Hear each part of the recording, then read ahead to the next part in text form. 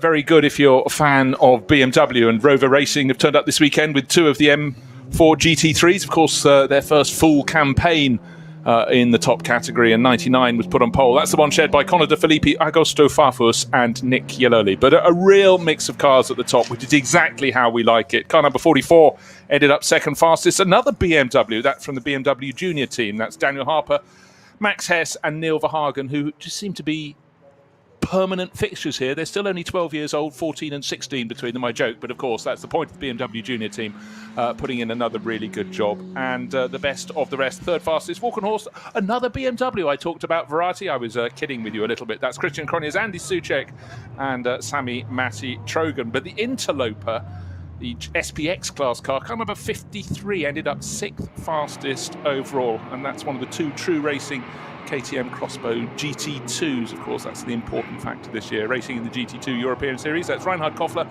Mads Siljehaug, Max Hoffer and Tim Heinemann. I have missed out two cars in the top six there. The fans of Manthey Racing, winners of the opening round, Kevin Estrick, Fred Machiavicki and Lawrence Van Tor. They are fourth fastest, and fifth was car number 35, another Walkenhorst BMW M4. So there's a bit of a theme going on at the top, but then we have a jumble, and of course this weekend, this time around, we've got a couple of Ferraris in the mix in the top class in SP9, which is very good news indeed for fans of the Prancing Horse. Indeed, a bit of Italian flavour. We normally had the Conrad Run Lamborghini that was on pole for round one, but finished, I think it did just scrape into the top 10, didn't it, at the end of the race. The Manthey Porsche winning that race from 15th on the grid, so a complete swap around for them. We joked, did we not, last year, Bruce, at this, particularly this BMW Junior team of the outgoing M6, that it was old and dated and whatever, but it seemed to be right up there at the front, and we made these sort of jokes about the BMW board saying, why are we signing up all this money to build this new car when this one's perfectly good? Well, there it is, on its debut at the Nordschleife, pole position. There's your answer. Yes. Evolution, of course, that's not where BMW stops, because this weekend, among many new entries to bolster the field to 160 starters, two of next year's GT4 version of the M4, so nothing stands still. I remember when the current iteration of the GT4 M4 came in, and a lot of teams looked for, we like what we see. But a couple of those entered by BMW M Motorsport. They're in the SP8T class. Get this, look at the driver, listen to the driver lineup. Works BMW driver Steph Dusseldorf, sharing with Jörg Weidinger, and then Eric Johansson and Philip Eng, who's BMW through and through, but not through the barriers. Unfortunately, we had a few little problems this morning, because I think people were just trying to push as hard as they could on what is an unusually good track conditions. But it was cool, and 474 was a Porsche we saw backwards with its tail against the barriers. That was a Team Manthey Racing Porsche Cayman, but I hope that can be fixed in time for the race. But through it all came the Rover Racing, 99 and 98, both well placed, but the one that took the sharp end of the field was the 99 car. And don't forget, over the years, Rover Racing have run many makes of cars. Some years, well, let's take a look. Here we are, BMW M4s in 4 of the top 6 positions, but by nearly 1.3 seconds, Augusto Farfus and Conor De Filippi at the top of the table there. Aston Martin, I'm going to pick out the number 21 car, TF Sports, making their seasonal debut. They tried to do it a couple of weeks ago. The snow beat them, but Marco Sorensen, Maxime Martin, and David Pittard, who, talking of M6s here, last year and the last couple of years has been absolutely mighty, and his reward has been promoted towards the Aston Martin side. But Porsche's in the mix as well, down towards it. But look down to 9th, the top Audi. That must be the first time you've been able to see one that low, starting on a grid of the NLS for many, many moons since the launch of the R8 LMS. But look out for Frank Stipler in particular in that car from the Team Phoenix crew. Big spread of tyres, but it's not that important. The bragging rights are definitely with BMW, and the BMW coffee stop must have been a very happy one after qualifying. Yeah, I'm obviously an Aston man through and through, but I'll say it now before you have to. But great to see TF Sport out there, and Aston, they're semi-works now. They've withdrawn works cars properly, but they're supporting client teams and very much customer teams, and that's one of them. Great to see there. Tom Ferrier runs a very, very tight ship. Not a bad driver these days as well. Absolutely so, and it was just interesting looking down on the grid. I can see number 26, which is the Octane 126. I alluded to the fact we had, or even mentioned, we had a couple of Ferraris in the top class. That's the one shared by Bjorn Grossman, Simon Trummer, Jonathan Hershey, and Luca Ludwig. And Luca has always been a star in Ferrari since he got his tail in one handful of years ago. Just want to talk about the fact we've got a boost up to 160 cars taking part in what we're going to call the second round of this year's championship. But we have lost Car Collection Motorsport, normally staunch supporters here, but this event, you always get Canada clashes, has come up against the opening round of the ADAC GT Masters up at Oschersleben, and number 22, 23 and 24 Audis are appearing up there instead. That means we've lost the likes of Christopher Haase, Matteo Drudi, I think Patrick Niederhauser is up there as well. Land Motorsport, who came second last time out with that brilliant run from Yusuf Orega right at the end. Remember, he was challenging for the lead on the final sequence of corners on the last lap. Well, he and Christopher Mies are taking part up at Oschersleben. And another crew that's missing, you've already talked about them, Conrad Motorsport Lamborghini, not here this time round. Why? Because Franz Conrad himself decided he wants to do a spot of racing, the opening round of the Prototype Cup Germany, and he's taken Axel Jeffries with him. So they've gone to compete in that. That's right. He's allowed to do that, isn't he? He is. I think if you've got 50 years service in motorsport, you're allowed to pick and choose. Right. But of course, the numbers are going up and up because it's just a month until the Nürburgring 24, and a lot of drivers up and down the field are sort of earning their sort of driving card, if you will. And if you look quite a long way through the entry list, you'll get down to Sam Neary, second generation Neary racer, normally competing and doing really well in British GTs, and he's sharing with Esteban Muth in a Walkenhorst BMW. So you'd have to say BMW after Walkenhorst, but it's a BMW's M2 CS racing class. That's a class of their own, 6 cars in that class. So for the young British driver, that's a chance for him to have a go, an even younger driver potentially sitting in a pushchair down there on the grid. But what I like to see, and what you didn't get to see 2 weeks ago, was the fact that the sun is shining here, the track is dry, and by all accounts, yesterday was a fantastic day of testing. A lot of the teams felt they got a really good amount of mileage under their wheels. It's good to see. Let's look at where the drivers we've got in the pole position. Rover Racing BMW. It was Conor De Filippi that put it on pole position. I'm just looking at where their hometowns are. So we have St Ingbert, North Carolina, Monaco for Augustus Farfus, and Nick Yellerly from Solihull. One for JP there. True to his roots. Yeah. But in time. That's a very cosmopolitan team there, isn't it?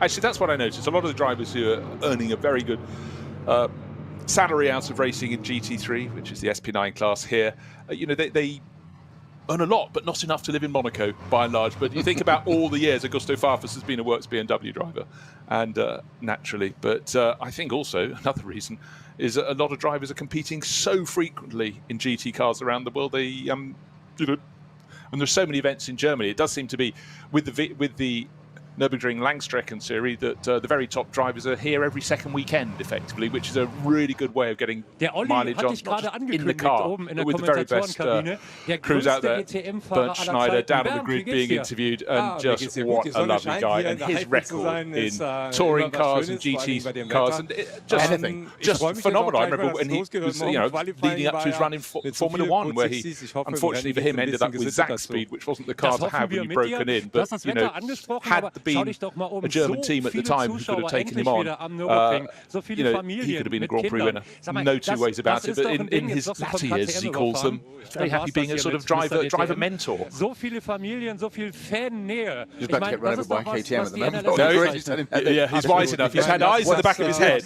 He didn't hear that one coming up, but he sensed it and moved out of the way just in time. Yeah, but of course that car was the one that qualified so well from the SPX class. That's the number 53 True Racing KTM Crossbow, the GT2 model. There are two of them here. The other one is run by third-generation Stuck racers, Ferdinand and Johannes, with Markus Palzler and Christian Menzel. That's a really strong lineup. In fact, both of those cars, showing True Racing's real intent as to what they fancy achieving here. But that's right up in the mix, and that's good to see. We always like the pot being stirred. We're sad that Conrad Lamborghini isn't here this weekend, because that's a car we always look for, because it seems to have various roles in the race, going up the order, coming down the order. Exactly. Well, we've said many times before, haven't we? If it didn't have bad luck, it wouldn't have any luck at all. It just never seems to capitalise. I'm sure at some point, I'll put a prediction on it now, shall we say at some point this year that the Conrad Lamborghini might well win one of these rounds. Well, another thing, all the ingredients are there.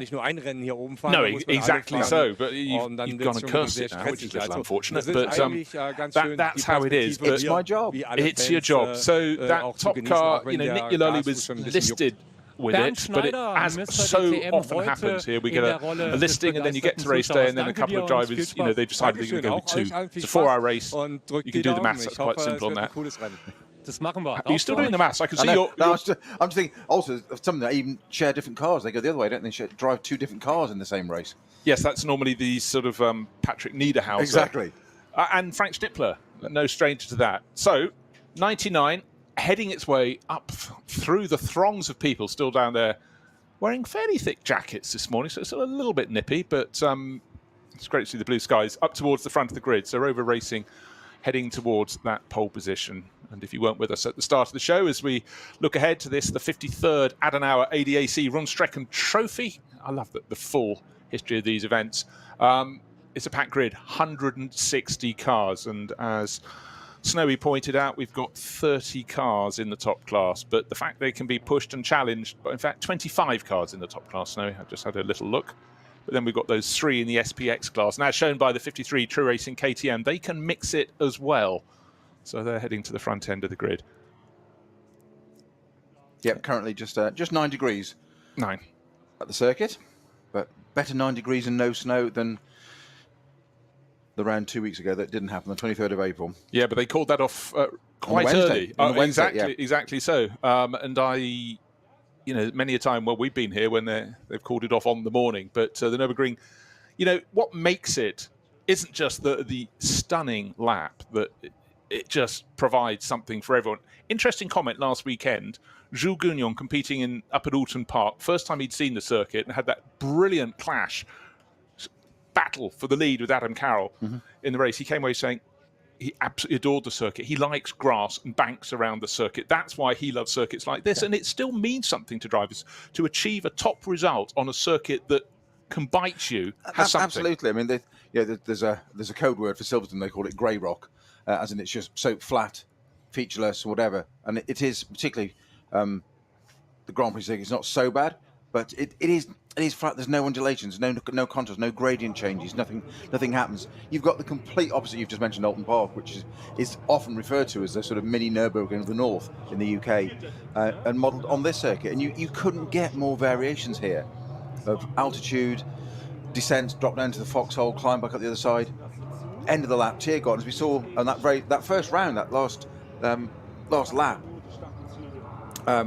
With Youssef Vega trying to get the lead off the Franco Micavezzi in the Manthey Porsche, and you drop down the Dottingerhauer, and it's a run down. Then there's a kink on the left, partway through a left-hand kink, which doesn't look like a lot on a map or aerial. You see it driving it at the speeds they're doing. pushing on 300k. It's a turn. It looks like a closed door in front of you. Absolutely, quite gorgeous. But then you get to the end, you get the tear garden, and it suddenly rises. There's a dip, and it rises, and you land. It's almost this plateau where you sort of turn right, left, whatever. And that's where you start. They can try to go around the outside. And I think it was Michael said it was Frank who said he didn't have an opportunity to overtake me. That's experience. Didn't put him on the grass, but just where are you going to go?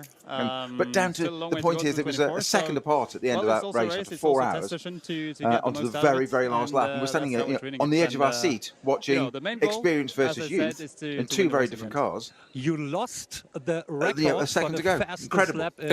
It was brilliant, but it was also, to me, the birth of a young driver. I watched him race 2 or 3 years ago when he was really probably too young to be racing GT3 cars. He's still 19, isn't he? Yeah, yes. but he's gained so much experience, and what he would have learned in that race is probably almost more than the rest of his career put together. Yeah. And I'll say that because he was racing against the likes of Fred Machiavicki from a team that really know what they're doing, and has come on leaps and bounds. And this year he's, as I said, this weekend we're missing a lot of the drivers who are competing in the ADAC GT Masters first round of their championship. Oh, he has turned 20 since that first round. Has he? I could tell. Yes, that's it. Coming of age, no longer a teenager. Now, what I really, really enjoy is this mix of the young drivers like Yusufa Vega, and then drivers of huge experience. Jörg Müller is being interviewed down on the grid.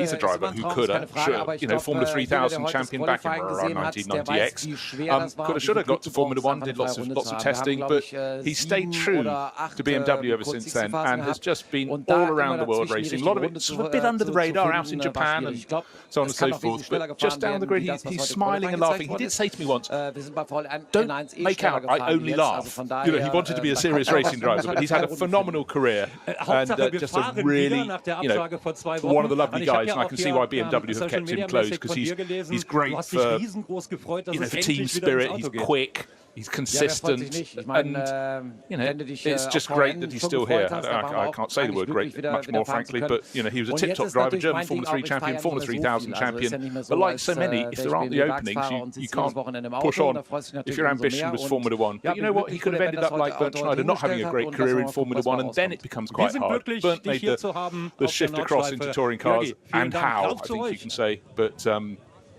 good to have him here. So Jörg pressing on as ever. Still smiling. He's racing the number 35 Walkenhorst Motorsport BMW today, and looking forward to see how far they can go up the grid. And he's sharing that with Mario van Beulen and young British racer Ben Tuck, who's going faster and faster by the round. So now, this moment, of course, as the grid starts to clear, still a few of the Mercedes working their way up the grid. In fact, Mercedes is the mark that hasn't really shone in qualifying. None of them in the top 10. I'm scrolling back down until we get to the best of them is, I think it's the number 55 Mercedes, unless I've skipped over one, in 19th place. And that's behind the Glickenhaus, which is here this weekend. Great to have that back, and good to see all the enthusiasm around that team. And so much of Glickenhaus, as they compete in the World Endurance Championship, the sort of foundations were laid in what was then the VLN, now the Nürburgring Langstrecken Series, because they've got loads of mileage. And the big man himself, such a supporter of this event. So that's Thomas Mutsch, Felipe Fernandez-Lazer and Frank Mayer, all loyal to the team there, starting from 18th on the grid. And let's see how they can go in number 56. But behind them, those two Mercedes, 55 from the Landgraf Young Talents team, Patrick Assenheimer and Luca Sandro, Treffs, also known as Lucy Treffs, and then the number 8 Get-Speed car. Quite what Adam Christodoulou, Mauro Engel and Maximilian Gotz, a brain trust, if you will, are doing down in 20th on the grid. But then last time, in the opening round, of course, the whole grid was shuffled, wasn't it? And we had the winning car coming through from, I think you said it was 15th position, fighting very hard with the car that started 13th. So it can happen. I keep saying qualifying good, but it's not the ultimate thing here. As long as you don't lose too much ground on the opening lap. Yeah, that's the key to it. That's they get the first couple of laps. We were musing about this, weren't we, last time? That because we have these 3 starting orders, 3 grids, 3 groups. My apologies. That start with 30 seconds between them. Yeah.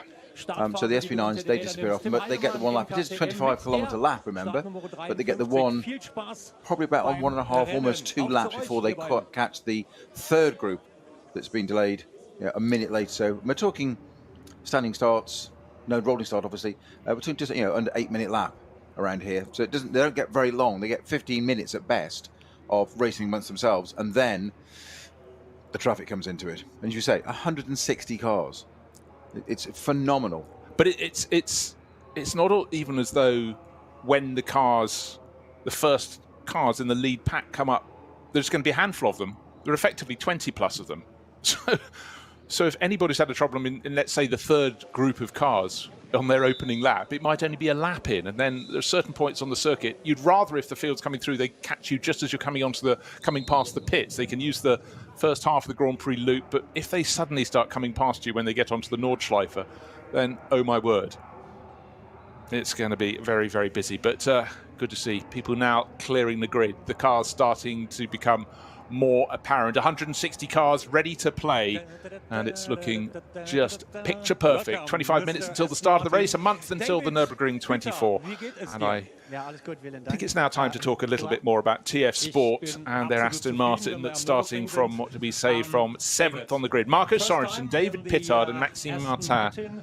And David Pittard, I thought he was made at Silverstone. I saw him racing many things of minimal power back there in the day, but he's worked hard, made Nürburgring effectively his home, and his success here has been epic. I mean, he's been one of the drivers in a field packed with tip-top drivers at the front of the field. He's one who stands out because he just seems to have an affinity for this circuit, and Aston Martin is his mount this year. And well, for a few hours he was a works driver, wasn't he? When they and they changed his grading. Changed his grading on it, so he became a works driver, and the press release had to change. Yes, hands up. Who's heading to the first round? Not so fast, Pittard. Who told you to move? Don't know how he's back. He's starting. He's down 7th on the grid. He won't be starting because he's wearing his race jacket rather than his race suit. So we'll have to see if we can look into the car and put some little green ticks next to the driver's name. I'll give you a choice of Marco Sorensen or Maxime Martin. Maxime is going on board. No, it's Sorensen. It's 95 on the side of the helmet. That's not his age, obviously. The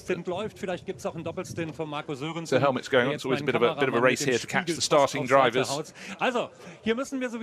95 was the number that was on the flank of the Dane train that he shared with Nicky Thiem over the years.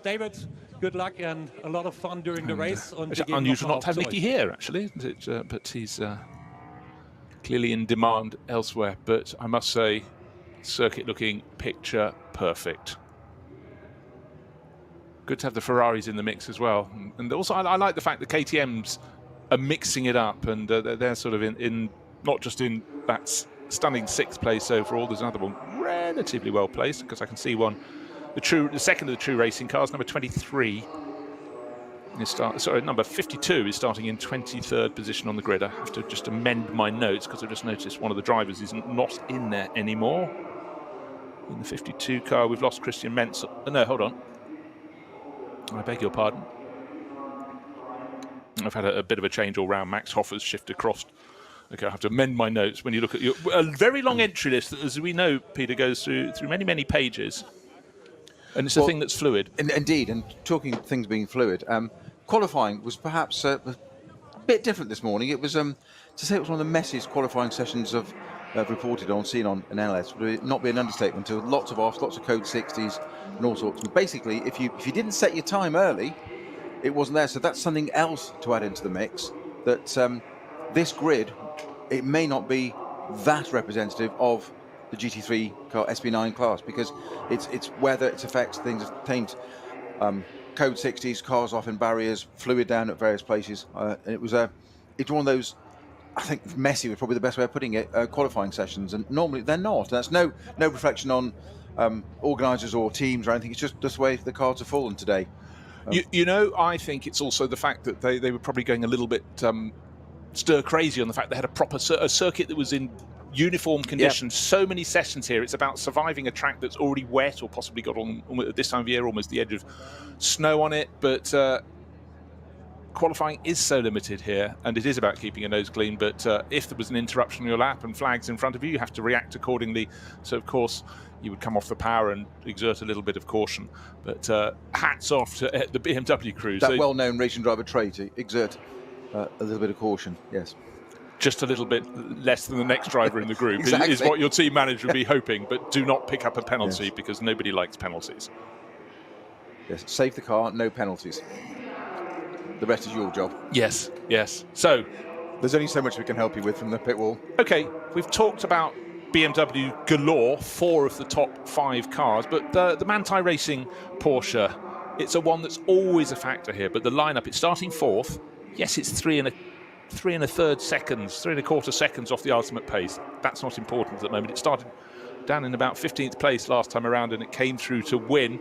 Same driver lineup: Kevin Estre, Fred Makiewicz, and Laurent Vantour. So that is a mighty, mighty driver lineup. All drivers who shone here. This team has shone here. The Porsche 911 GT3R tried and tested, and it's looking very promising indeed. But if you've never listened or watched a round of the Nürburgring Langstrecken Series, welcome, first of all. But just to explain the circuits that's used, of course, you know about the Nürburgring Nordschleife. We don't get there immediately. We turn through effectively first 4 corners, first 3 corners of the Grand Prix circuit, and instead of carrying on down the hill to the Dunlop Kere at the bottom, after that initial 3-corner complex, which has that wonderful first turn, then the slightly banked second turn, turn 3, in fact we do go through 4 corners, then you're turning right, and then you're starting to head down the hill, but then you turn right again, you double back, and then you complete the sort of remainder of the Grand Prix circuit before turning left, and that's the important part, the Sabine Schmitz curve, where suddenly the track gets narrow. It's luckily been resurfaced, and you do a double left over a bridge, and then you're onto the Nordschleife, and then it's a totally different track, Snowy. Yeah, effectively do half the Grand Prix circuit, don't we? Loop back and you say get the last bit of that run up to the Nordschleife, and nothing can prepare you for the change between the modern Grand Prix circuit. Lots of runoff areas, barriers, you need some binoculars to go and see them because there's so much grass in between them. And then you get to the aptly named Sabine Schmitz curve, where it is a hairpin back, and there is no runoff area, there's nothing. There is a white line. And guess what's next to the white line? The barrier. So you suddenly have to focus. It's an absolute funnel, pinch point, and there's nothing else can prepare you more mentally for going on to the Nordschleife is a corner like that. So it's so beautifully now named after Sabine Schmitz, absolutely as it should be. But that's where you start. You go out of that bit, and we saw in the last race. I think the Manthey Porsche had a moment with a Clio that was taking a fairly wide line in, going over to the right-hand side to cut back to take the apex. As we've said many times, he's doing his own race. The Clio didn't quite see Grello, the one car on the track. I'm not sure how you could not see, given its colour scheme, and hence it's called Grello. But they nipped up the inside, and there was a moment where, mercifully, the Clio did see it, and both backed out of it for a moment at the tightest part of the circuit, for the most opposed cars you couldn't imagine, a basic Renault Clio and a full 911 Porsche Manthey, and they sort of just stopped for a minute, well, didn't stop, but they stopped taking their lines and got through it and shop and take a breath and reset, and off you go. And there you go, down through Hatton back, and away you go. But even if you're racing on your own, nobody immediately in front, nobody immediately behind, it is still a sharp intake of breath, even if it's a subconscious one. Suddenly breathing becomes a little bit more constricted. Once you've got through the initial twisters, and then it sort of starts to open out after Kittelbacher and going toward Flugplatz, you can breathe a bit more easily. But that first moment where it's a constriction, no two ways about it. But it does set the tone for that, for what's about to come, and we've seen some extraordinary battles through there. And the part of the exercise, almost the biggest part of the exercise for these drivers in these top SP9 category GT3 cars, is judging where the gap is and not running into it too quickly, trying to not every opportunity finding it, and particularly you've got somebody towing right behind, you've got to make sure that you can both get through safety, because they will try and come through with you, and it's finding those gaps. But if you hesitate, we say caution. We're talking about crew saying to teams saying to drivers, careful, no points, no this, no whatever, just always keep the car in one piece. So you exercise caution. The next the car behind you jump past you, and then you've got all the work to do. It's where do you overtake on the Nordschleife? There are a few places to do it. Some people like Kevin Estre tend to use the grass. That's one of his favourite places. Yes, apparently they've tarmacked a little bit of the circuit. No one understanding why. Now, one thing I really need to talk about, because the start is almost upon us, new entries in the top class in particular. There are a lot of them. We've got the number 8 team Get Speed Mercedes. That's the one I mentioned earlier. Adam Christodoulou, Mauro Engel, and Maximilian Goetz. Racing Engineers Audi.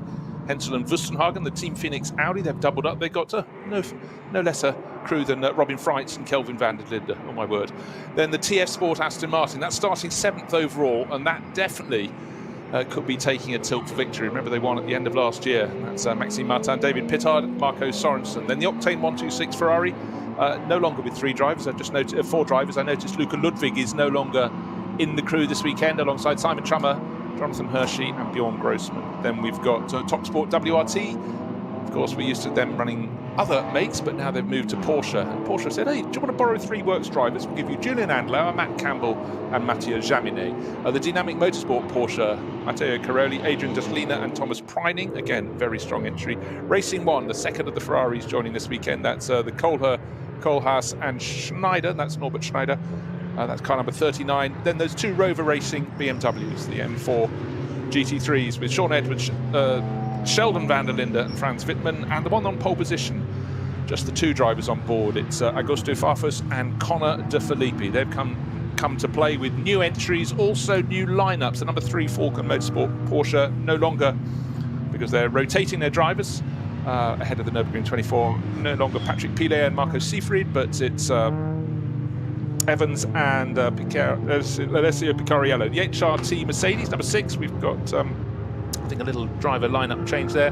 The Team Phoenix Audi, we've got Michele Beretta coming in because Ricardo Feller and Kim Lewis Schramm are competing at Oschersleben this weekend. And finally, Earl Bamberg, Le Mans winner, is replacing Alexandra Imperatori in the number 18 KCMG Porsche.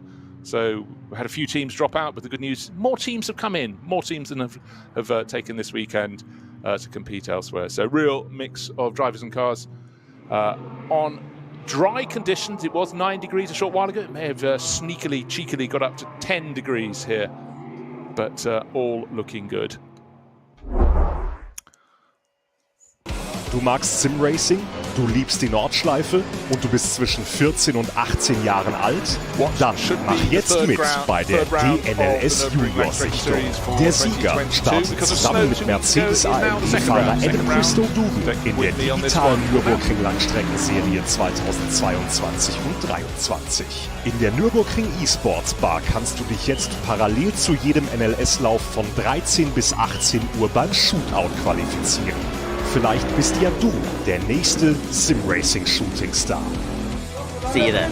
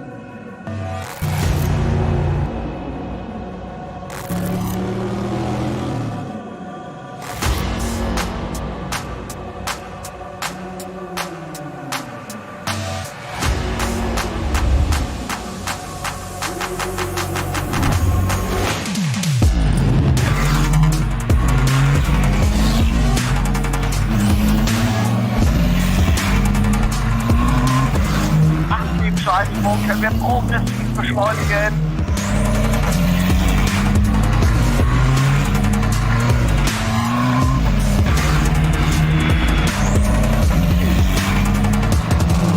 Schön gefühlvoll und eingelenkt.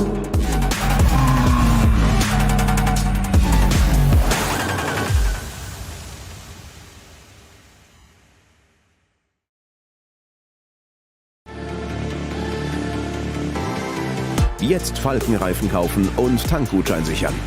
Weitere Informationen auf tankgutschein.falkenreifen.de.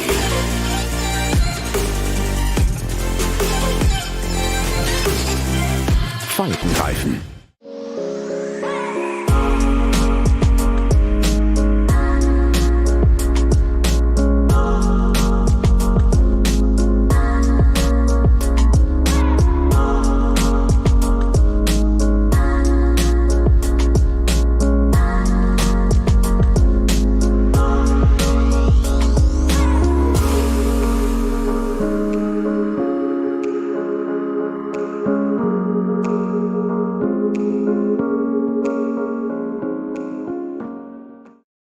World's First Asphalt Watch.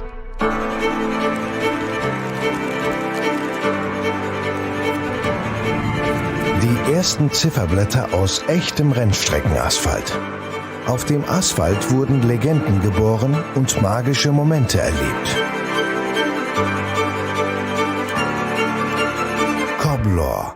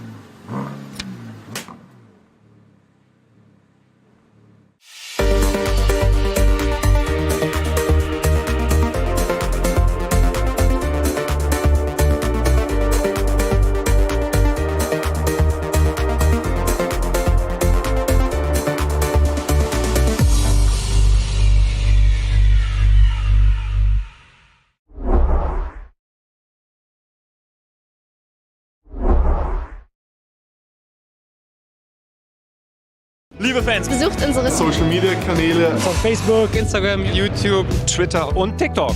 Willkommen zu NLS.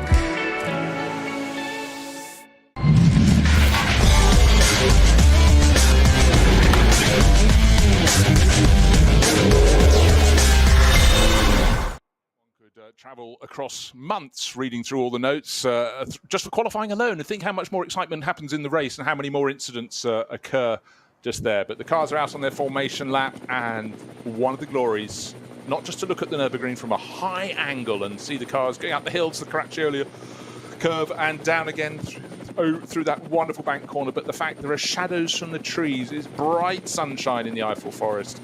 And just think of the little heart rates in all those cars, 160, 153 cars, pitter-patter, boom, boom, as they go around, round the carousel and down. I would tend to suggest they're big heart rates, not little heart rates.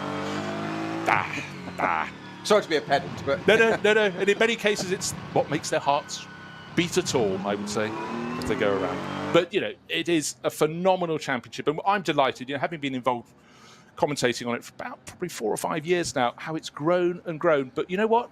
It's as though I'm doing it for the first time. Not because... Well, it's just simply the circuit is the star. The drivers are the bit parts and the cars in so many ways. But I've yet to see a dull race on the Nordschleife. I could sit here, because I'm probably a very simple person, and watch the onboard cameras all day, because it just never tires me. Absolutely, and if motor racing was an art, was there ever a better canvas than this? Thank you, that was Da Vinci. But no, just brilliant. And in the background, you just suddenly break away and you've got car parks, and then you just got, I love the fact you've just got the main road just running alongside the circuit, but when you're on the circuit you have no clue it's there, and then you've got that long wonderful run out of Galgenkopf through Dottinger.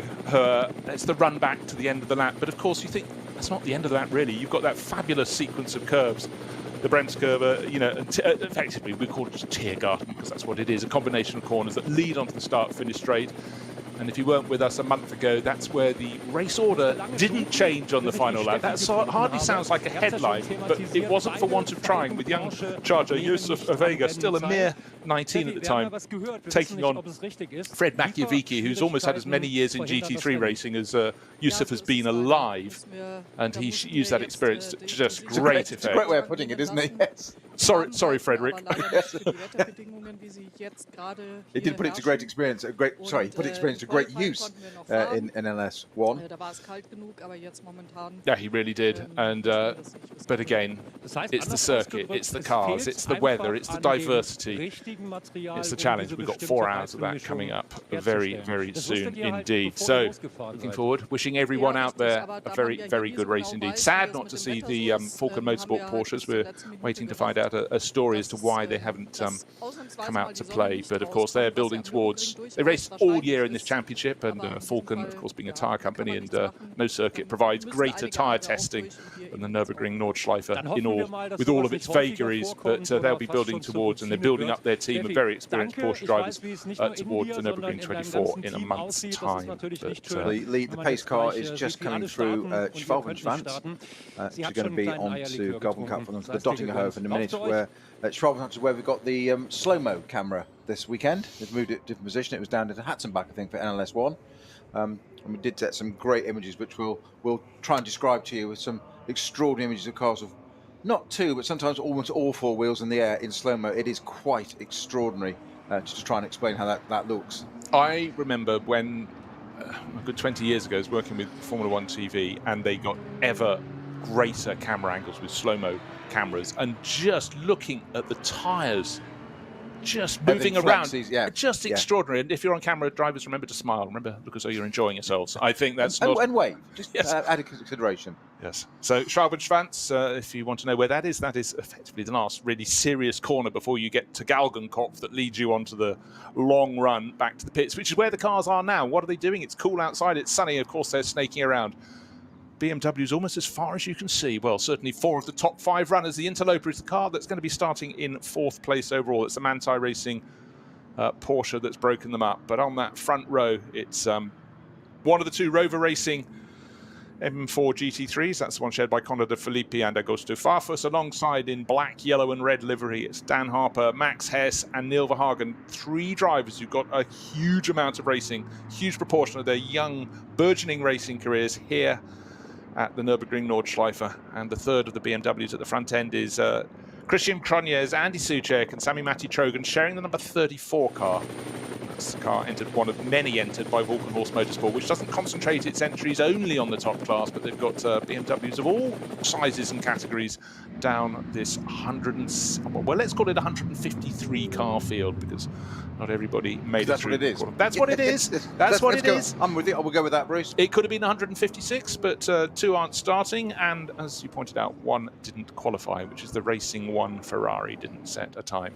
Have to see if that gets a start from pit lane. So if we start talking about car number 39, that'll be the Racing 1 Ferrari, but we better not get ahead of ourselves. 2 by 2 behind the pace car leading them round. This is the first of the starting groups, and be more than enough on any circuit to have even half of just the lead starting group as your field of cars. So we've got about 50 cars in that group, and then there'll be the 30-second gap, and then we'll have another start, and then the 3rd group of cars will come in again after a half-minute delay. So tighten your belts, sharpen your focus, And look at the red lights on the starting gantry. The field is about to start. NLS 3. BMW's to the 4. Aston Martin started from 7th. The Porsche making a fairly poor start from number 4, but 4th on the grid. And the KTM Crossbow, the SPX class car, gaining a position or two, and it's a real gaggle of cars, 4 or 5 abreast. They go past the starting gantry, under the starting gantry, down to the first corner, but the pole starting Rover Racing BMW just gets through turn 1 ahead, and then a change of position behind because the Walkenhorst Motorsport BMW pulled alongside, got its nose in front of the BMW Junior Team car. Carmen 25, the first spinner of the race, didn't get in long, will be joining at the back of the pack in the class. Motorsport car. Yeah, that was Joachim Tyson, Enzo and Nico Menzel. We'll pin it on one of them when we get to see that. But the story there was the BMW Junior Team car getting a little bit muscled out, or out-thought in many ways, trying to challenge for the lead, found itself on the wrong line, has now been muscled back to 4th place by the Manthey Porsche. By the Manthey Porsche. If he doesn't watch it, it's going to be having a bit of fun from the KTM Crossbow as well. That's the SPX car that's up there and challenging. But if you're in the lead car from Rover Racing, you're laughing because all those behind are battling and you've got your nose in front. But it's BMW, Porsche, which is the Grello car from Manthey Racing, BMW, KTM Crossbow up into 5th place. I think the Aston looked, the TF Sport Aston looked a bit punchy as well at the start, coming down the inside by the pit wall, but then I think it saw everything going on at the outside there with the Huber Motorsport Porsche beginning to spin. Yeah, outside the top 10, in fact, trying to find it. Just gone through. Okay, so it's lost maybe a place, maybe. So again, started well initially, got done, but they've got to that first corner, and discretion better part of Fowler. It's a long race, 4 hours. Kept out of the way, just let that all sort of kick off on the outside there. So, you know, not a bad move there. I'm not sure who started the... Marco Sorensen at the wheel. Marco Sorensen, my apologies. Yes, huge amount of experience. Right, first 3 starting to make a little bit of a break, which is surprising. The BMW Junior Team car muscled out of 2nd place when it challenged for the lead, fell back to 3rd place, now back to 4th. Now actually just starting to close up a little bit. Maybe it's thinking, no, get on the tail of the Manthey Racing Porsche. And certainly the crew of Harper, Hess and Verhagen, very experienced indeed. And again, we've seen this over the years, haven't we, Peter, that it's about having a good 3-car driver, a 3-driver lineup in these events. I think Marco Sorensen has actually gone back to where he started, P7. So it's exactly where the same starting position. I think he jumped a couple of places at the very start, but by turn 1, the same came out of it. So I'm sure that's in P7. So 2nd group, back to start. KTM Crossbows to the 4, 2 of them, but then of course you get cars from the TCR class, a host of Porsche Caymans, 1, 2, 3, 4, 5, 17, but it's 2 KTMs leading that group down towards the first corner. They've got clear air between them and those behind. The Porsche Cayman fighting for 3rd place with one of the TCR class VWs. Both get shoveled out towards the outside, but a nice, tidy-ish manoeuvre down into the first corner. A bit of dust being kicked up on the inside of the circuit, but drivers behaving actually marginally better than they were in the top group, so well done to them. One more group to go. Meanwhile, of course, the leading cars are now getting toward, where are they on the circuit? Metzgersfeld, do I see? Yes. Okay, so they're yes, Metzgersfeld wants to be Kallenhard.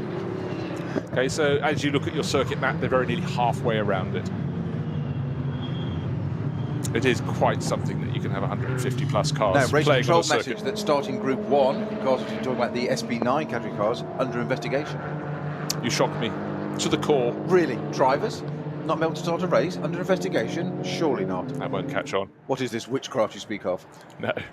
Wow, those 2 KTMs in the 2nd group, just to give you, I said they were easily in the lead when they got down to the first corner. They're about a dozen car lengths clear, and they haven't even got towards the Vidal chicane, so that's very dominant. Meanwhile, at race control, starting Group 2 under investigation. Well, just to let you know, that's not because necessarily anything was untoward. They're all under investigation until proved otherwise. It's sort of the reverse of you're all guilty. Exactly. You're all guilty until we say otherwise. Yes. So again, neat and tidy as the 2nd group turn left and left again through the Sabine Schmitz curve onto the Nordschleife, and just waiting for the lead group to get to the first timing interval around our timing screens. It is a phenomenal element here, just having such an enormous gap between the timing segments. And if you like your less powerful Renault Clios, BMW 325i's, et al. The third group is just coming into the final sweepers of the Tiergarten complex, I think we'll call it that this weekend. They turn effectively sharp right, sharp left, onto the start-finish straight, eyes all focused on the lights on the starting gantry. Their safety car, the third of the sort of pace cars, peels into the pit lane. Known at that point, the lights are still red, waiting for them to turn to green. The drivers are accelerating towards them. They can't change position until they go past the lights go green, and then it's BMWs as far as the eye can see effectively in that group. It's all the 325i's at the front, but they're looking quite neat and tidy down into turn one. Well, as they go into turn one, our leading group come through the Caracciola Carousel, and they'll exit that up to Hoher Act, the aptly named highest part of the circuit, and then back on through the Wifferming complex and Brunchen, and they'll come back onto site fairly shortly, but that's how far around the lap they are, and Brunch's got the third group started.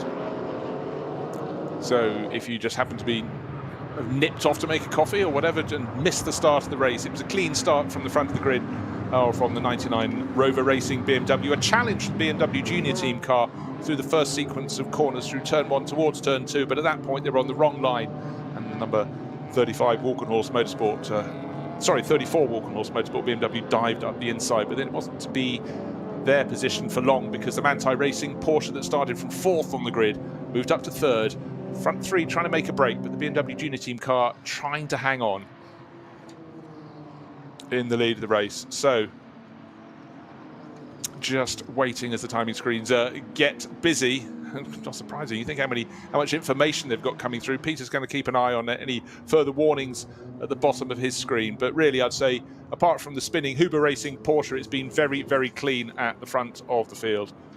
And that got going again pretty well and tucked in again behind. So all good. It's Team Sorg Rennsport leading that third group, by the way, number 504.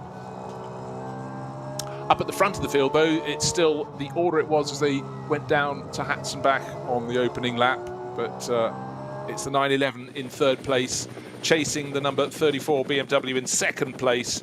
It's the one of many from Walkenhorst Motorsport, and leading the race, but only by about 2 car lengths, is the number 99 Rover Racing BMW that started from pole position. And the good news for the BMW Junior Team, I feared they were starting to be dropped. I then sussed they weren't, and in fact all of those cars, as they come down through Hoher Acht back towards and the Dottinger Höhe back towards the end of the lap, effectively 2 or 3 car lengths between them as they go down this long straight trying to pick up a toe, and the lead car goes one way across the circuit, then the other way, and the Porsche's the one on the chart. It's suddenly got a fantastic toe from the second place BMW, has got its nose in front, almost able to take the lead in Tiergarten, but at that point, no, the grass not so good on the opening lap. Let the grass warm up, but really, really promising attack there from Porsche. What a toe. There the cars were looking even in terms of their placing, but clearly a little more grunt onto the start from the straight, or maybe just an early toe, and that Manthey Racing Porsche just went past the Walkenhorst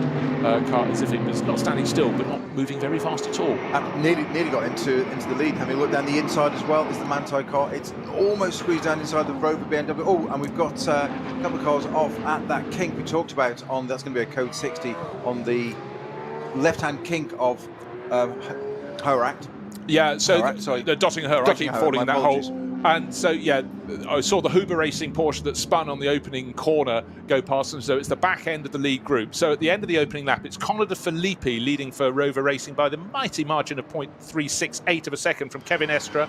Christian Cronjes, former winner of the Spa 24, very good opening lap for him, for the number 34 Walkenhorst Motorsport BMW crew. And then Neil Verhagen, who started, of course, of the BMW Junior Team M4 in fourth place. Tim Heinemann, 5th overall in that SPX class KTM Crossbow GT2, and then the second of the Walkenhorst Motorsport BMWs. That's Ben Tuck completing the top 6. Earl Bamber up to 7th, just ahead of the Aston Martin, which has lost the position overall, Marco Sorensen. And to complete the top 10, Peter, because I'm a bit like that, Frank Stippler, the number 5 Audi from Phoenix in 9th place, just ahead of the second of the Rover Racing BMWs with Franz Wittmann. Yes, we've got a first code 60 over at Metzgersfeld, which was for one of the Conway 120, the Cup 2 Porsche GT3 over a VW&S Motorsport. I'm not quite sure why that's about. I'm more concerned about this one on the on the Dottinger Hoa that only saw a little bit of. Let's see what we've got there. We've got yellow flags all the way along there. It's yes, it has become a code 60. It's a Porsche Cup class car. It's a 107, car 107. I think it is, yes. Yeah, there's two cars off. They're obviously coming together. Now one's just reversing and getting himself back just on our Rover helicopter cam. You can see that one Porsche's got itself going. One's in the barriers. And that one's just reversed and rejoined. So it's 107. Big puncture there. So it's 107 is the first one. That's the Team Mantle GT3 car. That's from the Cup 2 class again, you say. Mantle Racing. So that's looking very finished. It's left rear tyre missing completely. So whether that's cause and effect, I'm not sure. But you just wonder if the tyre's gone and he's just lost control at the highest part of the circuit and maybe cannon into other people and basically a passenger. Because there doesn't look to be that much damage to the bodywork to have taken the tyre, but tyre is definitely deflated on that. So there's causal effect. We'll have a look at that one a little bit more when we get some more details. That's going to take code 60 as we predicted on the Dottinger Hoa. Yeah, front of you would seem a little bit bunched up as well. And right, that's interesting. We just had a change of position because Christian Cronje was outthought by Neil Verhagen. They were in a slow zone. They suddenly accelerated out of them, but the number 44 car in fourth place is now up into third. He jinked around, got very close to Taylor Verhagen, but driver 44, that's sorry, Neil Verhagen was driver 44, thinking faster on his feet than Christian Cronje was ahead of him. So having started from second, fallen to fourth, he's now back up to third. But again, we've got yellow flags and almost coming towards another slow zone. That's probably the one at Arenberg, is it? Coming up in front of them. But our lead group of cars, they're going to have to snake their way through, and already rescue vehicles are there. Cars possibly on both sides of the circuit at that point, just in front of them. So qualifying was a little bit crazy today. We had incidents already in the race, and I always find a certain irony when so many times they compete on the Nordschleife and the weather conditions are unbelievably tricky on a tricky circuit, and they get dry conditions, and then they just things sometimes go a little bit awry. So been a busy opening lap, and we've only really been talking about the lead group of cars thus far, but groups 2 and group 3 having to back off as well. Just to confirm, we've got slow zones at Arenberg at the moment.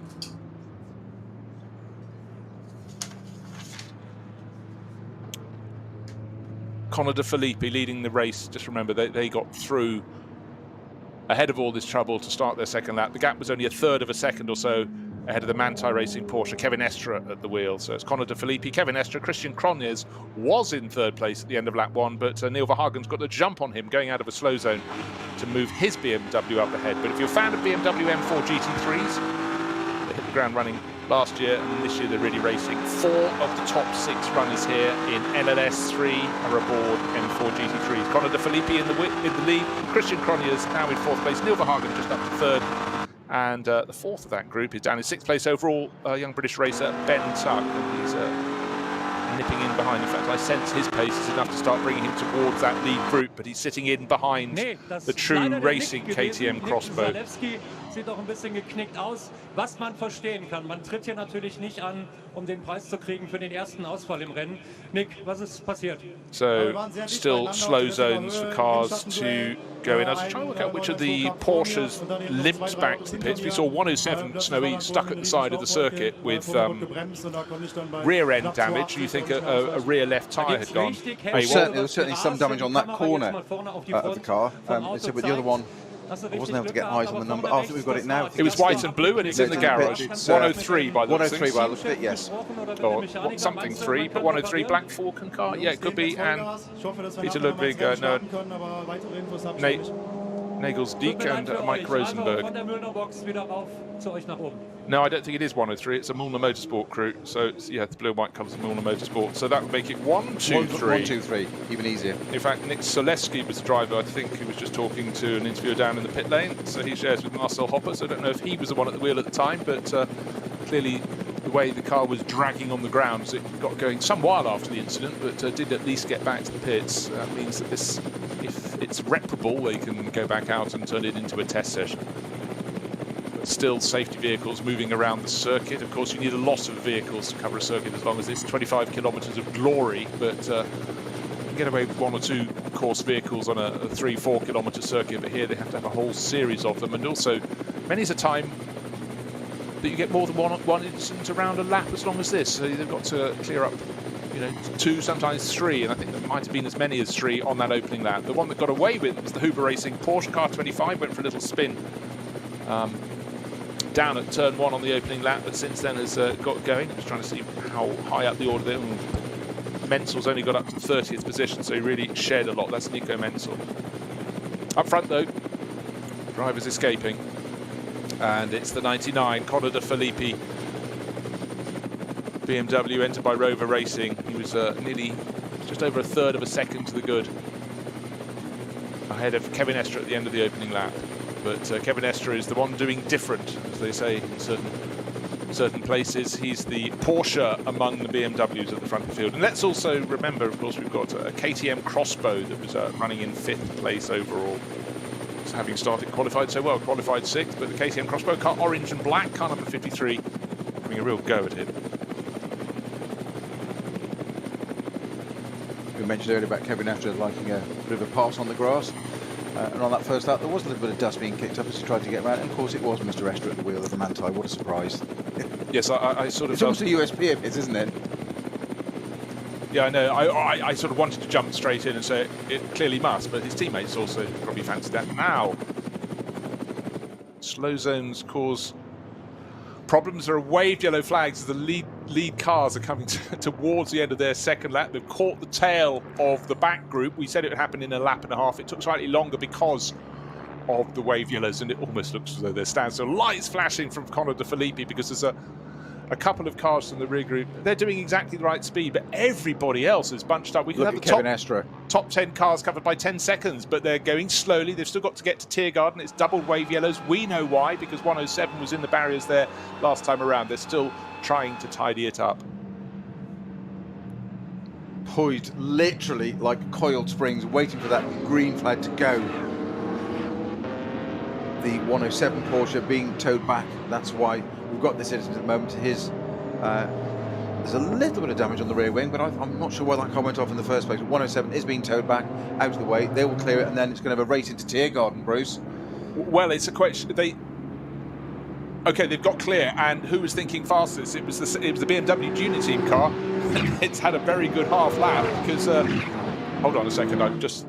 Kevin Estre overtaken into Tiergarten. Yes, no, he jumped as soon as the slow zone. He was very quick, gained a position when he cleared the slow zone out to Arenberg, and certainly Neil Verhagen deserves a huge pack on the back. He's done it again later in the lap, and they were released before they got to Tiergarten. He's now got ahead of the Manti Racing Porsche. He's back into second place where he started. He's still behind the car that started on pole position, Conor de Filippi. But that was clever racing. KTM trying to go all the way around the long side at turn 1 there. Not quite making it, but yeah, Neil Verhagen there, what a great opportunity there. Took it, that would call Kevin Estre napping quite literally, which is a sentence I never thought I'd say. Say it again, just for good effect. You're right, Racing 12 decided there was no further action required on any of the starting groups. They've got we've all been good boys. Too many other things to look at. Yes. So very, very busy at the front, but Conor de Filippi, having been challenged into turn 1 on the opening lap, hasn't been challenged fully yet, but Neil Verhagen is looking to atone in the second of those BMWs, the yellow, red and black one, and he's really, really pushing on very hard indeed. Right, I'd like to here's news from Falcon Motorsport. Their Porsches have been withdrawn from this weekend's meeting after qualifying. This is due to an insufficient supply of tyres in the optimum compound for the track conditions. This shortage caused by the global supply bottleneck for raw materials, of which we're awfully conversant, and of course their tyres come from Japan. But Max Cruz Racing, who's competing on in the NLS 3 on Falcon tyres, has got the rubber for his cars, but 2 of the front-running cars not there. But we've got more than enough to be going on with, because the lead of the race is a fantastic battle at the moment. And as they cross the start-finish line after that very clever analysis of what was sitting in front of him, we've got Conor de Filippi leading by 1 second, almost on the nose, and then 1.2 seconds back from Neil Verhagen to Kevin Estre in third place. So the order has been shuffled, but I feel that's not the end of it as yet. And looking further down to see who else is making moves. It's all quite steady. The TF Sport Aston Martin was 8th, is 8th. The KCMG Porsche was 7th in the hands of Neil Bamber, is still in 7th place. Looking to see who's going to be making the clever moves. We're looking down the order with, of course, the top car in SPX is still being driven brilliantly by Tim Heinemann, and that's kind of hang on, we've got a BMW in the barriers. Oh, that was the one that was running in 4th or 5th place. That yes, it's just nearly being collected by a Porsche that's also gone off at the same place. Is that Christian Cronjes, I think? Yes, nearly collected. Literally, we talk about these narrow strips of grass that's very dry at the moment, kicking up the dust, which is what alerted me to it. Looked across, and there was that BMW sitting in the barriers, and the Porsche literally off the track between the BMW. There's about 2 car widths there. It managed to find its way through and miss it completely. That could have been catastrophic, but they've got away with that one. Yellow flags at that point. But the BMW looks, I think it might have just parked itself there, actually. Well, there's no incident, there's no time marks, nothing indicating it's had an incident to get to that stage. Busy, busy, busy out on the track. Shortly we'll list the corner at which there are not yellow flags. I jest, but it's been a busy, busy time. Keeping his nose clean, best place to do that is at the front of the field. It's Conor De Filippi, the Rover Racing 99 BMW M4 GT3, but he's having a little bit of a hard time getting past one of the tail end 325i's that tried to stay out of the way, but Conor had already decided he wasn't going that way. And again, I think we might have a slow zone up ahead. Slow zone up ahead, so he's got to stay behind it. So what we've effectively got, we think now the incident before Tiergarten with the 107 Porsche has been cleared. Just I could scroll down and find out, but messages coming thick and fast. But around Arenberg, still cars off, and as they clear up some, they find others elsewhere, because certainly that BMW that was well placed in the hands of Christian Cronjes appears to have pulled to the side of the circuit. Looking for anybody who didn't qualify well, I'm just going to look at the world of Mercedes. I mean, normally right at the front end, the top Mercedes is down in 14th place. Patrick Assenheimer, well, if anyone makes a car at Mercedes go around here, well, he's 14th. Lucas Stolz down in 16th. That's the team Bilstein car, pale yellow and blue, run by team HRT, and then the other HRT car in the hands of Philip Ellis is down in 19th. So that is not where you. And Maxi Gotts is down in 21st. That's extraordinary. Right, Peter's going to do some car analysis. We have car, is that 391? Yes, 891. It is. That's in the gravel. But before that, we've got those 2 Porsches earlier, 123 and 107. That's being under investigation now. So that is a little punch to what might have caused that. They've obviously had that coming together. That was on the left-hand king of the Dottinger that caused the first code 60, and that's still in operation. Yeah, still a rescue vehicle there. No, sorry, I just said car 891 and moved off. I should have said that's the Hofer Racing by Bonk Motorsport. BMW M2 CS Racing entry of Felix Partel, Max Partel and Michael Mayer, but they're stuck in the gravel. I think in fairness, you quoted the number and I interrupted and changed the line, so my apologies. Well, for my eyes, to be able to spot a car number is quite an achievement. Well, absolutely, you want to be credited when you do, don't you? Especially if you got the right number. Always a bonus. Car 1006. Not in this race. They go reporting, not investigative journalism. Yes. Guess the number yourself. So yeah, I did start saying I'd look down the classes. So we talked about SP9 Pro, Pro. In fact, the top SP9 car that's not in Pro is the Pro-Am entry, which is the Hooper Motorsport Porsche that spun on the turn 1. That's down in 27th position, so that's picking up ground. Top car in Cup 2 is several places higher, the 22nd position overall, and that's the Porsche 911 GT3 Cup class. Car 120, and that should be Tim Scheerbart in that, and he's not got a huge margin of over Moritz Krantz in the Kramer Racing, Kramer Racing example, just 0.685 of a second. 976 Porsche is leading in the Cup 3 class for Caymans, GT4 class Caymans. And 976 it's driven by Jens Motorfint, Moritz Oberheimer and Torsten Wolter. So they've got a small advantage at the top of that class. Very small advantage, in fact, almost nose to tail.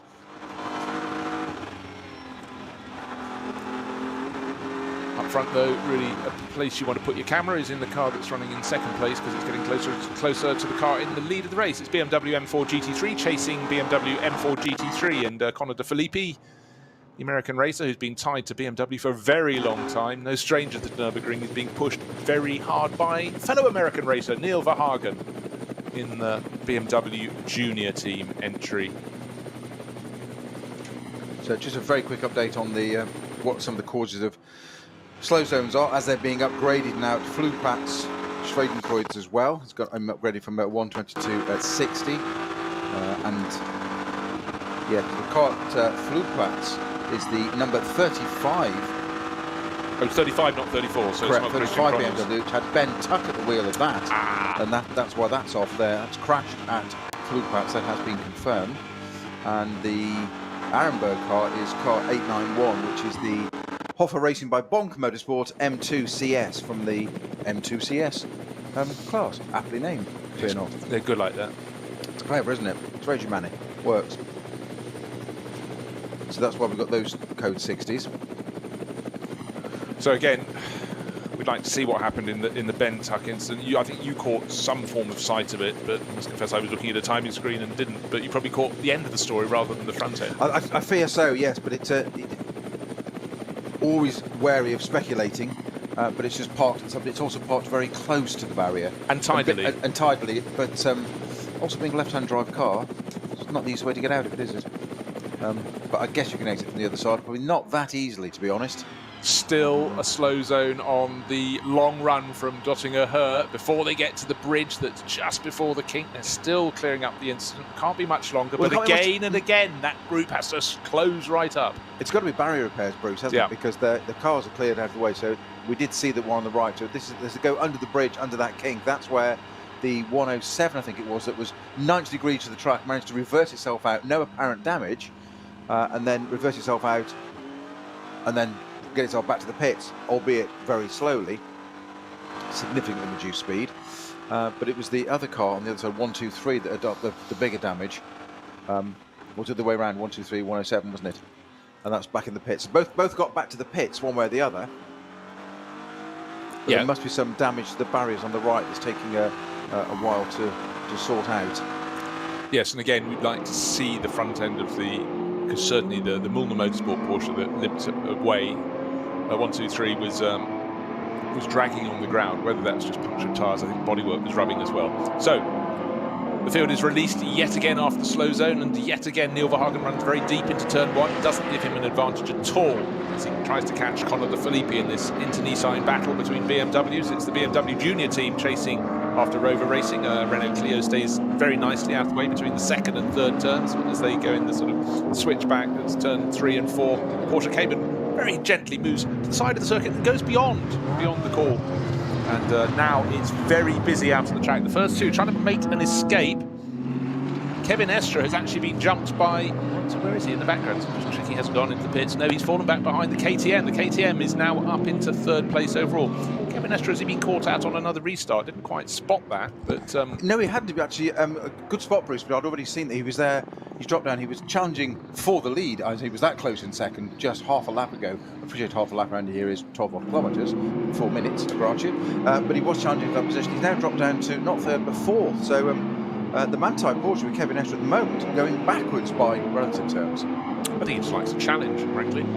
But for KTM Crossbow and for the number 53 team from True Racing, you know, we know in terms of pace they've been getting closer and closer to the front end of the field, but this is their day of day at the moment. So up to started sixth, that was a big fanfare, a blow of the trumpet, but they moved up to fifth, fourth not good enough. Let's try third.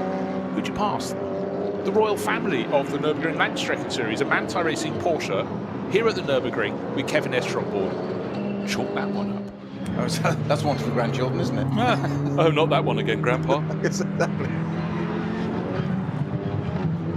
So, little bit of a gap. It's a second and 1.4 seconds, nearly a second and a half back from Verhagen in second place as he chases off after Conor de Filippi back to the SPX class KTM GT2. Tim Heinemann on board, so Tim really enjoying himself.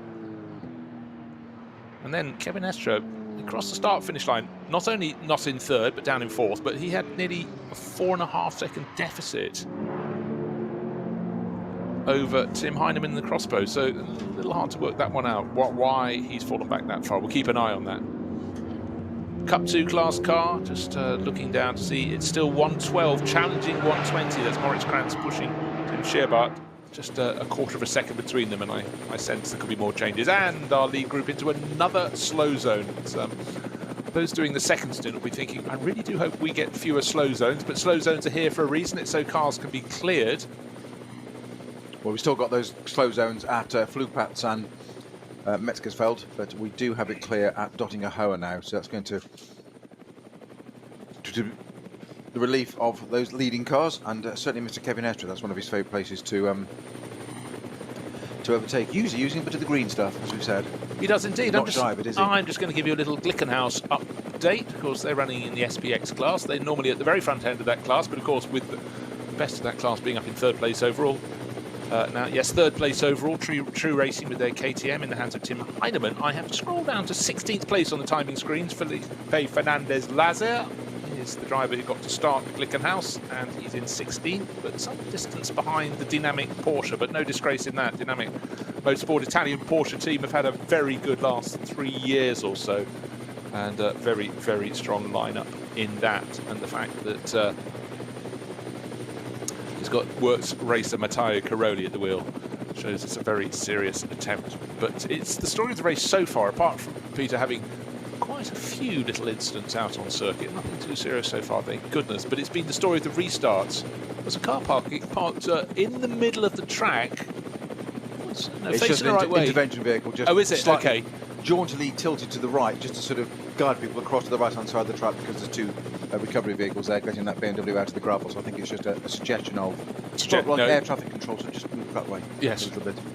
At least they do it, unlike on motorways, they don't do it 4 kilometres before the incident. There, it's just on the lead into a tight right-hand corner, and the restart happens. And have we had a change of position in front? No, we. Just having a little look. Have we had? Is it BMW Junior Team car? Okay, waiting for a clearer shot as the lead group break away. Guy, you cannot. The big problem is they can't see very much further up the track. There could be another slow zone up ahead, but it looks like Rover Racing got it right on that restart there, and have actually opened out a margin. But into another code 60. Into another code 60.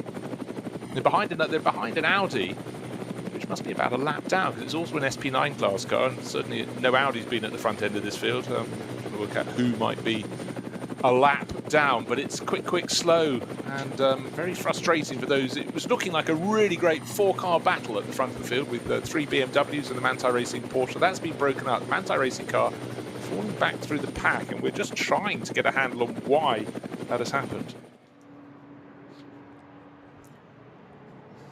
Meanwhile, at other points around the circuit, racing is going on at full speed. I can report that cars going down the long run through the Dottinger Höhe can now race through the kink before Tiergarten. The kink that had had all the damage to the barriers, that is now cleared up. So the end of the lap, the last sequence of 4 or 5 corners at the end of that long straight are now clear for racing. That's very, very good news indeed. So let's see, the group, of course, should be fairly compressed, and cars already starting to dive into the pits. Is it coffee time already? 11:32. That's only half an hour into the race, so that's an interesting way of dividing it up. But of course, we've talked about this year in, year out, Snowy, that you have to keep right on your toes as team manager on the Nordschleife. For a 4-hour race should be nice, simple. Pit stop on the top of the hour, on the top of the hour, on the top of the hour, and out. But barring damage, we don't want to see you in the pits. But here, certainly 2 Porsche Caymans coming through. Almost look as though no, they are going to pit stops. I thought they were going in for drive-through penalties for a second there. It looks like we've lost one of the Astons. It's not the TF Sport one, but it's the other entry, the number 17, the Pro Sport racing entry. Maxime Dumouriez or Jean Glorieux at the wheel, and that looks like it's stopped at Metzgersfeld, which might be the reason for the code 60 there. Okay, it's a good spot. I saw a car there and I couldn't quite work it out. The camera's moved on. Yeah, it's parked on the left-hand side, so I'm hoping it's a mechanical and not a big, but that's certainly the cause for the code 60 at Metzgersfeld. Thanks very much, Snowy. So many things to look for here, and just actually what I'm looking for is a point at which the track is clear and we can go full racing. And certainly there are great bunches of cars in the SP9 class down the order, having really good scraps at the moment. And if you're a fan of BMW, it's looking very good indeed. 2 BMWs separated by 7/10 of a second at the start of this lap, a whisker under if anything. But that's Conor De Filippi from fellow American racer, the BMW Junior Team driver Neil Verhagen. big story is what's going to happen behind him. We're going to have Christian Cronjes now moving ahead of Kevin Estre, because Cronjes fell back to 5th place. I mistakenly thought his was the BMW that went off about 2 or 3 laps ago, but that was Ben Tuck, young British racer, whose race was spiked. So Cronjes, the Norwegian driver, is 5th overall behind Kevin Estre's Manthey Racing Porsche, which is behind Tim Heinemann's surprise package. We know around a qualifying lap it could be quick, but across a 4-hour race, let's see, is it going to be the best result ever for True Racing with their KTM Crossbow? Tim Heinemann in 3rd overall. Yeah, qualifying times were a little bit slower this morning. P1 was an 8:57. 7:57. 7:57, my apologies.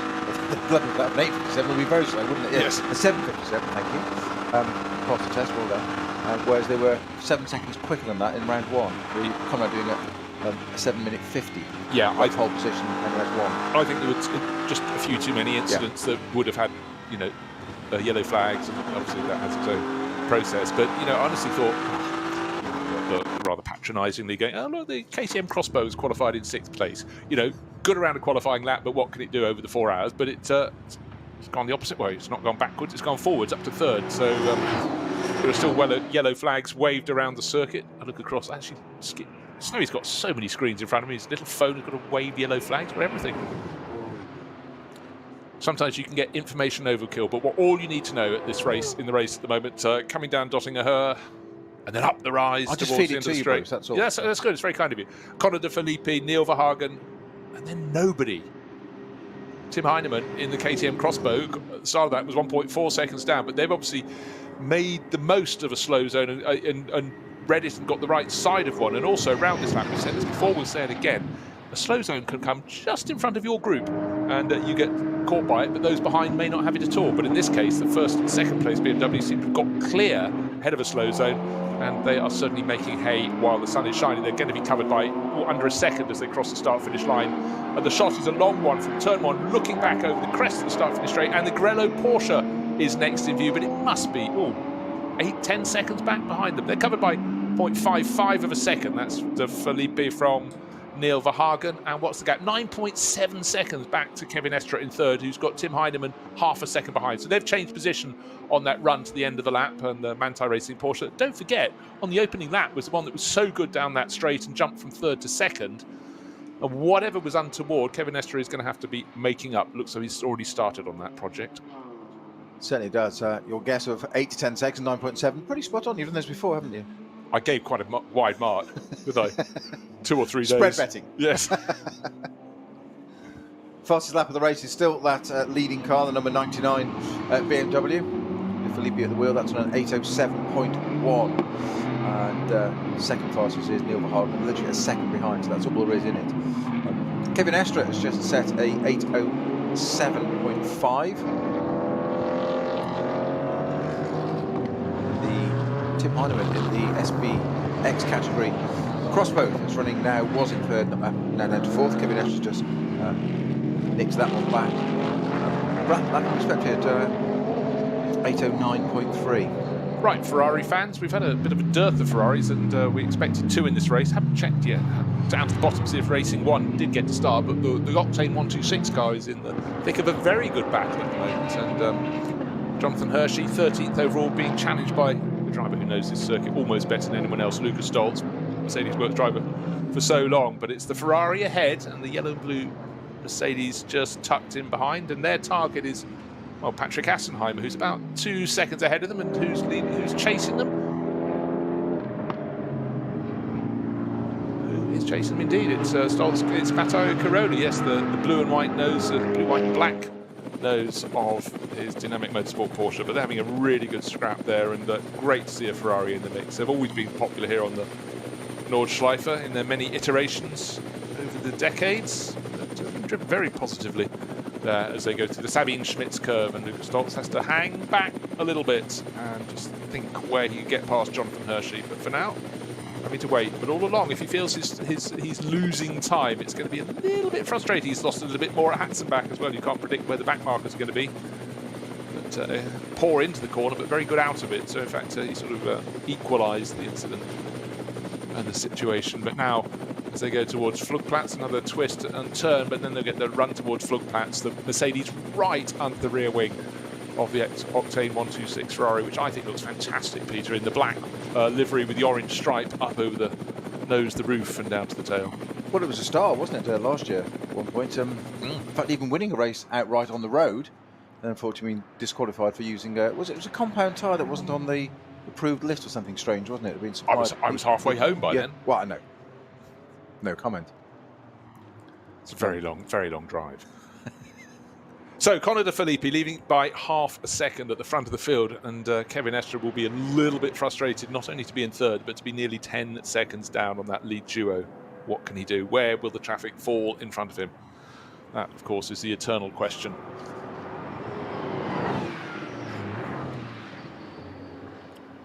Just looking at the pace of the Aston Martin at the moment. Last time above. Okay, here's an example of how a slow zone can hurt you. Best pace of the Aston Martin from TF Sport, Marco Sorensen, 8 minutes 11. That's 4 seconds, 4 and a bit seconds, 4 and a third seconds down the fastest lap of the race set by Conor De Phillippi. This is the salient point though.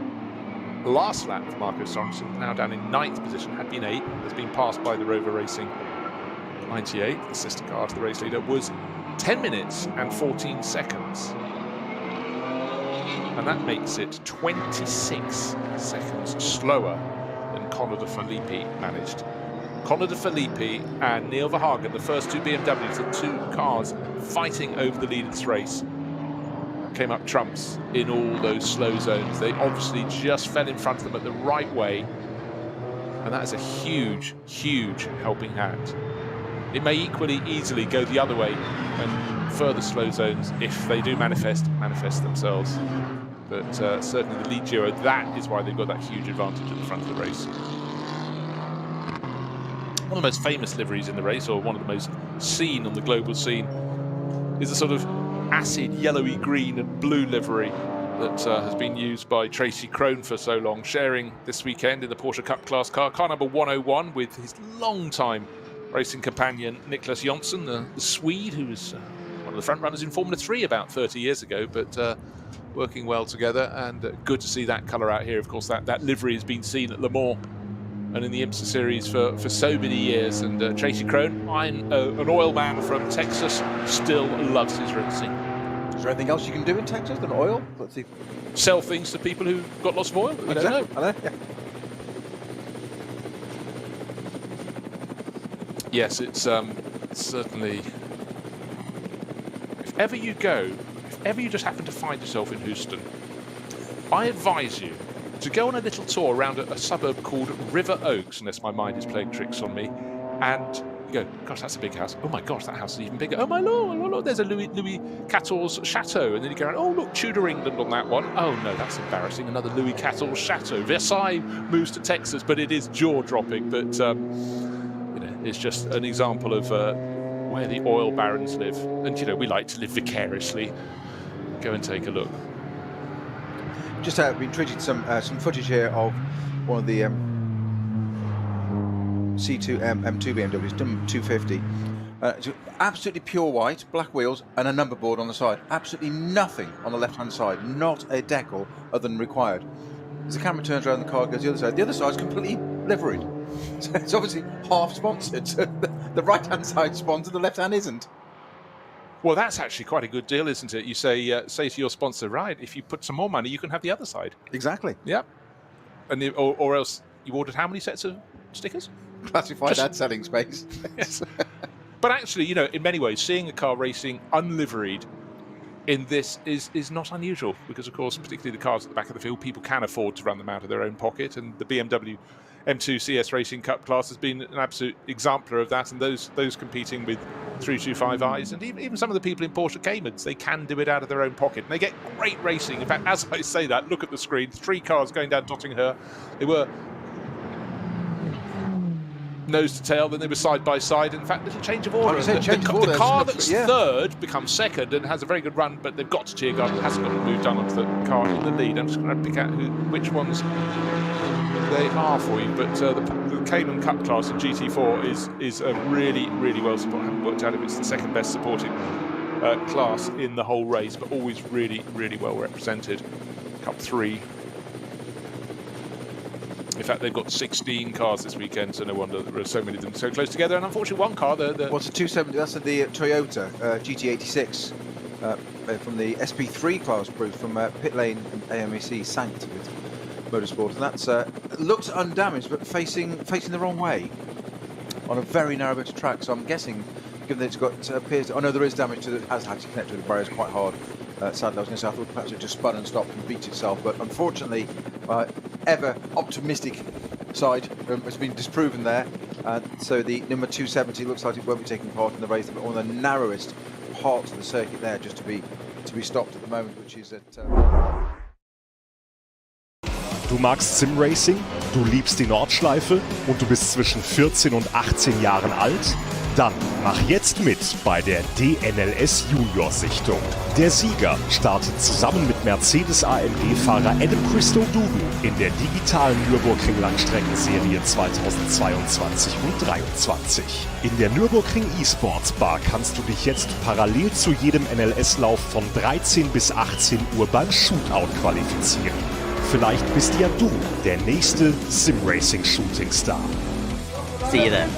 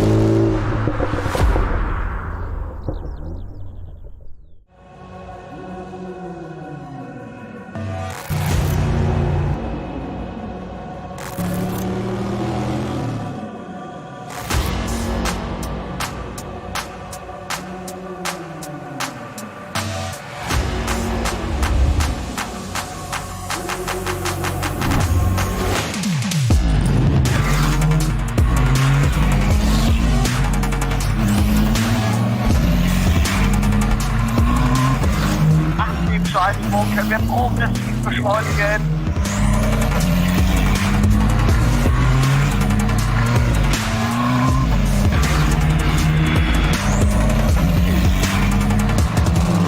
Schön gefühlvoll und eingelenkt.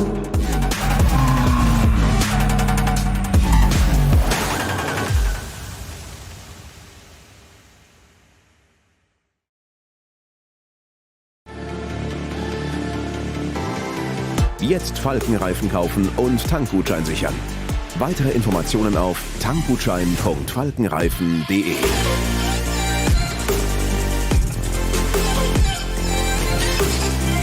Falkenreifen.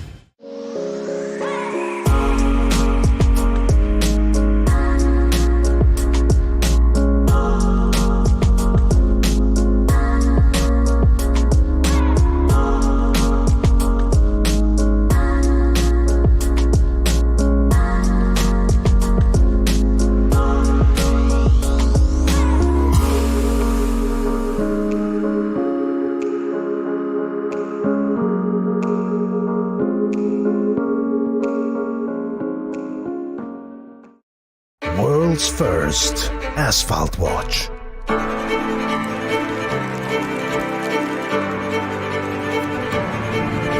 Die ersten Zifferblätter aus echtem Rennstreckenasphalt.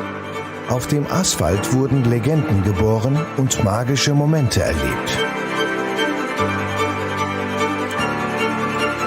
Coblor. Direkt neben einer der legendärsten Rennstrecken der Welt, baut die Hubert Haupt Immobilienholding einen neuen Premium-Gewerbestandort für anspruchsvolle Motorsport- und Automotive-Unternehmen. Sichern Sie sich jetzt Ihren Platz auf der Pole Position.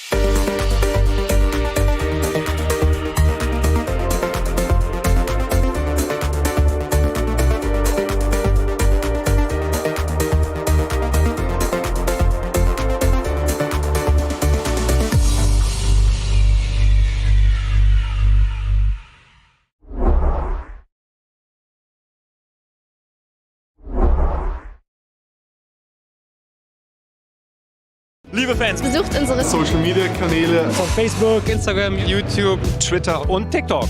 Willkommen zu NLS.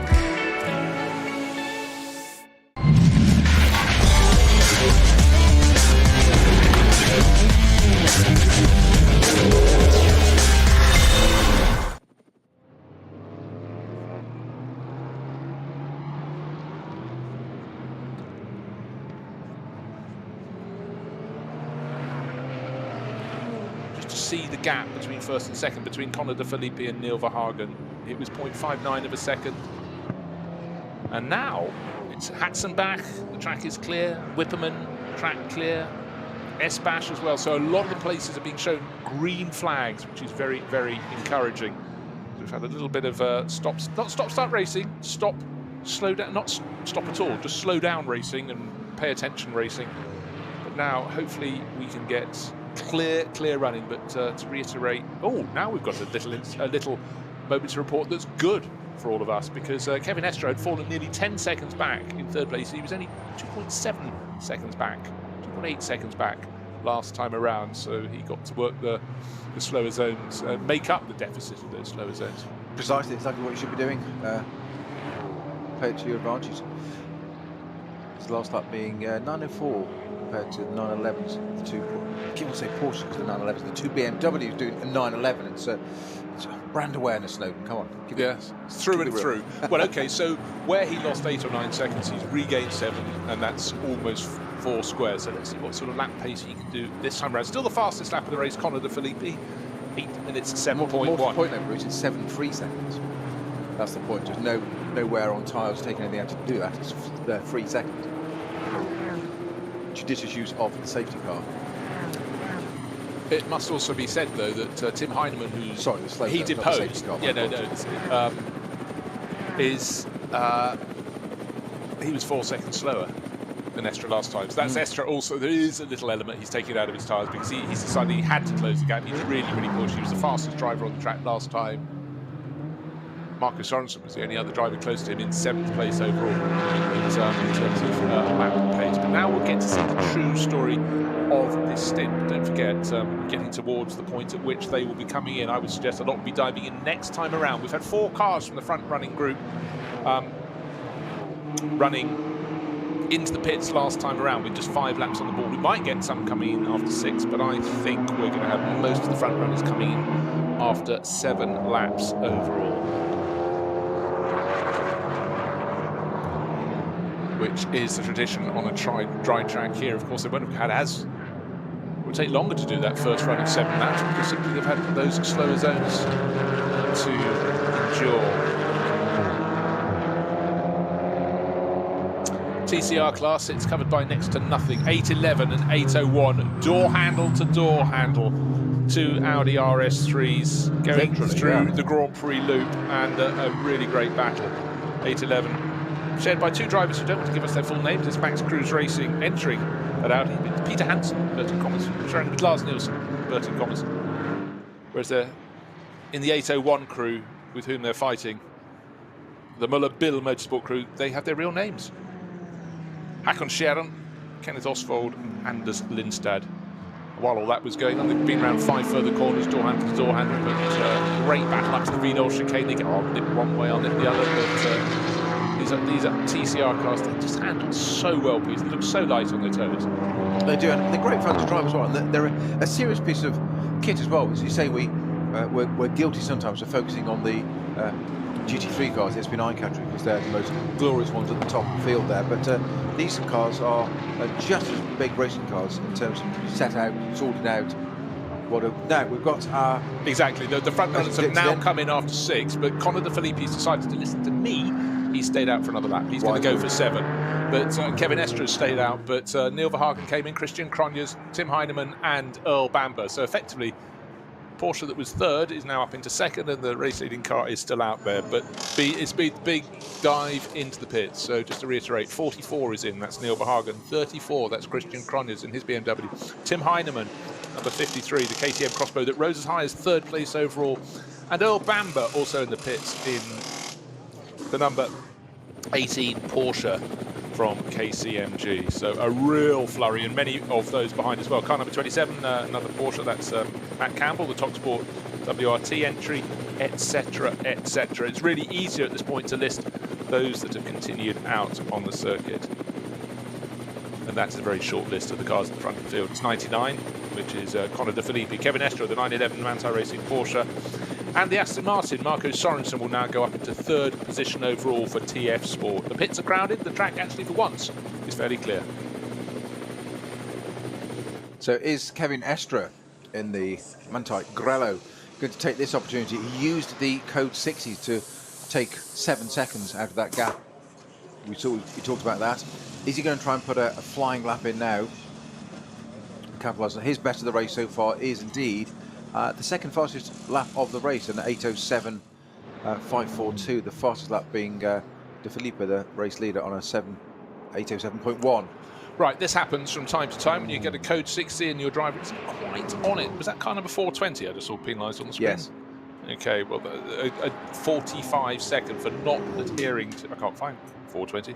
Anyhow, not adhering to code 60 protocol, 45 seconds is a big whack over the head, so that certainly is something well worth observing. 420s is the Ford Motors Bio-Concept. Yes, class of its own. Sorry, I was looking. Yeah, that's why I couldn't find it. Yes, because we get our entry list listed according to class. The 400 numbers are normally in one of the production classes, the VLN V6 class, which is Porsche Caymans, Porsche 911s.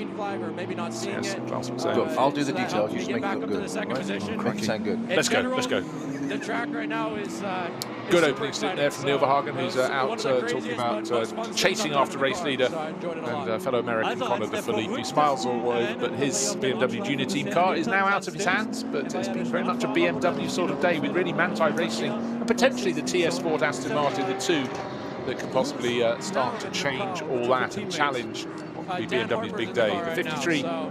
Then Max will finish the race. KTM Crossbow into the pits, out of the pits after 6 laps. It looks fantastic. If you get used to the KTM Crossbow looking a little bit sort of short and blunt of nose, in the GT2 format, a much prettier, more angular front and sort of more sculpted wings. They're slab-sided now, as I say, destroying the work of the original designer. But certainly always been a popular car, but the GT2 car now not just looks good, but goes very well indeed. Don't forget that. Started 6th, got up to 3rd position. No, didn't just get up to 3rd position, overtook the Grello Manthey Racing Porsche, which is three pats on the back for the driver. Dan Harper has taken over the... Peter's about to do some housework for us, which is going to tell us who has changed in the driver orders, but I can tell you Dan Harper's taken over the BMW Junior Team entry that was came in from 2nd place. That means Max Hess, the German racer, will do the 3rd stint. Andy Soucek has taken over the number 34 Walkenhorst Motorsports BMW that driven so well in the opening stint by Christian Cronjes. And Mads Siljehaug, Norwegian racer, has taken over the KTM from number 53 from Tim Heinemann. So that's the one that's been so well placed. Josh Burden has taken over the KCMG Porsche. That's car number 18. Marco Sorensen still there. Mathieu Jaminet has hopped into the number 27 TalkSport WRT Porsche. When teams change their manufacturer just after you got used to them running one, it's going to lead to a few mistakes. But TalkSport WRT, worth reiterating that running a Porsche and doing so very well. That's a team from just around the corner in Kittelbach. They've obviously looked and learnt and listened to what Anti-Racing has been doing over the years with their Porsche. That's been such a staple, not just a staple of the series, but also a staple at the very front end, Peter. It's had phenomenal success. It has. I'm just looking at the Audi of Christian. Is it Christian Kolb, number 25 Audi?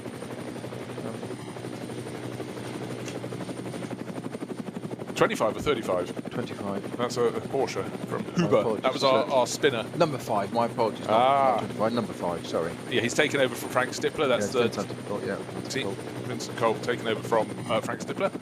Obviously with a two-driver lineup, it's quite simple. You do stint 1 and 3, I do stint 2 and 4. It does make it a lot easier. It certainly does. Now, it's about picking your way through traffic, not just after a lap and a half when you catch the slowest cars in the third group of cars, but throughout the race, Peter. And Conor De Filippi will be coming in this time around after 7 laps. He has an advantage from the start-finish line of 6.5 seconds over Kevin Estre, who moved up into second place when the BMW Junior Team M4 made its pit stop. But every corner where there's a car up ahead, and it is almost every second corner, you've got to just be sure they've seen you, and actually a little bit of time lost there by Conor De Filippi. And again, always not had a good run of cars in front of him. He's got 4 in front of him. He's been blocked by 2 of the 3 he's got past so far. But again, of course, that story has to be repeated by Kevin Estre, who will be coming up on them within about the next 5 or 6 corners. It's just so difficult when you watch these events and you see the driver in front is either minding their own business or looking in the mirrors, and they can sort of think, well, I'd like to let you through, but I've got to do the corner myself. And that's where the experience really comes off. Not just for the driver who's trying to get out of the way, or the driver trying to overtake, but it's about just sort of interpreting and feeling, is that body language of their car in front? Are they definitely fully aware I'm behind them, Peter? Well, absolutely. You do have a huge spread of driver experience in this. I'm not going to say ability, because that's different, because there's the organising body have this structure, don't they, with the ring license, that you can't just join for a major series, and so an F1 driver can't decide to come and do a weekend here and jump in without having done the whole process. It doesn't matter whether you're a world champion or F1 or Le Mans or something. It doesn't matter how well you've shown yourself in your own series, domestic series, whatever it may be. You can't just come and do this. You have to do this category, this testing. So that all the drivers therefore should be aware. So that's something to bear in mind. But there is always that possibility. We saw it to say that last race, the little Clio going onto the Nordschleife through the speed pit curve, absolutely rightly taking his line, and the Manthey Porsche straight behind him. It was like, oh, whose corner is it? Yeah, do you act this? Do you keep out of the way and stay right and let the leading car through? But it's also racing, because they're leading their class. Into the pits now. I think, is that our race leader? Is that Filippi in? Yes, he is into the pits. Right up behind one of the... And the 911 follows him in as expected. Yes. So that's Kevin Estre coming in. But I think he's an awful lot closer in terms of time. He was 6.5 seconds behind De Filippi last time around. So he's taken 3.5 seconds he found last time around. But basically, we just wait to see. Of course, the next car that is due in should be the Aston Martin car number 21 from Marco Sorensen, who got promoted from 7th or 8th up into 3rd by not pitting when the others did. But let's see where he slots in. He'll be bringing that car in very soon indeed. Aston Martin green and yellow trim on it. Looks like a nice, neat changeover. And we can tell you, even without seeing identification, it's Augusto Farfus has taken over, because Nick Yaloli not playing today. So it's only a 2-driver lineup in the 99 BMW M4 GT3 from Rover Racing that started on pole position. So it's American racer Connor De Filippi out of the car. Marco Sorensen is in the pits in the TS Sport Aston Martin. A little bit of attention to the front right rear. Oh, there's bodywork damage on the front right corner of the race leading car, and that won't be in an incident with any of the cars in the category because it's been in front since the start. And looking at the front left corner, it's clearly the front corner has got a full rubbery black kiss on it, Peter. Yeah, front right corner. Yeah, it's quite heavily damaged there, isn't it, bodywork wise? Interesting. It's the splitter and all that's all intact in one piece and matching side to side. So there's nothing else going around the car at the moment. So slightly odd set of damage there to the bodywork, but if it had clouted something and a barrier or run wide or even the back of the car, so it must be clipping the back of a car basically because it's off the ground. Therefore, it can't be a barrier. Otherwise, it's done the splitter as well. So they must have clipped something at some point in that 99 BMW. I tell you what, I would think that would be coming into a slow zone. They're coming up at far greater speed, and no blame necessarily attached to Connor Filippi. You don't have long areas of sight, but the big question to me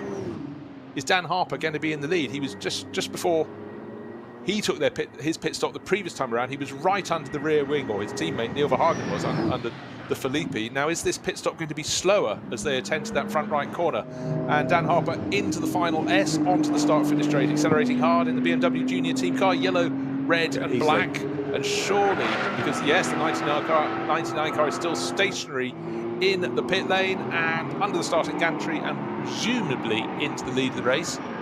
Yep, goes the BMW Junior team car, but we'll come to this later. Of course, their pit stop was shorter because it was earlier in the race. So anyhow, but we will wait and wait. The big question is now the 99 car gets going. Augusto Farfus would have been frustrated. He just had to get in the car, sit there and wait until the repairs were effected. But I don't think they've lost a lot of time. Maybe a couple of seconds, because Grello Porsche from Anti Racing has followed it out about 2 seconds down. Look, and he came in about Grello. Yeah, and well, who is at the wheel of Grello? Man that won it in the last one, Mr. Frank Makovecki. In there, Fred. My apologies, not Frank. Fred. Call him Mackie. Yeah, I mean, he hasn't been around very long, you know. So Frederick, but uniformly been Fred for a long time. But of course, what we have is this very, very special element within the Nürburgring Langstrecken Series, that your pit stop times are affected not when you come in, it's how many laps you've got on the board. And therefore, there is a sliding scale that Peter memorises. I have to look it up every week. It's good for your little grey cells. Yes.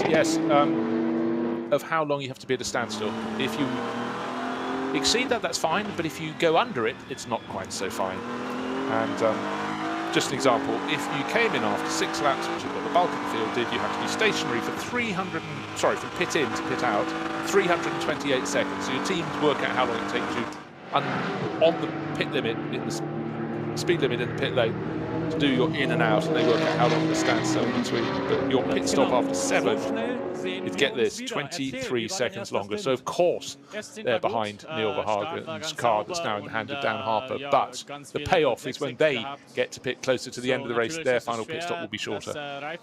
So it's yin and yang in so many ways. So just to reiterate, those taking over, haven't told you who took over the TS Sport Aston Martin, and it's David Pittard following in the wheel tracks of Marco Sorensen. So Maxime Martin will be making the coffee and eating the donuts for a little bit longer in the garage. So a slight change on the timing screen there in the number 8 Mercedes.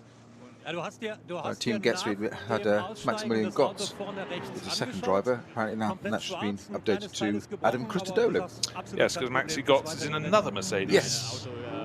You do sometimes get these little vagaries. So who else? Yes, Christodoulou's taken over. Robin Freitz.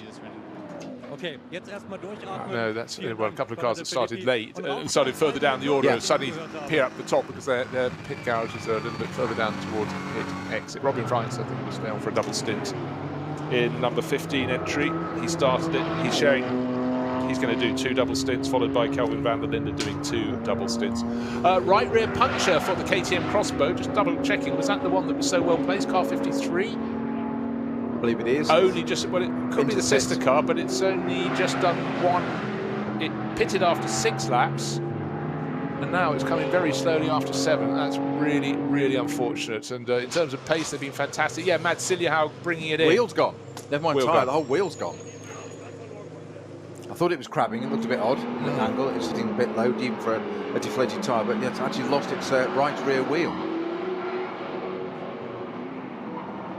Well, that's really unlucky, because this I was saying could be the manufacturers, the team's day of days here in the NLS, but that's a really cruel fortune for them. So brilliant opening stint from Tim Heinemann and Mads Siljehaug, who's just done fabulous things for at least the last half dozen years for KTM, but stepping up to the GT2 car, and to lose the right rear wheel for why? A cameraman's very kindly taking a look. We can clearly see there is no wheel, but what else has gone? What can we see in that wheel arch? Oh, even the disc looked loose as well. So that's a fairly major setback for the crew. Don't forget, they started 6th, got up to 3rd place. Kevin Estre put them back in their place to 4th, and the wheel is on the run back from Döttinger towards the point at which the track starts to rise before it gets the kink to go into Tiergarten. 2 cars heading right for it now. Unfortunately, they've seen it. The marshals are trying to indicate to them, but it's something dark sitting on the dark section of the circuit, which isn't always easy, and particularly if you're the car behind in a slipstreaming group, trying to keep your head down and attack from there. That's very tricky indeed. I'm trying to work out what's failed there, because obviously the hub nuts come off. When we saw the cameraman went into the wheel arch to investigate for us and give us a better look in, and we could see clearly the disc and the caliper and even the stub axle that was there that locates the wheel, quite literally, that was still there. So it would appear, an initial thought, it would be the centre lock nut has failed.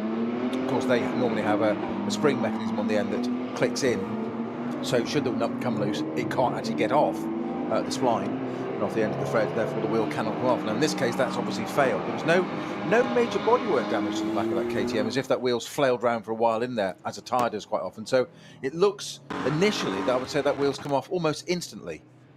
But yeah. Also think about where it is. I'm guessing it's rolled some distance where it is or landed. It probably hasn't just come off there and stopped and laid on the track. But they need to get that out of the way ASAP before some unfortunate soul collects it. You don't want to be doing that, because that can end your race as well, the damage it caused. Right, get yourself in the minds of Mads Siljehaug. How much warning did he get? Was he did it become apparent as he was turning onto the long run towards home for Döttinger, or was it a sudden catastrophic failure? But we still can't work it out, because the hub looked intact. How much warning did he have? I would say none by the look of it. I'm guessing it's instant there. Just looking at Dan Holbert in the running 8th in the number 44 BMW there. Some in-car footage there of harassing. I would say some of the Porsche, I would say it almost actually touched somebody there to get them out of the way. Well, not to get them out of the way, but it got that close. Driver staying in the 53 KTM, so presumably it can be repaired. It's a very odd. No, that's the sister car parked in front of it. That's the 52 KTM, and that's really bad news, because they've got both their cars in the garage. The one pushed towards the tail, one would presume, is the 53 car. Maybe they'd... I'd have thought the last thing you want to do is bring your other car into the pit garage in front of it, but maybe they know it's going to be a long fix on the 53, and they can get more mechanics working on it if it's back in the garage. Yeah, good spot, Bruce. I just assumed it was the same car. It's a danger of assumption. See 2 in the garage at the same time. I wasn't quite expecting that, but this car pushed to the back. Well, we could give you 52 is now out and rejoins.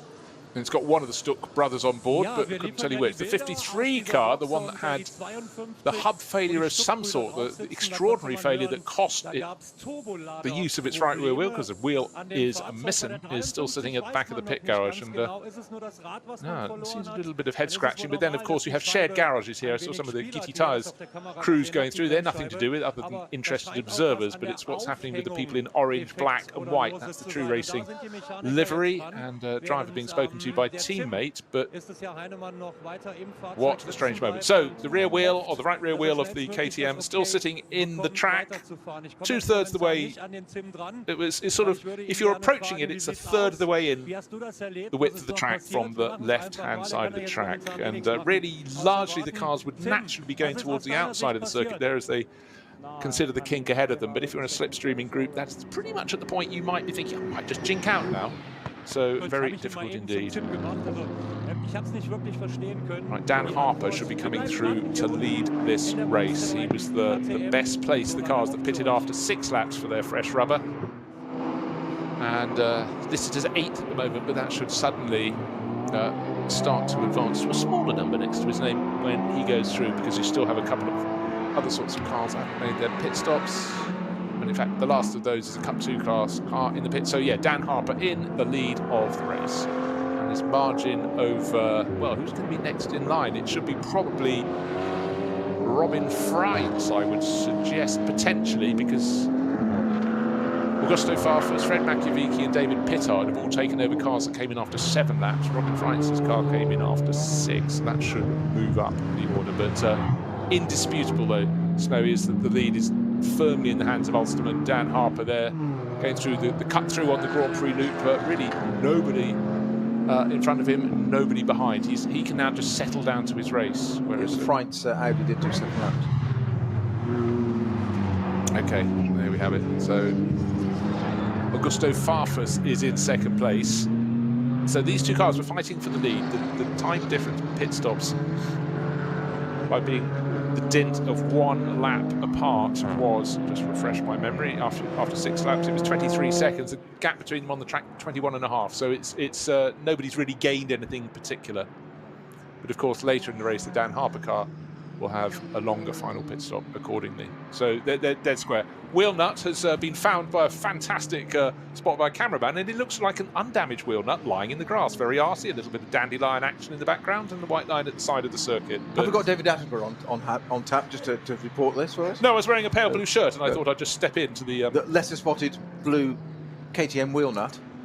Very rare at the Nürburgring. Yeah, I bet they haven't. I'm trying to hide in the nesting in there. Is it in the mating season or not? I don't know. They're probably the sort of people that don't have a hive for wild bees.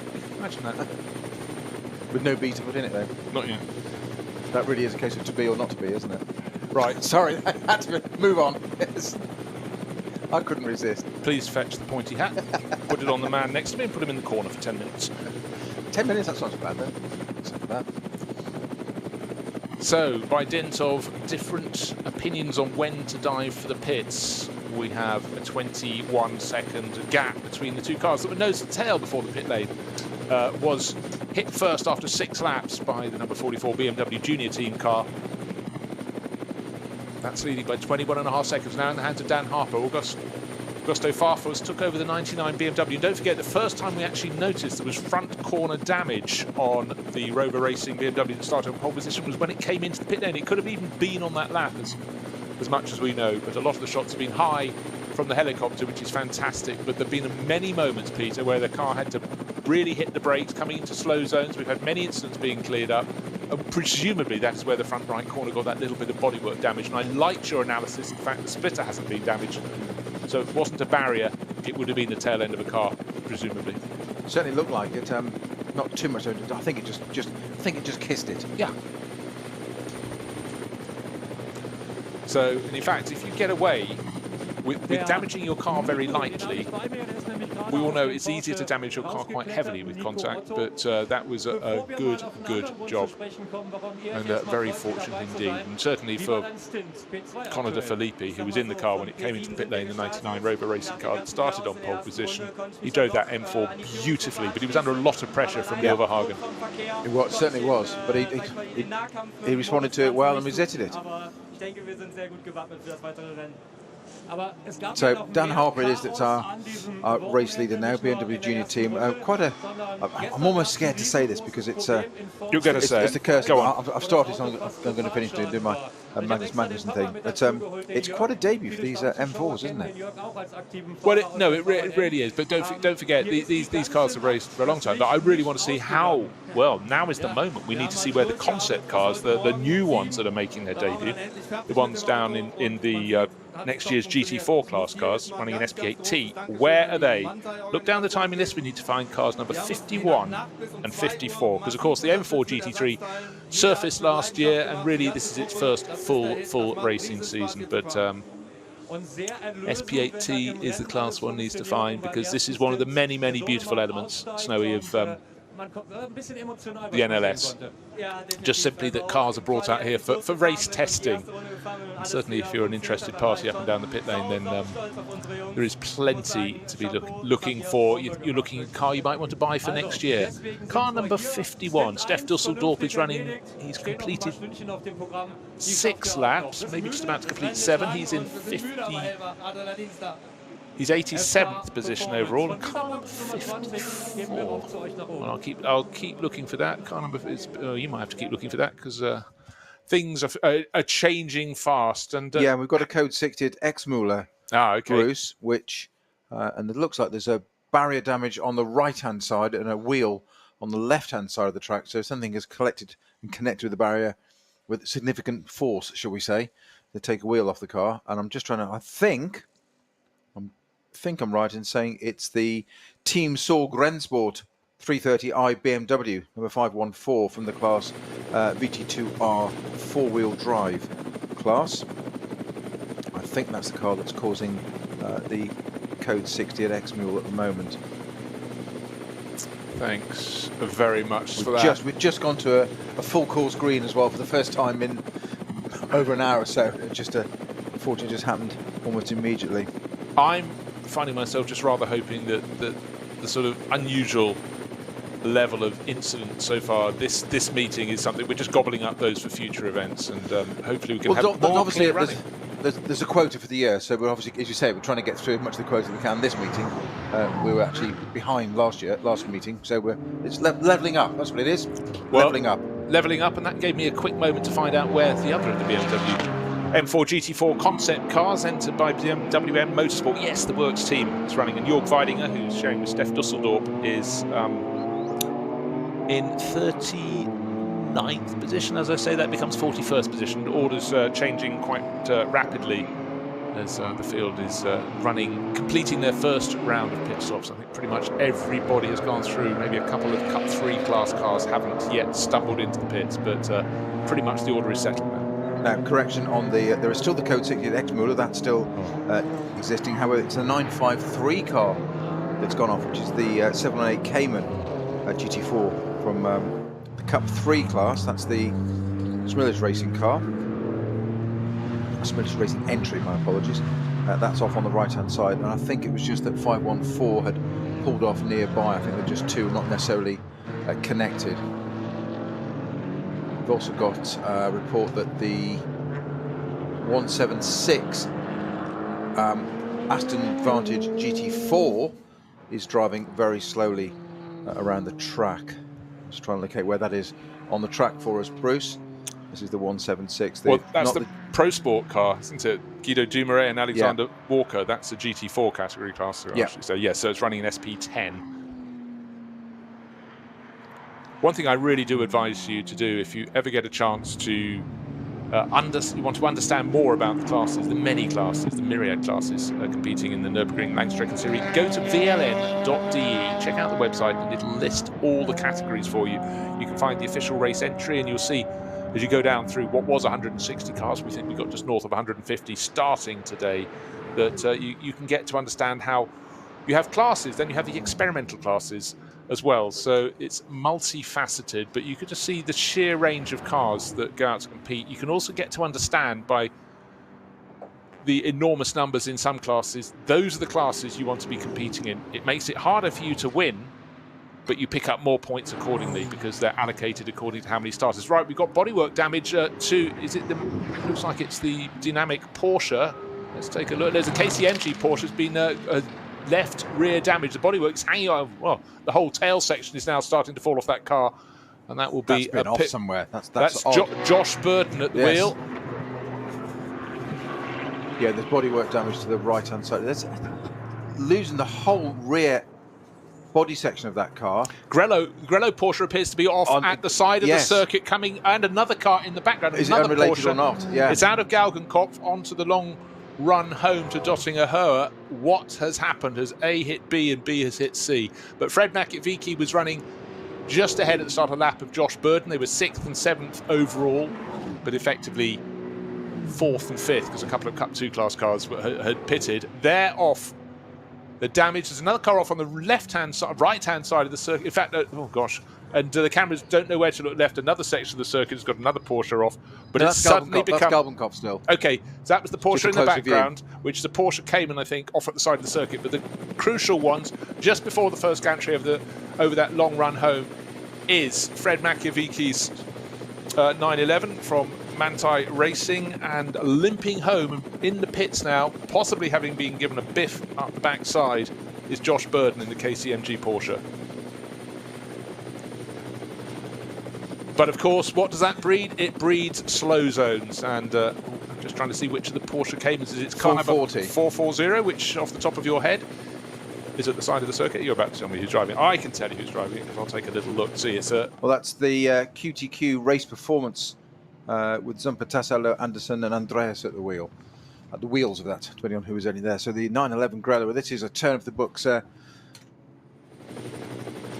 Fred Makiaviki staying in the car, hoping to get that towed back, but no signs of obvious damage to it, and nothing indicating on the track. We've got our rover helicam shot again, so just describing that looking from above. The 911 Manthey Porsche, from what little we can see, it's a reasonably close-up shot, does look undamaged. There seems to be no evidence of barrier damage, tyre marks, grass, etc. Front right wheel is turning right, but as long as the other one's doing the same the opposite side, all is good. Well, that's really quite extraordinary, because I presumed we might find a bit of damage. But that said, that car I thought was ahead of the KCMG Porsche. Certainly was at the start of that lap. And I was, I don't know, trying to add 2 and 2, but certainly that's unusual. It seems completely undamaged. Do you think maybe he was ahead and came out of Galgenkopf and accelerated and suddenly nobody was home? Or I'm just intrigued why it's got so much right-hand lock-on steering angle on it, parked on the grass straight. My concern is that the front right wheel hasn't got the same degrees of steered angle on it as the left-hand wheel. Yes, because certainly the left-hand wheel is turned at about 10 degrees away from... It's just not natural to park a car and leave it quite like that. You would pull up and stop. Somebody, certainly of Fred's experience, you pull up and stop and you just have wheel straight. You never leave lock on. I don't know why. It's just something drivers do. We're creatures of habit. Bruce is smiling at that one. Like, oh, so many tales going through his mind right now. Where do I start? It's a whole nother 4-hour show, that is. And that's only just scraping the surface, isn't it? And that's before I throw to you. Yeah, I know. What I can tell you is at the end of that lap, with 9 laps on the board, is Dan Harper leading for the BMW Junior team. Big day for BMW. BMW Rover Racing in second place, 27 seconds down. So the last lap was 5.5 seconds gained by our race leader. Just to reiterate, though, he made his first pit stop. That car made its first pit stop after 6 laps, whereas the race leading car, the 99 car, came in a lap later after 7. In the midst of all this, by the way, the Pro Sport GT4 Aston, not the 2 GT3 cars we've got running Aston, the GT4 version of Pro Sport that you said was travelling slowly, that also did stop just before the carousel. And another car's having another go. The 53 KTM that lost its right rear wheel. They've shoved it to the back of the garage, but they've decided orange looks good in the sunshine. They've pushed it back out again. They've fixed it. Mads Sindehow would have lost, 2 laps there. That was a shame. This is the car that was running 3rd, 4th positions, there or thereabouts, taking it to the SP9 class cars. And great to have a challenger doing something different, much as Glickenhaus has done over the years in this championship. This is where you've got to have absolute faith in your team, which the drivers do, on the basis that lost its wheel nut, and we saw that was proven because we saw the footage of it in the grass. He's taking a little bit circumspect, isn't he, this first lap of going out, just making sure it does turn all the right. Every time he turns and brakes and accelerates and puts load through those rear wheels, that they do stay on the car, because it is something that drivers do like. They're fond of them. They like keeping them on the car to the end of the stint. Are you sure that Mads didn't suddenly remember he'd got cramp in his right rear foot and let a teammate go in? I did laugh as soon as you said that. Then the car locked up going into the cut through on the Grand Prix circuit. So maybe just concentrating on vital signals a little more than the braking point. But if you just popped away and come back, why are cars running slowly down down the Dotting Hill? I found that so exciting there. Because we've had 2 cars off, a Porsche Cayman and, importantly, the Grella Racing Porsche that would have been in 4th position, and another car we'd seen just before that may have been caught in that moment of the car pulling off, but Josh Burden has brought the KCMG Porsche into the pits, and that was probably the closest car to Fred Machiavicchi's Grello Porsche, and that had rear end damage. Down in the pits, though, Toyota like to come and play. Kazuki Nakajima, used to seeing him over the years competing in the World Endurance Championship, wearing his Toyota Gazoo Racing jacket, having a chat. And, you know, we saw that Toyota GT86 at the side of the circuit earlier. So no works entry here, but, you know, Toyota, like many Japanese manufacturers, are fascinated by the Nürburgring, and they can see all the testing that's going on here, and they're fully aware that running cars here really gives you a helping hand in a race that's gaining more and more prestige over the years, which is the Nürburgring 24 Hours coming up. Or maybe it's just that Kazuki fancies racing, fancies coming here. It's on a par, challenge-wise, with being the, I'm not sure which circuit would probably get it, or which event, the ultimate challenge of being Nürburgring 24 Hour or Le Mans. I think Le Mans is the prestigious one, probably the halo event, isn't it? It's the one that everybody wants to do in terms of names, but in terms of actual driving it and running, getting a team to get to the end of it, and engineering and all the logistics, all that to go for this place, Nürburgring is incredible, provided the weather helps you. As we had last year when we had that. I think it was the shortest ever running, wasn't it, officially? It was 9 indeed. hours something. Yeah, the fog came down and the rescue helicopters couldn't be. But also I think you have to put in that mix the Spa 24 Hours as well, because not just because the Freet are best there, but also just because that is all cars in the GT3 class. So it's an incredibly competitive field of sort of getting on for 60 cars, all in the same class. Here, a totally different mix because of the mix of cars you get in the Nürburgring 24 Hours. And of course, Le Mans multi-class, but I think multi-class is taken to the nth degree for the Nürburgring 24, just simply because they can, and they do, and that's the history of the event. 24-hour racing, great idea. Start one day, finish the next day, just keep going through the night. Brilliant. Whoever came up with that, round of applause. I can't see it catching on, but it's the challenge of it, and we all know whatever role you have in a race, whether you're covering it as a commentator, you're with a pit crew, you're the driver, you're the family, you're whatever.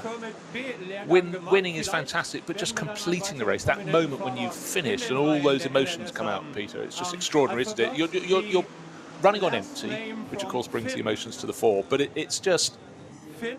I get caught up with it every year at Le Mans. You know, you're running around trying to get the interviews at the end of the race, and you just get caught up in everybody's enthusiasm and just their sheer passion and brackets relief or disappointment or whatever you want to throw out there. But it is phenomenal. Well, it is the first objective of a 24-hour, or any race, obviously, but of the 24 race is to get to the end. And that sounds ridiculous, but it's the psyche, the mentality, the strategy, everything that goes with it. There's so many permutations, so many layers of not just the drivers, they've got to do their bit, but the team to work it. As we saw earlier, those pit stops earlier when we had so much safety car, the first two BMWs came in, jumped in. Was it, you said, have they played the game right, have they not? Well, what are they gaining by staying out there on track? And it can all change. You suddenly, we've seen this race so very different. The second race of the year, though it was called NLS 3, it is the second race of the year, and it's been strewn since qualifying and now with code 60s, incidents, yellow flags, debris, wheels, wheel nuts, all sorts of things on the track. NLS 1 couldn't have been more different, complete opposite.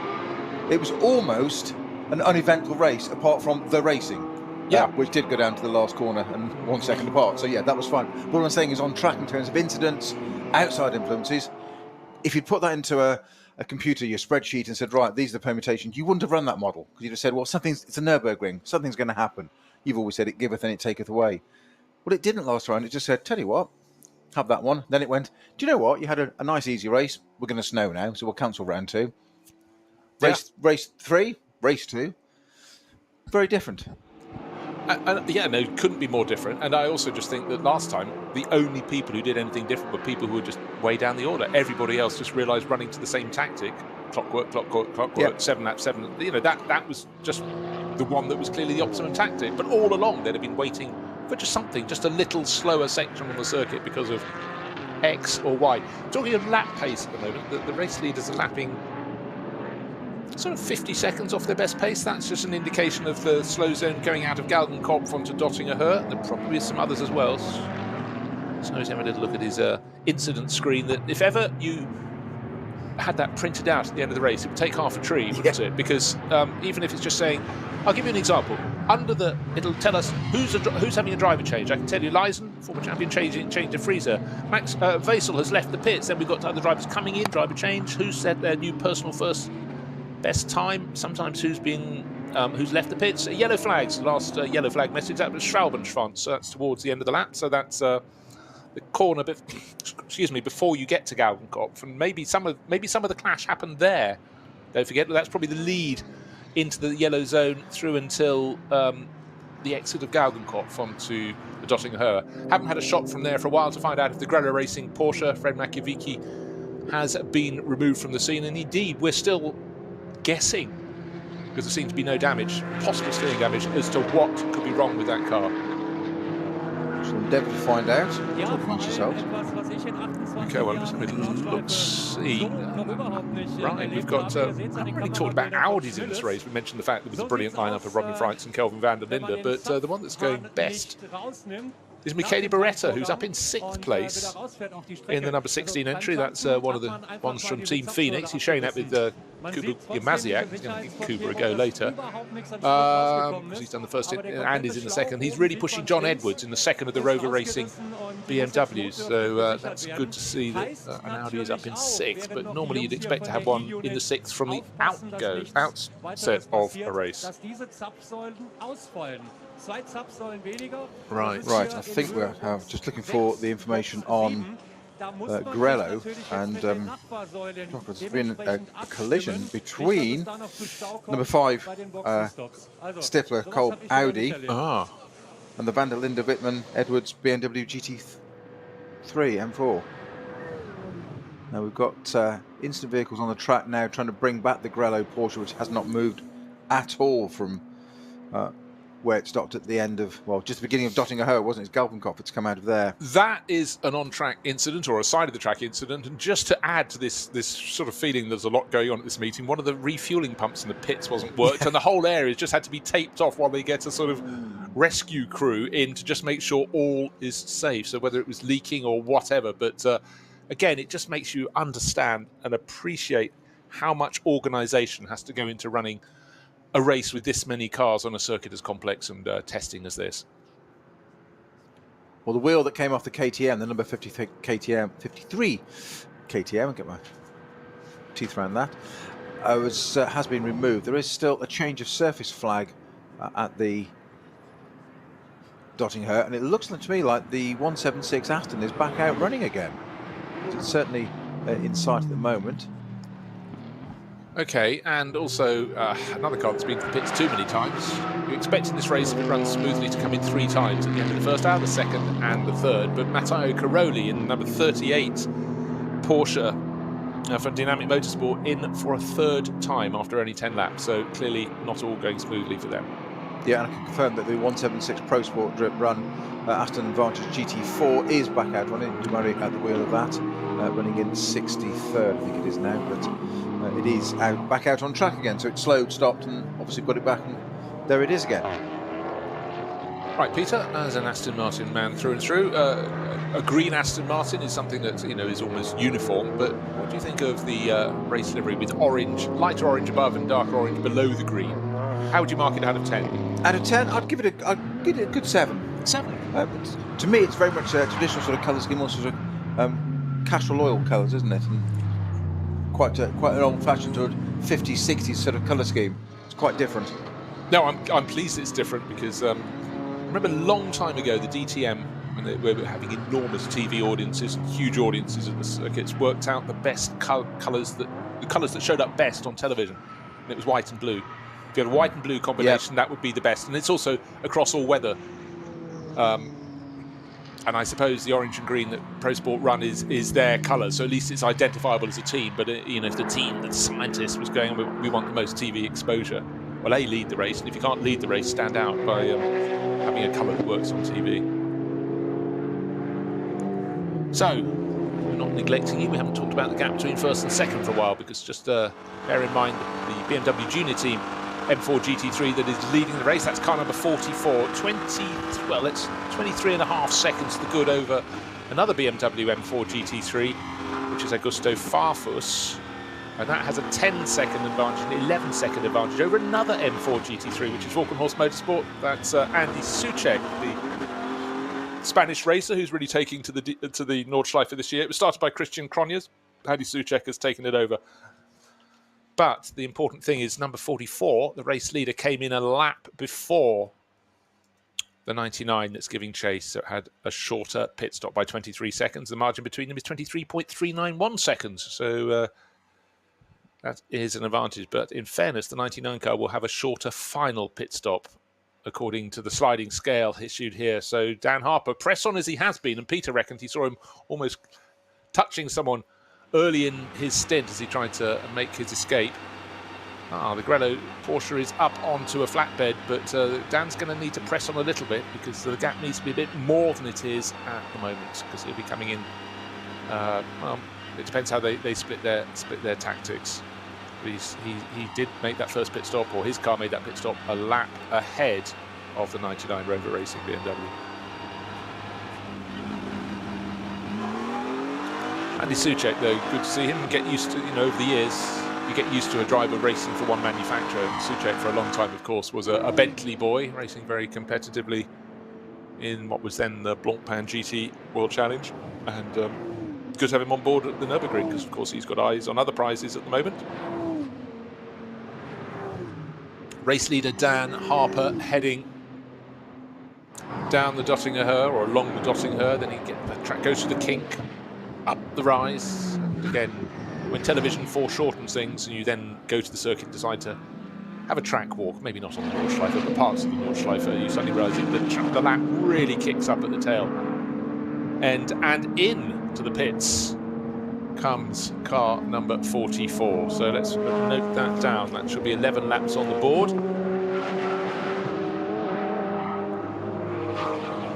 And our race leader is in. How much time on the board? We've got an hour and 20 minutes remaining. 2 hours. 2 hours and 20 minutes. I lost the big hand for a second. It's next to the small one. Okay, so what is the BMW? Is it a penalty, or is it a pit guard right at the end? No, it's a drive-through. A drive-through. Maybe you spotted contact. That's what you've got to have a little look for. Yeah. Because a drive-through penalty, that didn't make any sense at all until I thought about drive-through, and I thought sometimes you get caught out, you see a car coming to the pit lane and their garage is right at the end. So he's emerged, where? Right on the tail of the new race leader. So the order is as it was on the opening lap, nose to tail between 99 and 44. That drive-through penalty has gobbled up all the advantage that BMW Junior Team had by dint of its first pit stop. It was going to have to lose time in its final pit stop, so now really the advantage has swung very much back towards the Rover Racing Team. So for what was that penalty, the drive-through penalty that Dan Harper has had to serve, and so many times you have to serve the penalty that maybe was picked up by your teammate who did the first stint, but we don't know as yet. But well, I was quickly trying to work out why they came in after 11 laps when they made their first stop after 6. That just didn't stack up. So Dan Harper knows what he's got to do now, above all other things, is get ahead on the track and then try and build an advantage. Easier said than done. Augusto Farfus minding his own business. So the 99 Rover Racing M4 GT3 in the lead of the race by 1.5 car lengths. They go to the Sabine Schmitz curves as the Toyota GT86 in front of them gets out of their way. It's not very easy to get out of the way through the Sabine Schmitz curves. There's so little space, even with cars going through one at a time. But neither the first of those M4 GT3s, the 99 car from Rover Racing, nor the chasing BMW Junior Team entry driven by Dan Harper lost out at all. The gap stays exactly the same through Hatzenbach. They go, staying off the curbs, drivers really being very, very careful indeed. And as I say that, suddenly Augusto Farfus clouts the curb. Tail end of his M4 gets kicked out a little bit, but he straightens it up all over again. And Dan Harper's going, maybe a little bit of sucker for me here. But then the track finally opens up, and there's a chance for them to settle down rather than the left-right approach they've had for the previous 6 corners.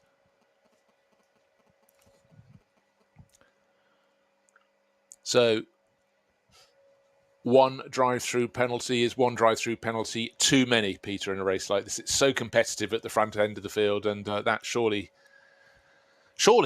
unless something else untoward occurs, will interrupt any chance that BMW Junior Team had of taking the win here today. Yes, very much so. I'm still trying to get to the bottom, Bruce, while I've been quiet for minutes. What happened to this, to the Manthey Porsche? And it does look like, I think they've been collected by a slower kind of different category car just moved across. I'm just trying to get up. Very cheekily managed to find the onboard footage of Manthey from the race. I'm just trying to find what exactly what happened. He's a spy, you know. Weather conditions, still a bit of blue sky, but a lot more cloud. Here I am trying to throw another curveball into the mix. This race has had so many curveballs thrown into it, but Rover Racing with the 99 car disproving what I said earlier in the race, that qualifying isn't that important here, because of course starting at the front has given them that advantage, and the fact that they're fighting for victory in this race with the number 44 car, the BMW Junior Team M4 GT3 that started alongside, it does mean you get clear of incidents on the opening lap of the race, but incidents have been coming thick and fast ever since. The Grello Porsche, still can't see what the problem is with it, but it's back in towards the pits on the back of the flatbed, and it might be parked up at the rear of the garage. But it's extraordinary to find. I mean, many points on the circuit there have been other bits of other cars on the track, but we'll get. But Peter's being a snoop. He's having a little look to see what he can find as to what occurred. Out on track, yellow flag at S-Bash. Almost as soon at the bottom of the screen they clear a yellow flag warning, you get one somewhere else. But I think we've got a slow zone coming up at Stylestrecke, which is Marshall's Post 139. If you've never been to the Nürburgring, most tracks have maybe 20 Marshall's Post around the lap, but when your lap's as long as it is here, I think coming onto the start-finish straight, I think Galgenkopf, started dotting her, is about Marshall's Post 187. Du magst Sim-Racing, du liebst die Nordschleife und du bist zwischen 14 und 18 Jahren alt? Dann mach jetzt mit bei der DNLS Junior-Sichtung. Der Sieger startet zusammen mit Mercedes-AMG-Fahrer Adam Christodoulou in der digitalen Nürburgring Langstrecken-Serie 2022 und 2023. In der Nürburgring eSports Bar kannst du dich jetzt parallel zu jedem NLS-Lauf von 13 bis 18 Uhr beim Shootout qualifizieren. Vielleicht bist ja du der nächste Sim-Racing-Shooting-Star. See you then.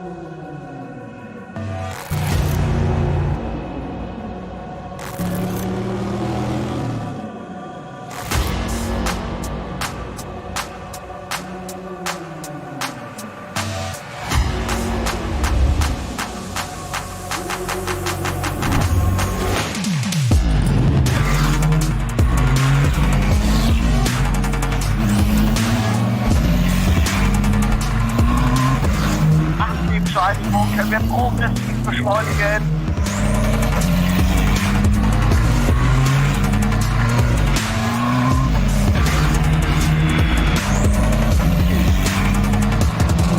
Schön gefühlvoll und eingelenkt.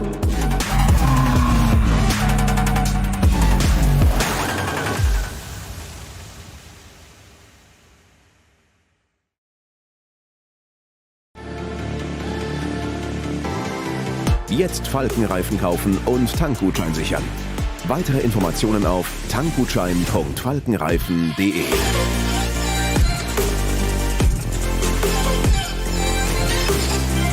Falkenreifen.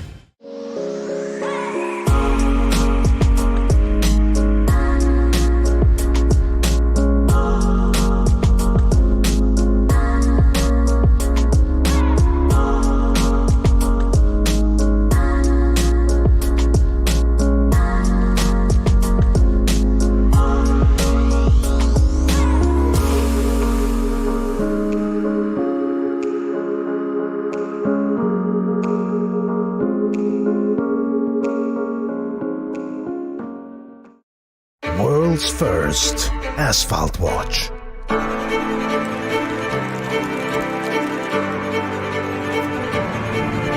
Die ersten Zifferblätter aus echtem Rennstreckenasphalt. Auf dem Asphalt wurden Legenden geboren und magische Momente erlebt. Coblor.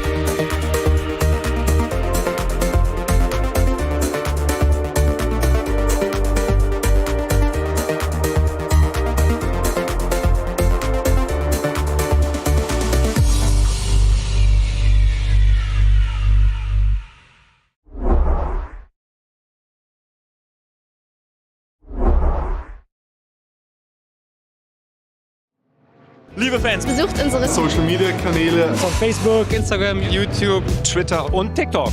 Willkommen zu NLS.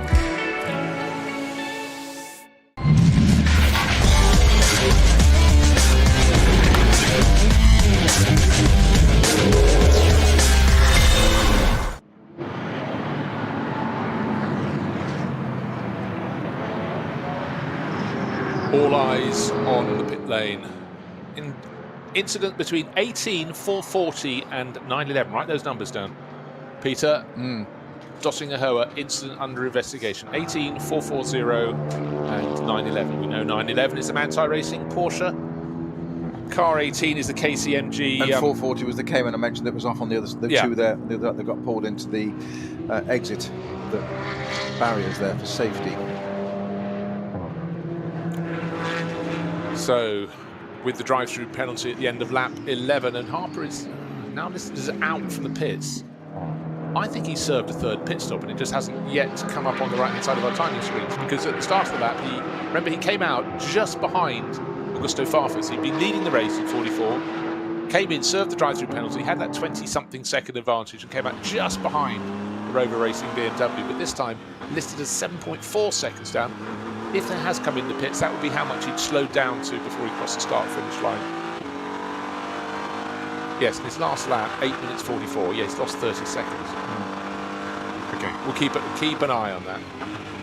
But it's suddenly really looking like Rover Racing's day. They've got the car in the lead of the race, that's Augusto Farfus. They've got a car in 5th place, that's John Edwards. And John has just set almost equal fastest lap of the race. He's now starting to catch Mathieu Jaminet in that Top Sport WRT Porsche, so it could soon be 4 BMWs in the top 4 positions.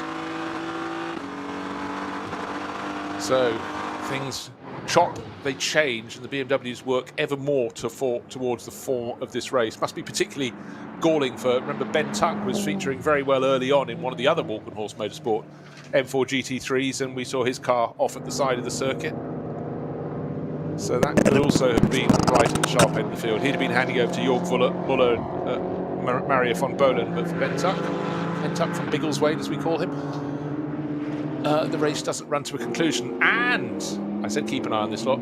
Robin Freitz, I'm not lapping slower than 8 minutes, 7 minutes 59.9 seconds, but he's down in 13th place. It's not where you'd expect to find him, but he's certainly quicker, well, clearly quicker than everyone else in front of him at the moment. Dan Harper, non-compliance of minimum pit stop time.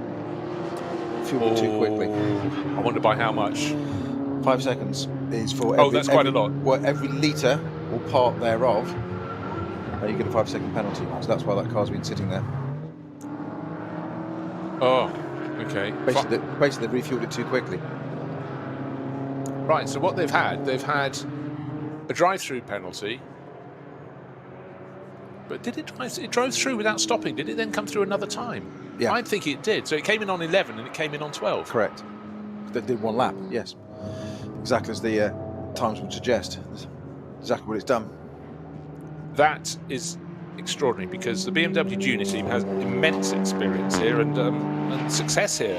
Last year they won the Adenauer Rundstrecken-Trophy and the Reinhold Langstrecken Rennen in June and July. The same trio has been competing this year. So that is, well, that's a communication malfunction, one feels. It would appear so. And that's a very expensive one, time-wise. Well, that has just given Augusto Farfus elbow space, a huge amount of elbow space. And also because the 44 BMW Junior Team car made its first pit stop a lap earlier than the 99 Rover Racing example, already the Rover crew had an advantage in their pocket for later in the race when they'll have a shorter final pit stop. And a full course green, finally. We'll go with that. Right, Cruz, it's up to you. How long will it last? Place your bets here. No, well, they can do it. They have done it. They can do it.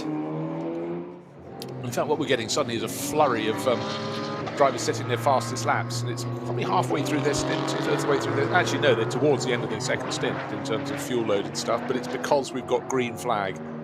So the fastest lap in qualifying was 7 minutes 57. Fastest lap so far in this race at Whisker, under 8 minutes. Robin Freitz, number 15. Audi entered by Audi Sport Team Phoenix. And that's a car that will continue to rise up the order. You can be sure of that. Looking for any other real movers. Let's run down the classes. SPX, of course, it was being dominated by the number 53 KTM Crossbow GT2, with the best of the rest being the car we're delighted to see back, the Glickenhaus, but with the 53 shedding that right rear wheel, it's very much fallen in the hands of Glickenhaus's team. So that's running 14th place overall. Best car in Cup 2. It's been a very good run, as you'd sort of expect from the driver in question. It's car 112 in the Porsche Cup class, and that is from K. Kramer Racing, and it's Moritz Krantz who just goes better and better in this series around this circuit. So he's in 16th place overall. And he's got a tiny advantage of over half a minute over the 114 from FK Performance, which has got Ben Bunagel at the wheel. British Farfus just set a new fastest lap of the race, a 7:1. That would be extraordinary, wouldn't it? Deceptively quick. Just checking in. Listeners are awake, that's all, including yourself, Bruce. A 7:58.487. Okay. I'd pay good money to see a 1:58 round Nürburgring. I'd pay very good money to see that. You'd be looking at your phone when it passed. You know. Exactly. I do apologise. A 7:58.487 from Augustus Farfus, our race leader, just to establish they are there. Others have fallen by the wayside. Some have had incidents, some haven't. They've just kept going at the moment. And exactly what a way to celebrate reaching, in a minute's time, half distance of this race. I'll just pop in the fastest lap. Why ever not? Just a little marker there. This is what we've done in the first half. It's a little. We've got more. It's a little something for his teammate, yes. Conor De Filippi. Yeah, yes. He led the first. To use one of your favourite phrases for all the rest of the teams, absorb. So, drivers starting to come in the pits. Get speed. Is that the get speed in coming in? Yeah, the 98 car. So this is 13 laps on the board. So we can do some maths, but why bother? too complicated. So 98, that's the sister car to the race leader, into the pits. The number 12, Lukas Stolz, has been setting some very quick laps in the Haut Racing Team Bilstein Mercedes. He's come in from 6th, and Patrick Assenheimer brought his Mercedes in from 9th. Next time around, it's going to get busy, because that will be for crews that have opted for, well, some would have done a 6 followed by an 8. And our race leader will probably come in next time around having done the more traditional 7 followed by 7. Shall I look for you, Bruce? No. Oh. Go on. You've got all the gadgetry Go there. on, humour me, go on. Farfus, 6 laps. Suchek 7. Jaminet 7. Edwards 7. Beretta 7. There's a pattern here, isn't there? Stolz 7. Pittard 6. Trumer 7. Assenheimer did 7, but of course he did back-to-back as well, because he'd already done, he did 5 to start with, didn't he? Okay, another way we could look at it is the fact that 99, our race-leading BMW, 911, the fallen by the wayside Manthey Porsche, and 21, the TF Sport Aston Martin, were the only 3 of the front-running cars that did 7 laps on their opening stint. The vast majority did 6. And then a handful, 4 of them, including the car that just pitted from 4th place, the 98 car, did 5 laps in their opening stint. Number 5 came in after just 5 laps, which was Frank Stippler, followed immediately by 98, which was the second of the Rover Racing BMWs. Other 2 that came in after such a short stint. And number 12, the Lukas Stolz, Manuel Metzger Mercedes from Team Bilstein, and number, I've written it down here, 55, which was the Landgraf Young Talents car, Patrick Assenheimer. Patrick stretching it a bit with the Young Talents bit. He's north of not a teenager, but Lucy Treffs, I think, Luca Andrew Treffs is certainly at the younger end of the scale. So the coming talents, he's in fact, when you look at your notes, and you've got down XXX for his date of birth. It's not good, but he's still a teenager. Who was that? That's Treffs, and just shortly, within the next week, Patrick Assenheimer will turn 30. So he's still young, but he's not a teenager. Robin Freitz, number 15, has also come into the pits as well after 13 laps. And number 8, Adam Christodoulou. And really, that in itself, the fact they're listed as 14th and 15th, drivers of that talent being outside the top 10 just shows the growth and yet more growth of this series in terms of the level of competitiveness at the front, level of competition. Because those are drivers who can walk into any works team and do a stunning job.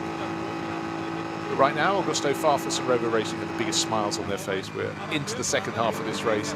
Their car is leading by 47 seconds, and that's Andy Suchek, who's moved up into 2nd place. That second unintended visit to the pits by the BMW Junior Team entry has funneled it right down the order to get where? 10th place. That has been a costly drive-through, followed by a time penalty in the pits.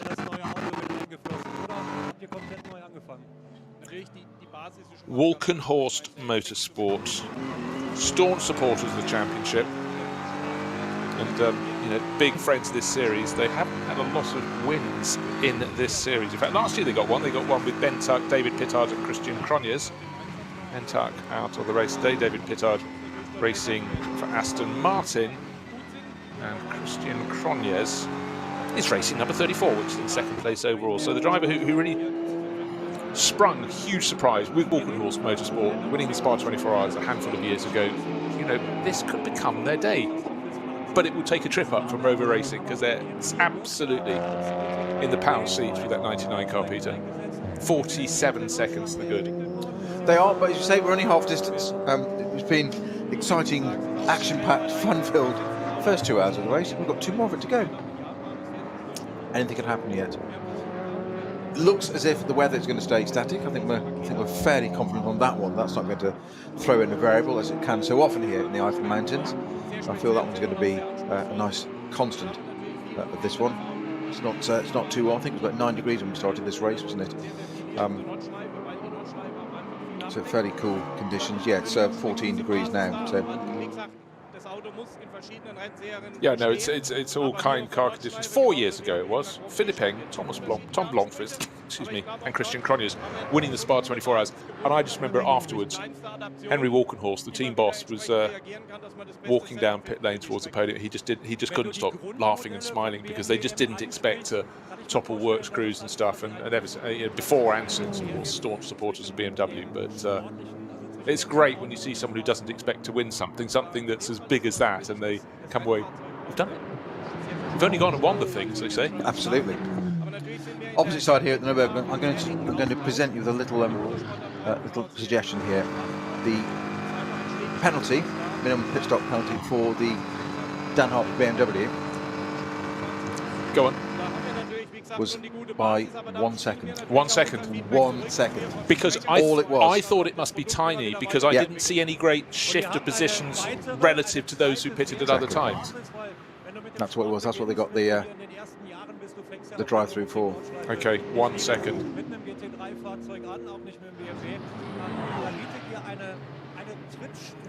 So, who is going to go faster than the best lap of the race set by Augusto Farfus? Expect Farfus and the gang to be in next time around, because they will have got to the end of 14 laps and they'll have that nice, neat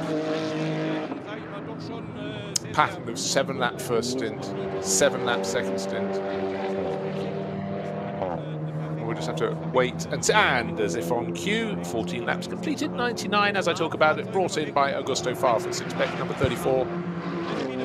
Andy Soucek to come in next this time as well, because we don't really, especially as that car, the 34 car, would have done an 8-lap stint, would have done a 6 followed by an 8. That's the car in second place, and will a lot of the others as well. But that is a big, tidy lead. In fact, suddenly, it looked as though in that first half hour of the race, Peter, when things were suddenly becoming, we had slow zones, and those first 2 BMWs got clear of them and was sort of given an advantage by a slow zone clearing for them and catching those behind. It was a 2-horse race, and unfortunately with the BMW Junior team having its problems with the extra visits, it's a 1-horse race. Andy Soucek does come in to make the second pit stop for the 34 Walkenhorst Motorsport BMW, but he's 43 seconds in arrears. To regain 4.3 seconds is hard enough in a series like this, on a circuit like this, but conditions, incidents giveth and they taketh away. You might be able to haul that back, but they're so evenly balanced in terms of driving talent. But that sort of margin, that is one to squander. It is, and they didn't. They took advantage. You said at the beginning. So top 3 into the pits now: Farfus, Soucek, and Jaminet, and Beretta. So 1, 2, 3, and 5 into the pit. Van der Linde out at the moment. So looks he's going to stay out. Top 4 cars into the pits. Van der Linde served the pit stop. Yeah, my apologies. Last indeed. time around. Yes, sorry. T'other one. Yeah. So those that came in, we'll get the order settling down. But one thing, unless there's an absolute calamity in the pit lane for the 99 Rover Racing crew, they will be back in the lead of the race when these pit stops are completed. And presumably, Augusto Farfus will hand over to Conor De Filippi in stint number 1.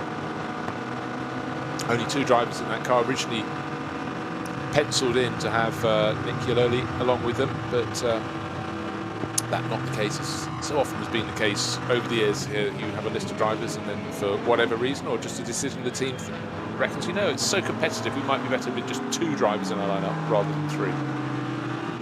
Because obviously with 3, one of the drivers ends up doing 2 stints, whether they do stint 1 and stint 4, or they do stints 1 and 2, and their teammates do the 3rd and 4th of those planned stints.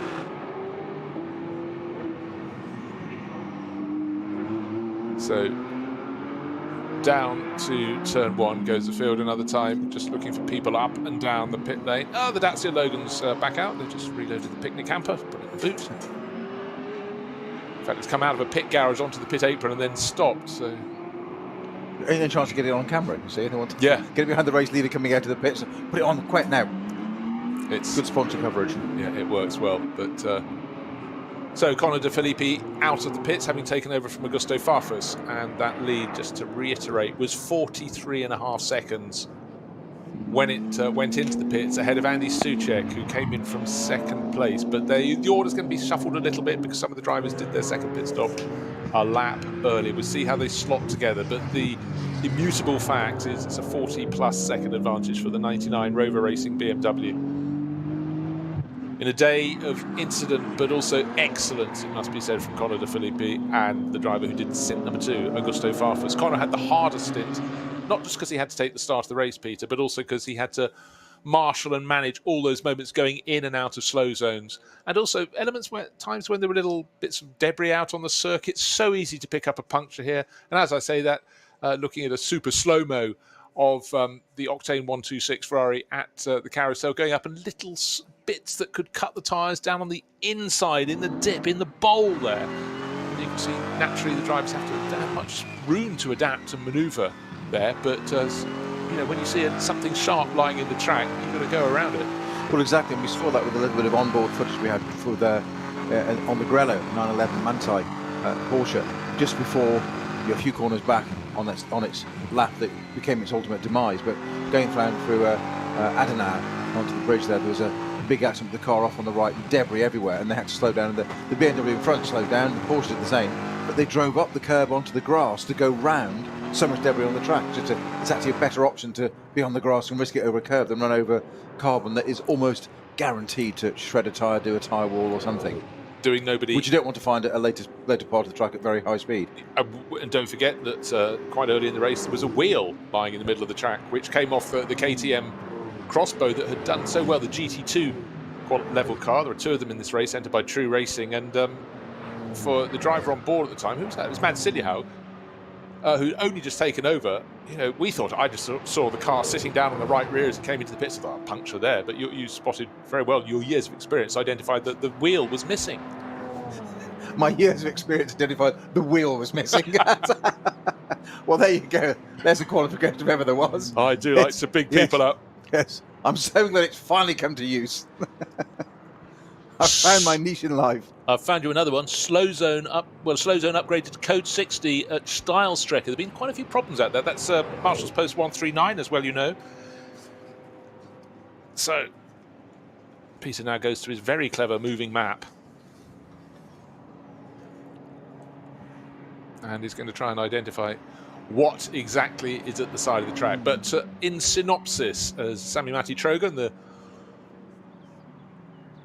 star of the iRacing scene, who's moved across to racing sort of full metal, is running in second place behind Connor De Filippi. It's BMW from BMW, with Julian Andlauer putting a Porsche into third place. And if you were away for a bit and came back and were thinking, oh, well, that's possibly the winners of the opening round, Manthey Racing, alas not, their car out of the race. Fred Machiavicchi with broken steering, and the car had to be flat bedded back home to be put inside of the garages at the start of the Nordschleife, just by the Sabine Schmitz curve, is where they tend to put cars that are broken. They don't want to clutter an already very busy paddock and pit lane.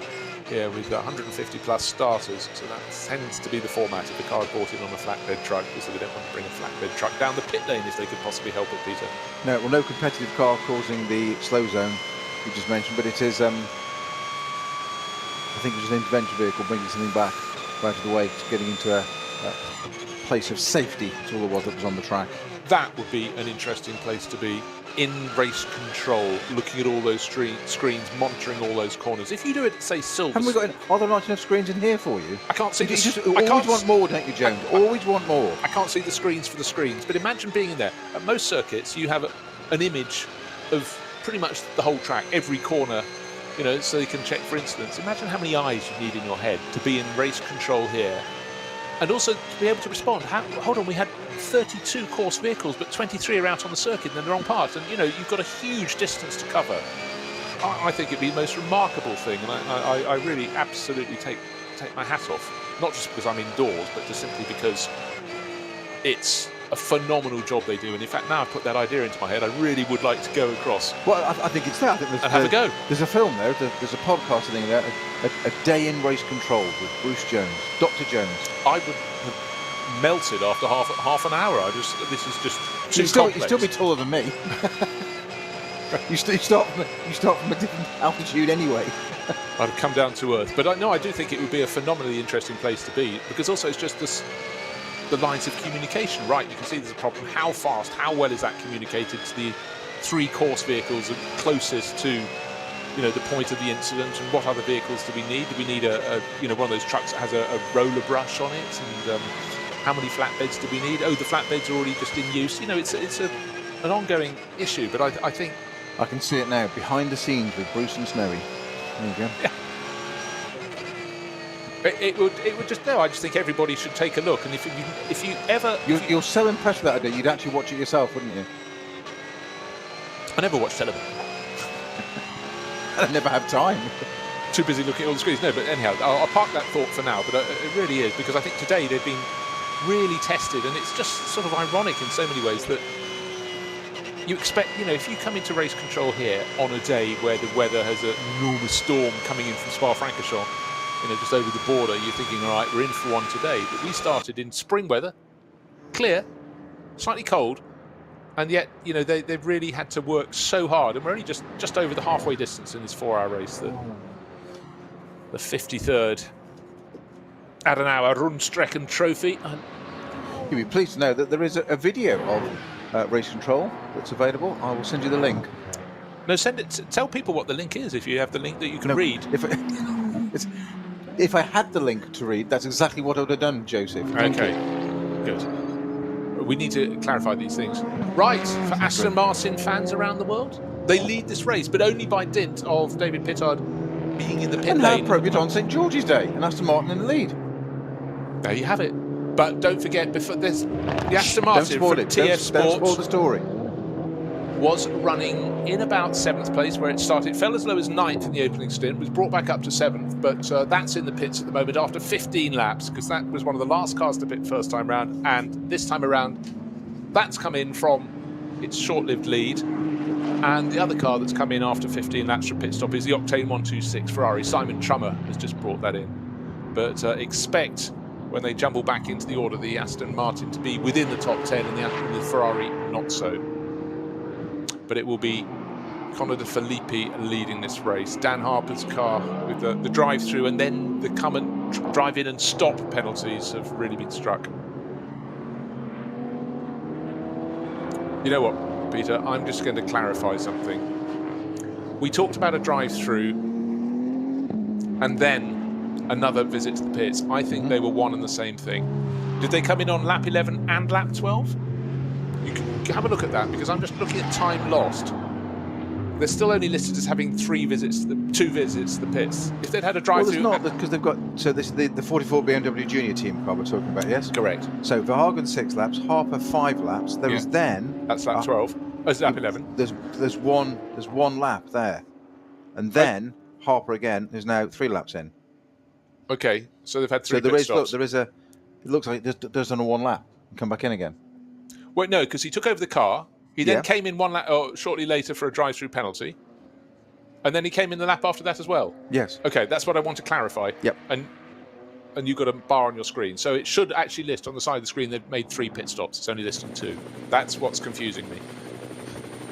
Aston Martin's still in the pit lane, the TS Sport car. Don't worry, Aston Martin fans, it's a standard pit stop. And in fact, another Aston Martin, the GT4 one, is in the pit lane at the same time, about 5 garages further to the east. Other than that, it's a quiet pit lane after those big flurries.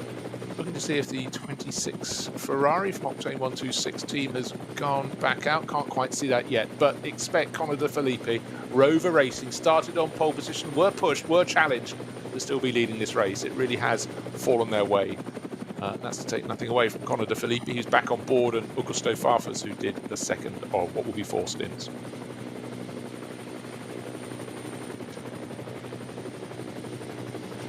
Cup 2 at the moment, that's the Porsche Cup class cars. 19th place overall, car 102 leading the way in that category, and that's a change. It was the K. Kramer racing car leading early on, but it's Tobias Muller who's showing with Paul Karkema, Dutch racer, along with the German. That's Black Falcon. They've had so much success here. That's their team Identicar entry. And that's sitting on a lead by, about fairly comfortable. No, in fact, it's not. Sorry, I beg your pardon. That's second in class. It's 104 leading the way at the moment after that flurry of pit stops. That may well change when you're immediately after a pit stop thing. It's another car from the Black Falcon team, and it's Carlos Rivas who is leading that class. Looking for changes at the top.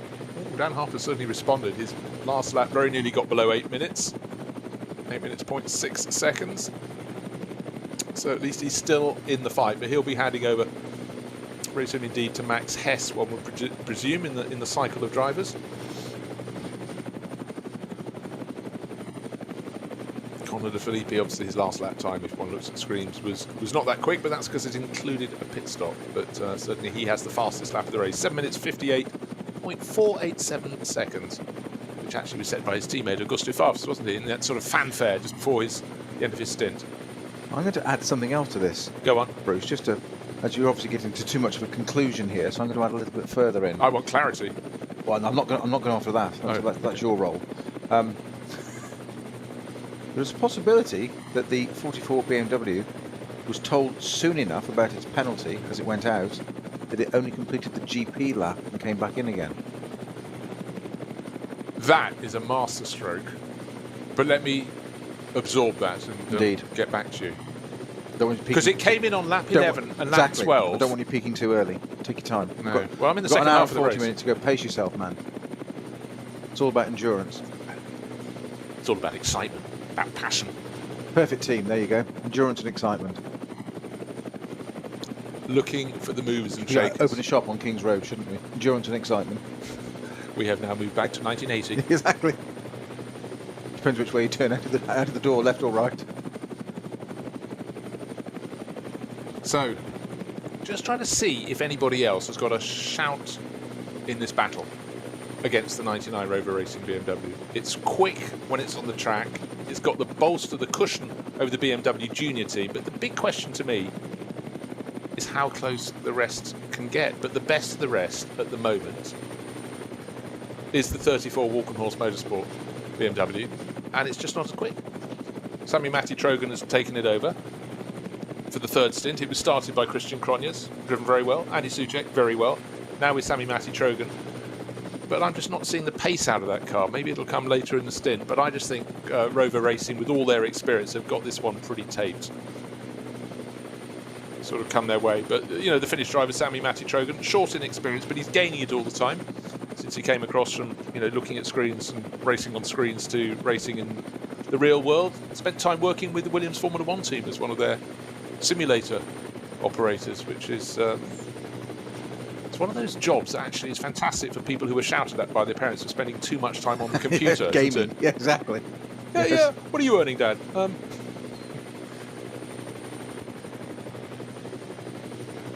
Again, just looking up. Seal of approval from our teenager on the opposite side of the mixing desk here. Obviously proves the gaming philosophy. I was trying to think of a funny reply, but I'll come back to you on that one. No, but I when I said pace yourself, I didn't mean in terms of jokes. That sort of punchy, punchlines at the right time are helpful. Yeah, yeah. Teasing your audience again. Preferably at the end of the joke. So it is better, isn't it? There, I reckon it's the norm. It is. It is. Right. I just want to have a little look and see down the timing sheets how Sam Neary's getting on. He's been sharing with Esteban Muth, and hopefully still is, and Florian Weber, and he's the British GT racer. Richard Neary's son. They've been doing great things over the last couple of years, particularly with their ABBA Racing Mercedes, but he's one of those drivers trying to do that sneaky thing called getting your ring license for Nürburgring Nordschleife, which is, you know, actually, I can't think almost... You think about drivers going out and getting their experience on the banking in the Indianapolis 500, at the Indianapolis Motor Speedway, and they largely go out with very few cars on the track, or even one at all. But here you're doing with 150-something other cars. And when you say Sam Neary doing wonderful things over the last couple of years, I've just checked his age. He is only just 19 now, because I remember being at Snetterton when he ran, as you say, shared with his dad in that GT3 Mercedes, first time out. And I remember Richard standing there in the pit with me and turned to me and had the microphone, and he said, "Is that thing off?" And I said, "It is." And then explained in Anglo-Saxon terms at how impressed he was that his son was quicker than him first time in the car. He said, "Well, cheeky little something, you know, etc., etc." Of, I said he could drive the car, not beat me. So you might want to watch this one then, Richard. I remember talking to Richard Neary during he was at Silverstone. To be fair, he just turned 20 next week. Does he? Yes. Yeah. 12 hours, 24 hours, can't remember, years ago, and he said, I was interviewing him and he said, that's really great, because Sam's on the way to Italy on a school ski trip, he's listening to this in the back of the coach. That's dedication. So anyhow, so just to finish that thought, Walk on Horse Motorsport running Sam Neary, Esteban Muth and Florian Weber in the M2 CS Racing class, which is listed as BMW C2S Racing. I'm just trying to see where that car is in that particular class. Car number 888, yes, 888. Just taking a look for that. But anyhow, wherever it is listed in class, it's useful experience being gained, because you can't race on the ring until you can race on the ring. I think that's the simple expedient there. Right, again with these long laps, just waiting for the cars to come through to the end of the lap. Right, Dan Harper leading the race by 16.5 seconds from Conor De Filippi. Is there a however there?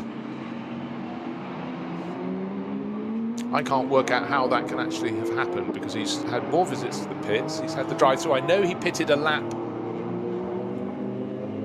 The first pit stop was much longer for Conor De Filippi, the 99 car. It was 23 seconds longer, but of course what you lose by an early pit stop, sorry, you lose by a late pit stop at the end of your first stint, you gain commensurate in your final pit stop with this special sliding scale that we have for the Nürburgring Langstrecken Series. Yellow zone at Schwalbenschwanz, so the end of the lap, or the corner before you get onto the start-finish, not the start-finish straight, the long run through Dottingerhöhe. More problems there. That was where we lost the Grello Racing, Manthey Racing Grello Porsche. Maybe someone else has come a clatter. It's a yellow zone, now it's a slow zone. And Galgenkopf, it's now code 60, so that you can see how just in the space of 2 corners it went from yellow flag to slow zone. And so that has moved. So that will affect everybody coming onto that long run, the long drag back towards the end of the lap, the point on which the circuit on which drivers desperately try and get a toe to make an overtaking maneuver. It's been so difficult, so constricted around the Nordschleife. They really want to stretch their legs when they get onto that long run through Dottingerhöhe, and then frustration.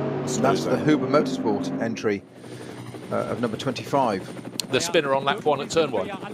Yeah. That's the car that appears to be stopped in the middle of the track at Schwalben. Yeah, it is at Schwalben. Yeah, so just onto the Dottingerhöhe, isn't it? Yeah, so it's just there. Galgenkopf, yeah. So not a great place to be stopped. Right, I'm just going to finish a thought I started. Heaven forbid. Irrespective of the fact that there being the drive-through penalty, we seem to have the BMW Junior Team car in front. But its first pit stop was 23 seconds shorter than the pit stop served by the car that started on pole, the 99 Rover Racing car. If they come in, again, separated by a lap, which around here at the moment without stoppages is 8 minutes, the difference, if they come in, he could be handing back those 23 seconds. That's almost precisely how it works out on the sliding scale that I have in front of me. So it's something one always have to consider, but we have also considered the fact there have been 2 extra visits to the pits for the BMW Junior Team car. So it's really, but it's still listed on the timing screen as only being in the pits twice. Yet we've changed, of course, from, I think Dan Harper owes us a pit stop. That's the point at the moment. I think he has. Yeah. Could you just double check there on your magic screen of screens? Which ones I choose from? Pick a screen. Best of 3. Okay. Rock, paper, scissors? Yeah, that's it. Okay, done. Because still waiting to drive that car is Max Hess. Dan hasn't done a double stint, so it's, I don't quite get this. Okay, with 3 drivers, you could say you're doing stint 2 and stint 3, and Max will do the final stint, but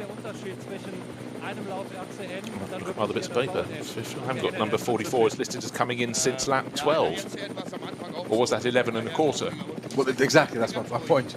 So I think it's going to have to be this time around for Dan Harper, but he's listed to go. He's going to, if he comes in next time, he'll have done 6, 7. Well, we'll have to see. But he owes us a pit stop. Is the long and short of it. Conor De Filippi is sitting pretty. He's 16.5 seconds down. But as soon as BMW Junior Team car comes into the pits, then that will all change. Sami Matti Trogan should have been able to claw all of that back. But, it's looking very good for BMW, the top 3 positions. And how long was it in the pits for? Because under the regulations, it's non-compliance.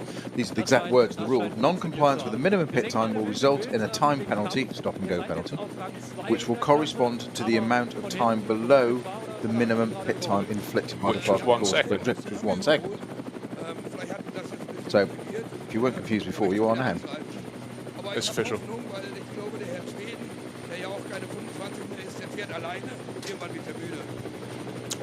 Who is fastest on track at the moment? That could be a point as well. So, the person I'm looking at the moment is Julian Adenauer. He's 4th place.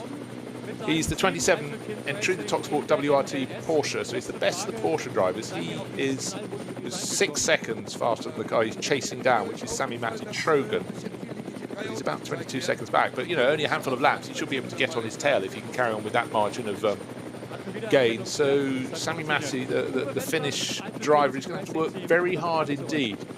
I want to see his next lap. His last lap was not good. It was 8 minutes 16 seconds, so he's losing 10 seconds to 2 cars in front of him and 6 seconds to the one behind. So this could be critical time for the Finn.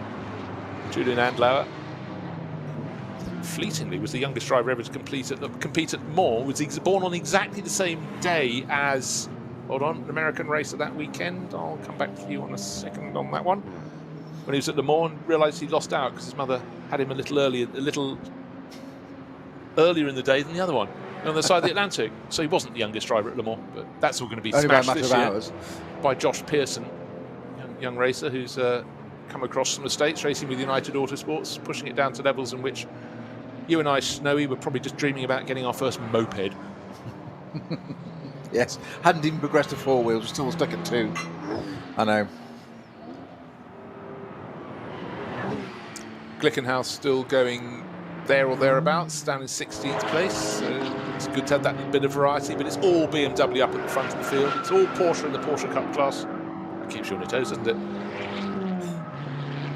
And I'm just looking to see what is happening in the world of Audi. Kuba Gimaziak appears to be in the best place of those. Number 16 in 6th place overall. Yeah, that's all good for him. He's showing with Michele Beretta.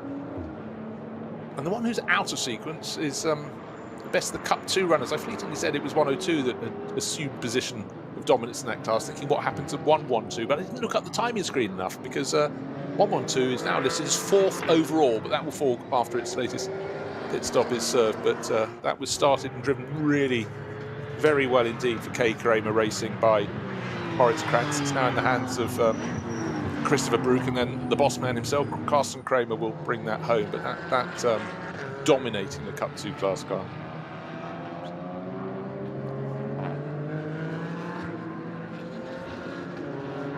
.104 also going well in that class as well. That's 3rd in the Porsche Cup class. That's Kaya at the wheel at the moment.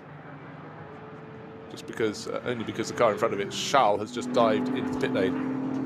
Which of the Charles is in 120? That would be was Constantin Charles, but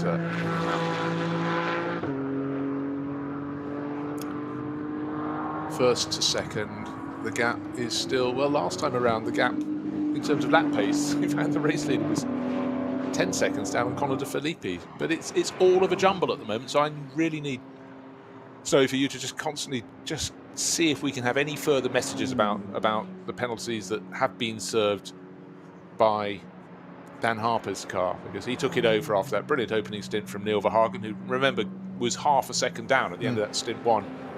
He was off the tail of the 99 BMW from Rover Racing. Then came not 1 but 2 visits to the pits, and yet the car is still listed out in front by 21 seconds. Now what gets me here, it's almost at those times, I don't know how you could rescind any of that, but the gap between them in terms of pit stop minimum time in the pits is 23 seconds so far in terms of if they were straightforward pit stops, but we saw 2 further visits to the pits from Dan Harper in the 44 BMW Junior Team car. Something doesn't add up, does it? Something is not adding up. It's almost like the penalty's been taken away. But yeah, it's if he had a time penalty that was then rescinded, that's fine. But if you've had to come into the pits to serve a penalty, that can't actually put you back in the lead of the race, unless they've taken the time that he came into the pits. They've decided that the appeal was served, an appeal was proved, and they've just said, okay, you're behind on the track, but we'll give you the time that you had in the pits. I just don't get it. I don't understand the timing screens. I need to see them come across the start-finish line with my eyes to just gauge where they are respectively. They're listed at 21 seconds apart, with Harper's car, the 44 BMW Junior Team car, leading the race from the 99 car and Rover Racing. It's BMW ahead of BMW, but there is confusion. So we've got to get to the foot of what is happening. They're both listed as having been in the pits twice. That's absolutely correct for Conor De Filippe's 99 car, but I've seen the Harper car come in three times, and we think it's come in 4 times. It's had two. Well, has it had its third pit stop? Well, we've got a longer wait for that because its second official pit stop. Yeah, exactly. Second official pit stop, because the 44 car is currently just approaching Annenberg, so it's got the bulk of the lap to go. Yeah. Not even about a third of the way around the lap. So we need to see that come across the line and sort of reset this screen for us, which is always one of the vagaries of the Nürburgring, because we're used to having cars come in by roughly, I would say, 1.5 minutes is sort of a standard sort of lap length for average for ease, but it resets very quickly. We don't get the opportunity here because it's we're talking 8-minute laps. So it's a little while for that to go around, but it's steadily making its way around. So the car that's so 99 is, where's that on track at the moment in relation to the 44, as in terms of physical distance on track.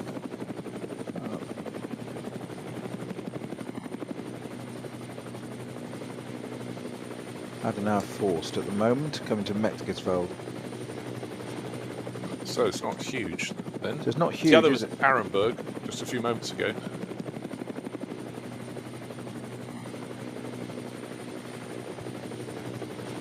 Lap times are all over the place. The last lap for Conor De Filippi, his lap time, I know the slow zones dropped around the circuit, but he was suddenly 14 seconds down on his previous lap. That just shows how complicated it is to chart this race, and track position clearly, if you have a little circuit spotter, is very, very advantageous to be able to observe. You can be sure they're all very busy. And just to give you a sign of how much slower that lap was for Conor De Filippi, that car's best lap set by his teammate was 22 seconds faster than he managed last time around, with no really clear, obvious problem on the circuit other than a yellow flag around a couple of points, I think it was, around the circuit, but of course they have to observe all those.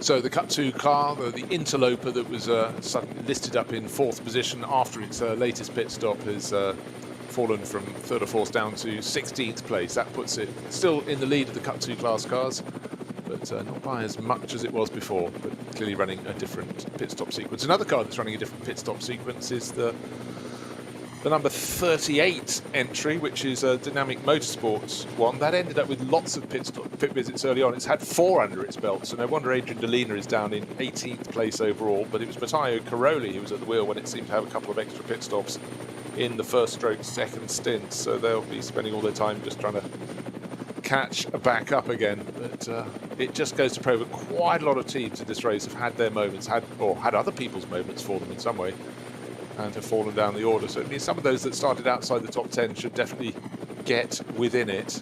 One car that's doing a very good job of doing that at the moment is Manuel Metzger in the number 12 Team Bilstein liveried out racing team Mercedes, who's in 7th place. Has he just gained a place? I think he might have. Let's see, is he close to Kuba Gimnaziak? I think he might have just picked off Kuba Gimnaziak, who's out in one of the Audis. And yeah, I think that's the Team Phoenix car, the Shearer Sport Team Phoenix entry that he's showing with Michele Beretta. So I think Metzger has gained the position. So there's a place gain. That's the top Mercedes in the race, only just getting into the top 6. So it hasn't been a great day for Audi, hasn't been a great day for Mercedes. It's been a busy day for the course vehicles, another one out on track as Metzger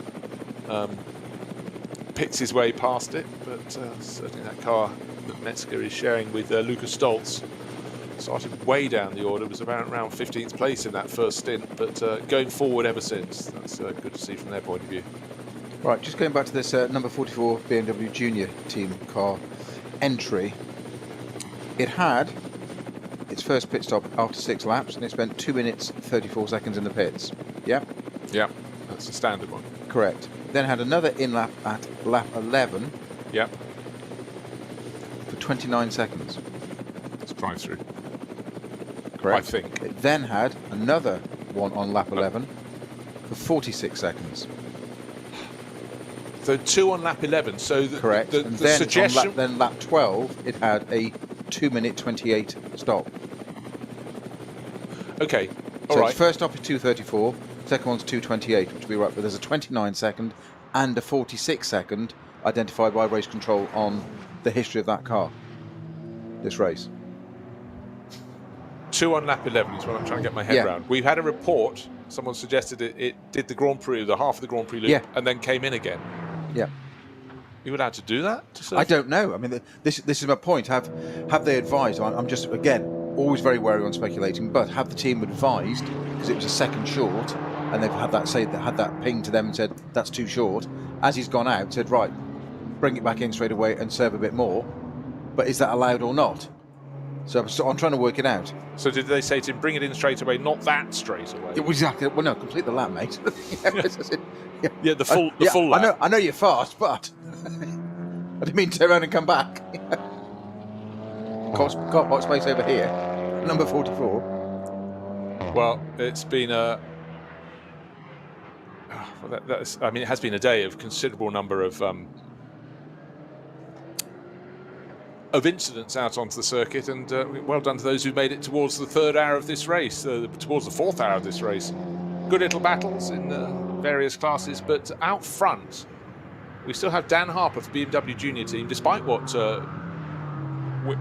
appears to have happened, and Snowy has just been through with its extra visits to the pits, still listed as being 21 seconds to good over Connor De Filippi. 18 laps on the board, and it hasn't come into the pits again, so continuing on its way. Did they decide to just do all that refueling and everything that's required ahead of on Dan's second visit to the pitch, which was the car's 3rd pit stop? I think we're beginning to think that might be the case. 20 seconds. Almost as if they've out-clevered themselves. I tried that once. And yes, I mean, okay. The NLS has fantastic racing on a brilliant circuit. It can get complicated, but I think this one is taking the biscuit in terms of different permutations of the way you can go about things. But, you know, for a team that doesn't have the experience of this circuit and of this championship and the championship rules, I think someone could have made a stumble. But the BMW Junior Team, I think, is fully conversant with the rules, and they may have just been very, very clever indeed. They might have read the small print on page 408, which said that if you had a time penalty, you could just do a little loop and come through. But anyhow, it's one of those things we almost need to hear from the drivers to just establish what has happened there. But anyhow, lights are flashing. Dan Harper is charging past a TCR class VW Golf, does it very well, and importantly to do so because it was just before the Sabine Schmitz curve. So sitting on a lead of 19.2 seconds over Connor De Filippi. But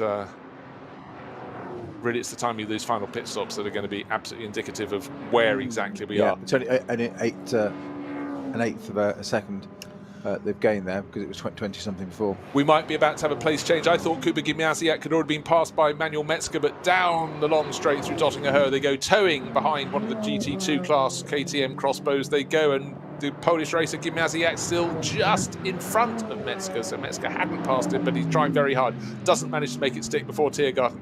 It's maybe going to try and get a tidy exit of the final corner of the lap and then take an attack when they go down past the pits towards turn 1. But a great little battle over what position? Over 6th position. Yeah, running down the pit wall, dive to the left. KTM does. Look at Mercedes, should dive down by the pit wall. Try and get down the inside. Is he going to have a look down the inside? No, he's going the other way, going around the outside. There's too much traffic there. There's no room for that. He's going to try and squeeze his way through. Long way round. In front, the KTM is going to be in the way. Always going to run out of road there. Never get that one back. He's come back across. He's still tucking in. That KTM is thwarting his chance to get past the Porsche there. But as he's done, no, it's for the Audi. My apologies. Now they've got past the KTM, so they're clear of that. He's nearly got the inside then, thought better of it. Certainly got his nose alongside there, Bruce, and thought, oh no, I think pulled on back. That's not going to work out. The Audi just running a couple of wheels onto the grass there. On the loop, back round now, the end of the GP circuit, this half GP circuit we've mentioned. Lots and lots of traffic in front. Well, the 250 BMW, that's one that's sponsored one side but not the other, just trying to keep out of the way. Kept the clean side of the car out of the way for that one. To need to put some decals on that. Yeah, that really was a case of Manuel Metzger trying to remember what word went with discretion. Valor. No, keep the valor in check. Discretion was the important thing. So good little scrap over 6th position overall. And just when I thought that was going to come to an end, there's a Seat that's just slowed the Audi up a little bit. That's put the Mercedes right in position with it. If I could throw something else into this battle, the Aston Martin should be coming into the background of the shot very shortly indeed. It was a lap faster last time around than they were by Marco Sorensen. He gained 4, 5, 6 seconds off them. But of course, as they fight, this is his opportunity. But he's how far back? Just under 5 seconds back. Yeah, he should be able to close in this lap or the next. But we're getting towards the point at which the third of the stints, the 4 standard stints in this race, nothing standard in this race, will be coming towards a conclusion. But certainly, another slow zone is thrown just in front of them. Now, we just saw a replay there, but that was, well, it was showing, I believe that was showing the BMW, which might be alluding to what we're saying about the safety there. Code 60. Car shooting past a car under the code 60, then pulling up. Well, I'm just trying to work out which one it was. I think it was one of the BMWs. One of the GT3 BMWs in the SP9 Correct, yes, class. sorry, yes. Okay, we're being shown, I think it's car number 36, which is from the Walkenhorst stable, which is Henry Walkenhorst, Friedrich von Bohlen and Jörg Breuer. Henry Walkenhorst started that up. So, and that is running in the Pro-Am class. No, it's the AM class of SP9, so running sort of fairly much on its own. Dan Harper still listed as leading by 19.2 seconds from Conor De Filippi. It's BMW from BMW, and BMW in third place with Sami Matti Trogan on board.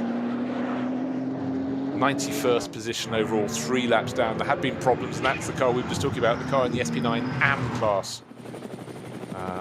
Of course, when things don't go your way, 91st in any meeting is not something you aspire to, but it's only just outside the top half of this field and emphasises the size of the field in the Nürburgring Langstrecken Series. We're very much still all racing with an hour and a quarter to go.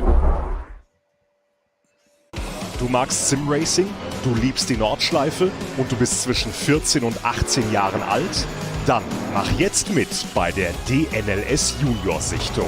Der Sieger startet zusammen mit Mercedes-AMG-Fahrer Adam Christodoulou in der digitalen Nürburgring Langstrecken-Serie 2022 und 2023. In der Nürburgring E-Sports Bar kannst du dich jetzt parallel zu jedem NLS-Lauf von 13 bis 18 Uhr beim Shootout qualifizieren.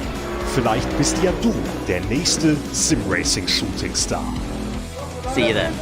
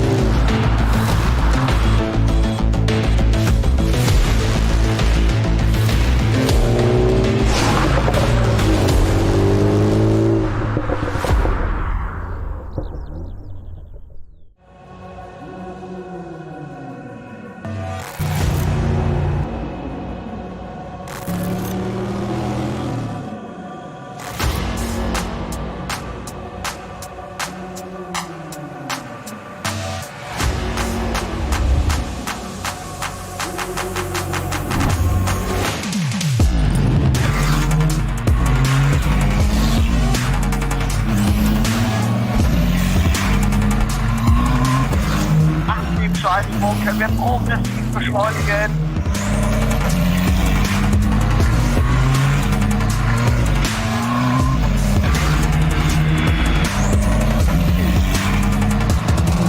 Schön gefühlvoll und eingelenkt.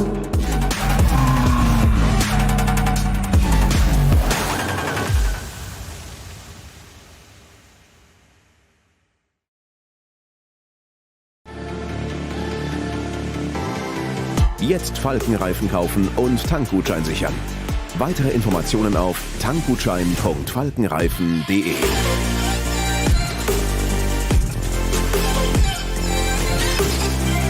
Falkenreifen.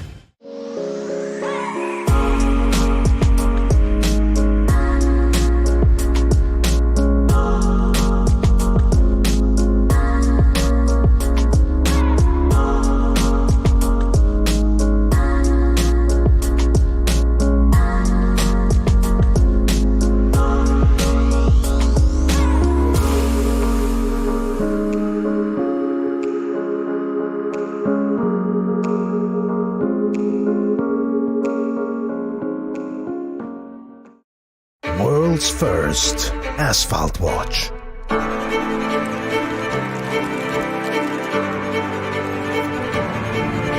Die ersten Zifferblätter aus echtem Rennstreckenasphalt. Auf dem Asphalt wurden Legenden geboren und magische Momente erlebt. Coblor. Direkt neben einer der legendärsten Rennstrecken der Welt baut die Hubert Haupt Immobilienholding einen neuen Premium-Gewerbestandort für anspruchsvolle Motorsport- und Automotive-Unternehmen.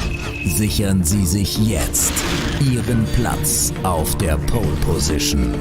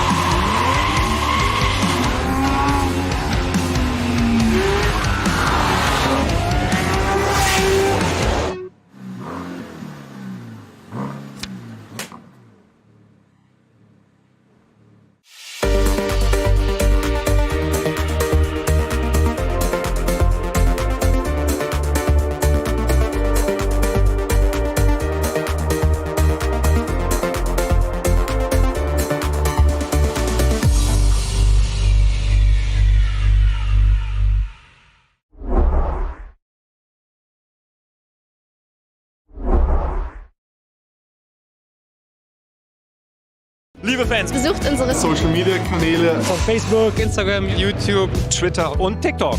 Willkommen zu NLS.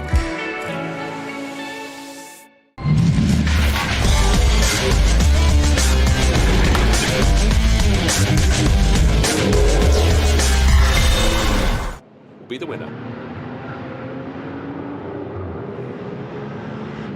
It does seem strange to have days when you really aren't talking about some of the cars that frequently feature at the front end of the field, and the number 8 Mercedes with a lineup that is solid gold. Adam Christodoulou, Maxi Götz and Mauro Engel.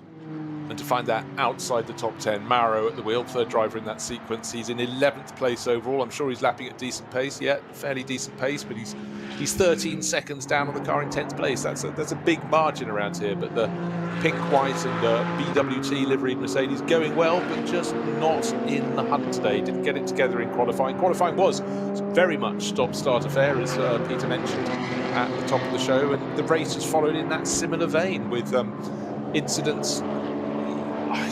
I think for a lot of drivers, they seldom get 2 laps of their stint in consecutive order in which they have no slow zones, no yellow flags. It's been an extraordinary day, yet in dry conditions. Dry, simple, perfect conditions for them.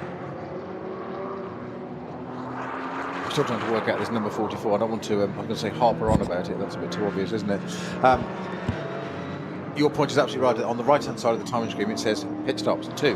That's what we rely on. But the same information is contradicting, because it definitely says the number 44 car analysis, if you look at that particular announce of that car, has pitted 3 times. It's extraordinary business. Verhagen 6 laps, Harper 5 laps, and then back in again for 7 odd seconds and out again. And now this is its 4th run of 7 laps. On 7 laps now.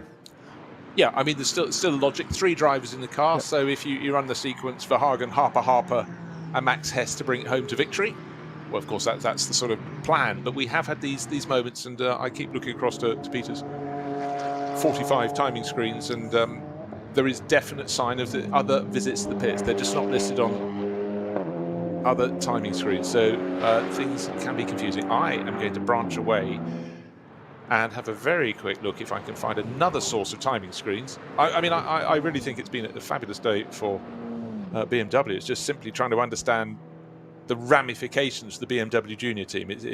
I've not known a race like this for being so perplexing. There's definitely on this 44 car. There's Neil Verhagen started the race and did 6 laps. Came to the pits, 47-second pit stop. It's fine. Harper then does 5 laps, 43-second pit stop. Yep. Mm-hmm. Comes in, starts lap 7, comes in lap 11.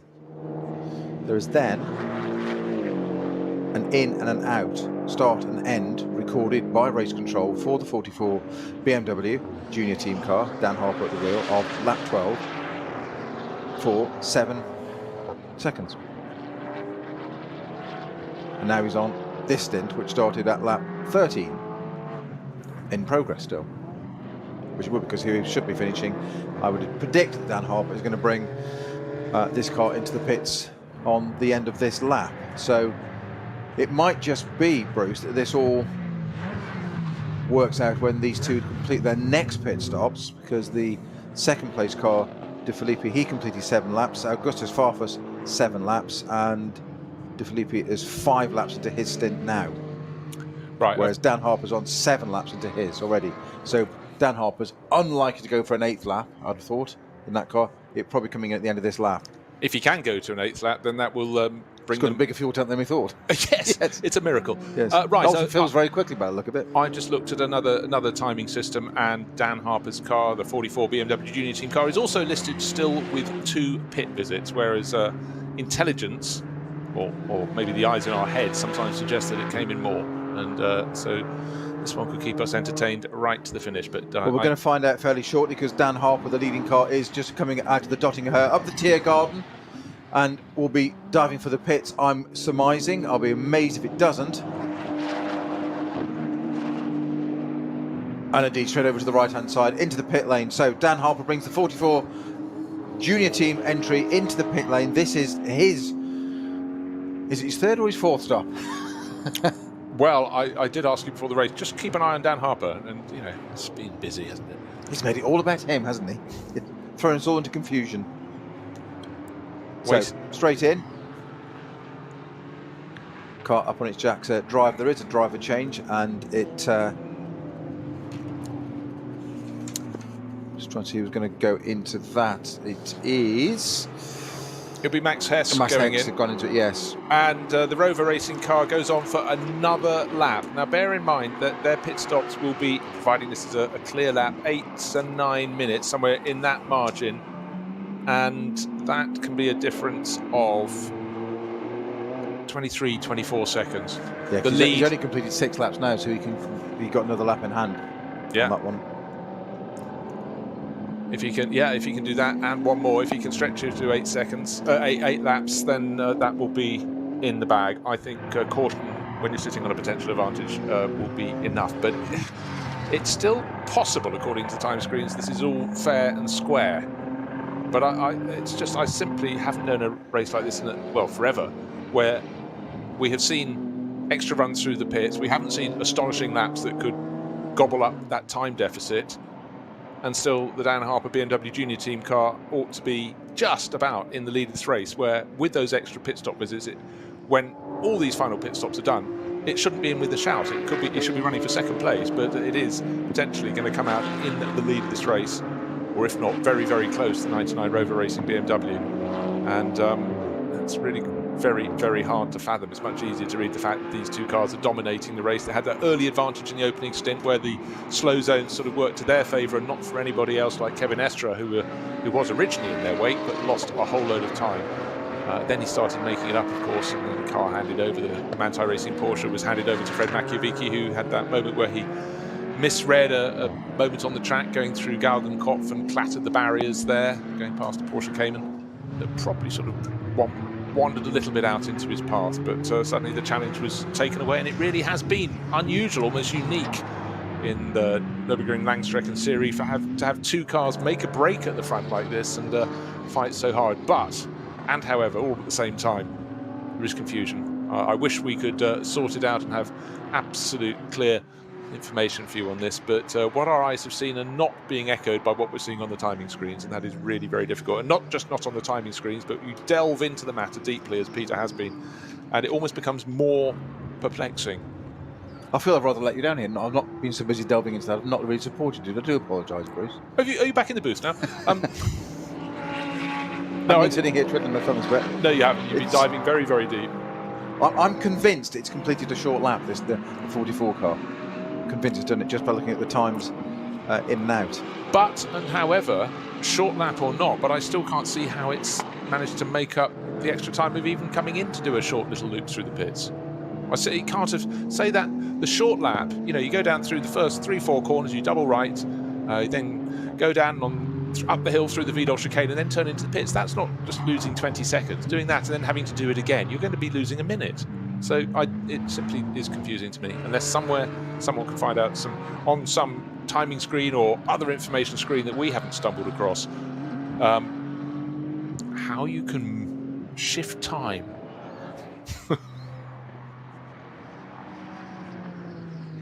So very, very difficult indeed. But it's been a great day, confusing but great. Been some fabulous racing, but I think really I just want to applaud Rover Racing. Two cars running in at the moment second and fourth places. The 98 car has really progressed well. It was outside the top 10 at the start and picked its way little by little by little towards the front end of the field. And I reckon, how far? Yes, it's catching, and it's Sami Matti Trogan right in their line of sight. So maybe the 34 Walkenhorst Motorsport car won't complete the top three, and it will be two Rover Racing BMWs, but another slow zone just to throw out in front of the drivers.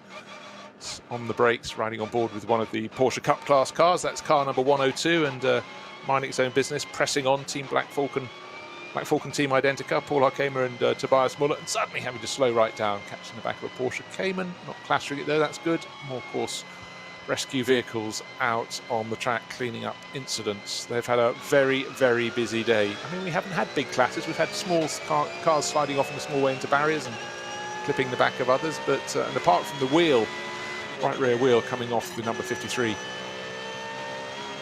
KTM Crossbow GT2 that shone so well in the early stages of the race, most things have been pretty standard. And they did well to remove that wheel from the run, the blast down through Dottinger-Hör. Got it off the track, certainly a big shot from Ad Sillyhaug, and as the drivers get out of one zone, course vehicle doing what so many of them do so well. They park slightly diagonally at the side of the track with the nose in towards the track to give cover, to guide the drivers over to, say, the right-hand side of the circuit or whichever side they want them to go, because there's a flatbed truck and other course vehicles up ahead. And that was the case there. And I'm full of admiration for the officials.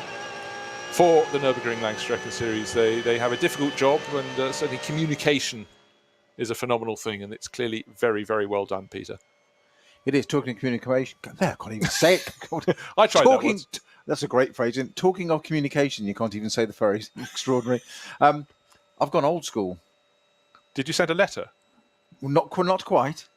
I had to get the quill out, though. No, I've sent a message to Dan Harper directly and said, can you just clarify for us? He may or may not get it, and we can't blame. If he doesn't, there are more important things happening in his world than then informing the commentators as to what he did on his. But let's ask the man direct. I'm sure he will. He's always been very good at communicating, and I'm sure I might find out until later. And if he does, then we'll do a little extra podcast on it, shall we? If you don't know the answer by the end of the race. But like you, I'm intrigued as one of the else. I'm not suggesting anything wrong. Highly unlikely to do anything wrong. You say the experience, collective experience in that BMW Junior team, highly unlikely to do anything wrong. I'm just intrigued as to why we've got conflicting information. Yes, and I don't mind the outcome. Just want to have clarity. That's all. No, exactly. And I think honestly, if there had been any transgression of the rules by doing the short, the penalty would have been served by now. That's been a good hour ago. Yeah. So because we've got 20 laps on the board, and that was around the laps 11 and 12 potentially. So we'd know that by now. So I think it could be. Well, I did enough maths to try and work out how to add numbers together, and they're still not coming up for me. But I think what we have to focus on towards the end of this race, as we are now in the fourth and final hour, is BMW all the way. First, second, third and fourth. I mean, that truly is phenomenal. They had 4 cars in the top 6 in qualifying, but with their lead rivals having a little bit of problem, but even without their rivals having the problem, it appears as though it was going to be BMW's day. But the question to me is just the order in which they will finish this race. Conor De Filippi will be coming in very soon to hand over to Augusto Farfus, who will take the 99 Rover Racing BMW through to the end of the race. But will that be to win? Or second place? Will teammate Sheldon van der Linde's car, 98, get ahead of Sami Matitrogan's car? They're due a pit stop soon, so they'd be their teammates taking them on. But it could be 98 makes it 2 Rover Motorsport BMWs in the lead of the race, and that would be very impressive for them. As it stands at the moment, it does look very impressive, doesn't it? With on the proper debut of this car, really, this weekend. 4 of them, 3 different teams. Well, it's not so much the debut, because we did see a race before. They developed it through last year. They hit it running. The real debut is actually the ones in the GT4 class, the concept GT4 concept. Yeah, the GT4 concept they've called it, and one's been going well. The other's had a little bit of trouble in class, but it's the M4 GT3 has been sort of a bit of a slow burn. It arrived, and we saw it last year in these races where it would go out in these sort of almost pre-production runs, and it would run for about 1 hour, or hour 1 and hour 4 of a 4-hour race, and then be parked. And then when they gave it sort of its full reign to go racing, it still wasn't quite at the sweet spot, but they've absolutely whacked it this weekend.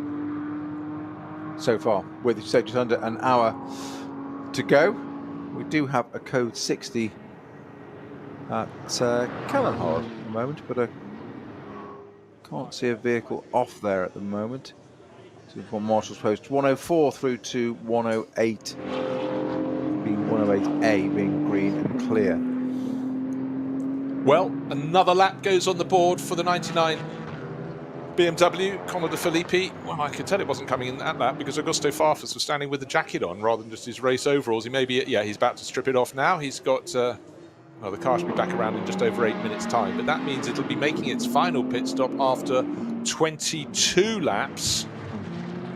Surely, well, Max Hess has actually now taken over. The BMW Junior Team car has just listed as its 3rd visit to the pits, but we reckon there's still 5. How can we be out by 2 pit stops? Well, we've already been over that. We'll get to it again at the end. So it's interesting, isn't it? It'll be 22. It'll be a 3-lap difference in their final pit stop time. Now, I did notice that the sliding scale we have for that final pit stop only can start 69 minutes before the end of this race. But well within that now, but the 44, the junior team car, when it came in and Dan Harper handed to Max Hess, that was more than 69 minutes before the end of the race. So I don't know what their minimum pit stop time was. Maybe there wasn't one. But as it is, maybe they go for a standard minimum pit stop time. I know this is confusing round after round, but when this BMW, the race-leading 99, comes in on the curves around the outside of a very standard-looking 325i. What have we got left on the clock? We've got 60.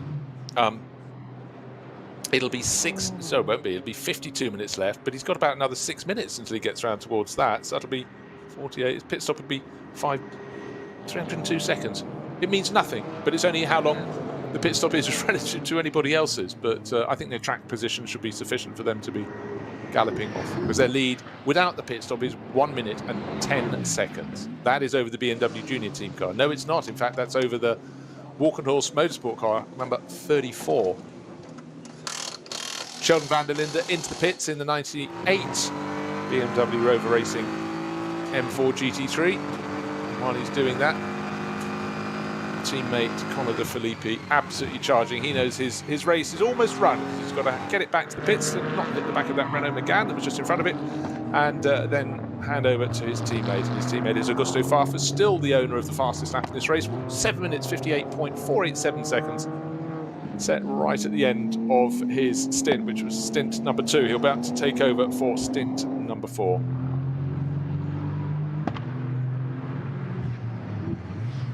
Lights flashing, and even at this point in the race, Snowy, you can see that not a second should be lost by absolutely not. Conor De Filippi going through the Grand Prix loop. It's the time not to become complacent with just an hour to go and think it's all done. It's quite the opposite. If anything, concentrate even more right now. We saw how easy it happened to Grello, didn't we, from what the onboard footage we saw, and it's a fairly innocuous accident in reality for both drivers involved. And I really couldn't proportion.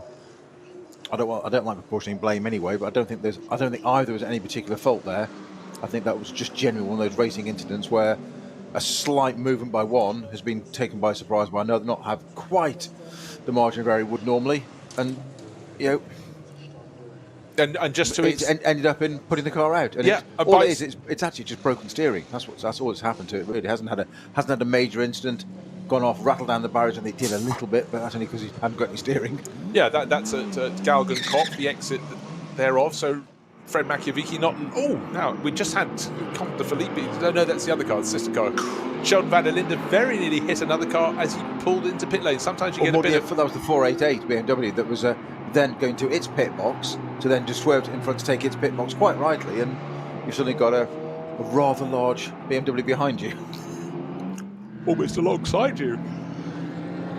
Well, that was very, you can, I know it's often difficult, it's a very long pit lane here, but for the 98 crew, that was a little bit of a moment. I know they're pressing on to gain every nanosecond they can in their battle to try and get up into third place overall, but that was a little bit tighter than they'd have liked.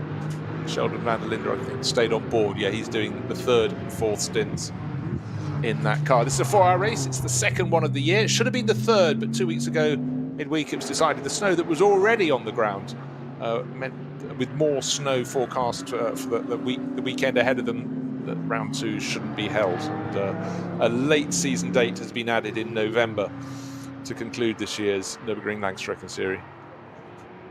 But I think this one is going to go down in the history books as one that was confusing from the start of the second hour through to the end of the race. Still trying to get atop all of the incidents. Well, not really the incidents, it's just explanation as to how BMW Junior Team car is still in the mix.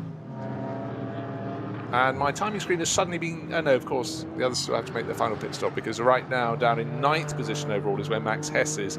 But a lot of his rival teams ahead of him need to come in and make their pit stops, but it really is, can that car still get on the podium, or will it somehow have got victory back in this race? But I don't think it can, because their final pit stop was some laps ahead of the one that still hasn't been served by the 99 BMW crew from Rover Racing.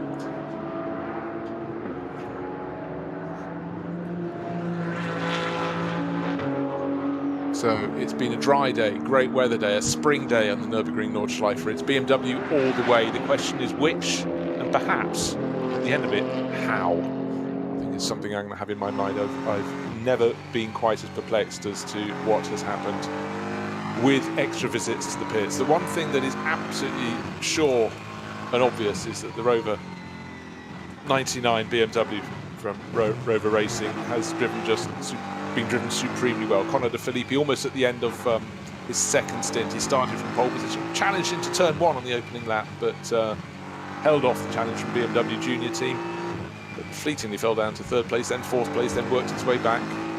Neil Verhagen at the wheel, was chased by his American compatriot Verhagen, but he brought that first stint to a conclusion just in front by about half a second. And then great stint in number 2 from Augusto Farfus, then back to Conor De Filippi. He's about half a lap away from heading back into the pit lane. He'll have 22 laps on the board. in this 4-hour race, and the final 50 minutes or so should be handled by his teammate Augusto Farfus, and really haven't put a wheel wrong, but around the next corner after the one they're going through, at any moment the drivers of these front-running cars know there could be a slower car that just hasn't quite predicted where they are and might just correct one way or just wander into their path, and we saw that coming up to bite. Fred Machiavicchi driving the car in which he won the opening round with his teammate Kevin Estre and Lawrence Van Toor, and ended up in the barriers. Lawrence didn't even get to drive the car, so this track can still bite at the best of times, even in decent weather conditions, not just tricky when it's wet, Peter.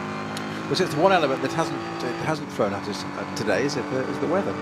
It stayed nice and constant, not terribly warm, 14, 15 degrees, not too bad. Good for the engines, good for the aspiration, as it were, and not too bad for the perspiration of the drivers. It's not too warm inside those cars, but it's always a layer that can. It's always there, sort of, isn't it? Sort of that axe not far from your neck kind of thing, of looking over your shoulder, what's the weather going to do, looking up at the skies. So we've seen extraordinary things. Who would believe that 4 weeks ago, when we opened this series, we had a day probably better than this in terms of sunshine, and then 2 weeks later they have to postpone it, as you've just said, that round now, 5th of November, for snow. And as you said, they took the decision really early on the Wednesday to say it's going to happen. It's forecast. It was, and I was watching the webcams and stuff. Two diving into the pits there, nearly taking one of them out on the way in. I think it was a lastminute.com pit stop for whichever the.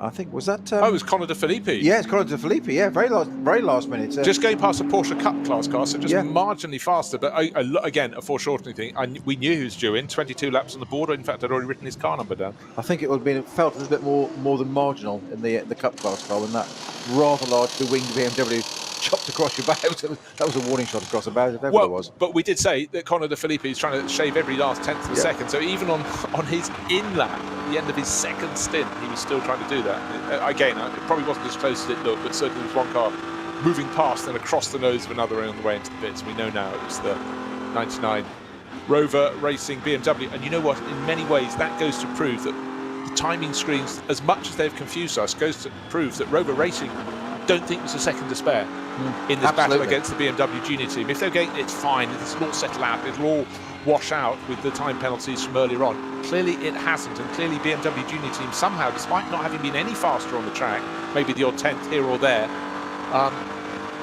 really clearly are right in the mix. And where is the BMW Junior team M4 GT3? The 99 car is in the pit lane. Augusto Farfus is on board. Don't forget, they can't hurry these things, but because it's stopping so late in the race, its pit stop will be a relatively short one. And down through the Dottinger Hoa, up when the track starts to incline towards the kink, comes Max Hess, coming towards the final chicane. The 99 BMW is still in the air, just waiting for it to go down onto the track. It's down on the track at the front, now at the back, waiting to be flagged away. It can't go. It's not just because the pit stop isn't finished, it's only finished when the signal goes to the man with the lollipop, who's going to lift it up and say, right, do this, and you get to pit exit in the given time. Into the final sequence of corners comes Max Hess. He's done the right, he's done the left, he's accelerating hard down the start-finish straight. Augusto Farfus still at a standstill, can't go. This is a fight for victory, and he's still not moving. Max Hess is coming past. BMW Junior team have taken the lead of the race going into this final stint, or more to the point, they've maintained it. It's going to be about a 10-second advantage. So the BMW Junior team, they're going to have to explain how they've done this, but it's been remarkable. And certainly for Dan Harper with that double stint in the middle, Peter, and now Max Hess pushing really hard in his third, fourth lap since the pit stops. That has been a phenomenal run, but I really want to know what Conor De Filippi's got to say. Hi, Brett, and galling for Farfus going out to the pit lane, just watching that similar car just go past, and you're still sat there on the pit limiter just watching it, just pulling away, thinking, how much ground is it getting? You just want to let go of that pit limiter and floor it, and you can't because of the rules. Well, he'd been getting a signal from the pit crew saying, you've got to stay, you've got to wait, we can't get you off. I don't think he even saw Max Hess going through turn one, because he can't see the car coming down the start-finish straight. He's sitting in his car behind the pit wall. When he exits, his line of sight is down to the first turn, and I reckon the advantage is so much. I reckon it is about 10 seconds, and I think that is enough for him not even to have seen Max Hess. All he can do now is get his head down and chase. He has the fastest lap of the race to his name, Augusto Farfus does. He's got to see if he can go faster than that every lap. Which is coming up behind very shortly, the Marco Sorensen driven TF Sport Aston Martin will be up behind that in a minute, going onto the Nordschleife element of this track. Christian Krone's back at the wheel of the 34 BMW. Okay, I just want to throw something in. It's not going to affect the outright victors in this race, but Marco Sorensen I expected to come in this time around. He's got 22 laps on the board, not listed as coming in. You've seen him going onto the Nordschleife, so he is pushing deep into the reserves of the Aston Martin crew. Has Tom Ferrier pulled off a masterstroke? Because, of course, if he's stopping another 8 minutes or so after the 99 BMW came in, that would equate to him finding, I know I can look at his sliding scale, well, 21 seconds or so. Sorry, yes. Sorensen started this car and did 7 laps. Pittard then did 8, so the car is capable of it, and Sorensen has just done 7 already. So I suspect Sorensen will be in at the end of this lap. Yeah, well, Maxime Martin probably wants a bit of a go, so we will see. But that is interesting, because there were only 3 cars that did the front runners that did a 7-lap opening stint. That was the 99 BMW, the 911 Porsche, and the 21 Aston Martin from TS Sport. Oh, I do like the sign on the back of the Dacia. Dacia versus Goliath. I've no idea what it means, but I like it.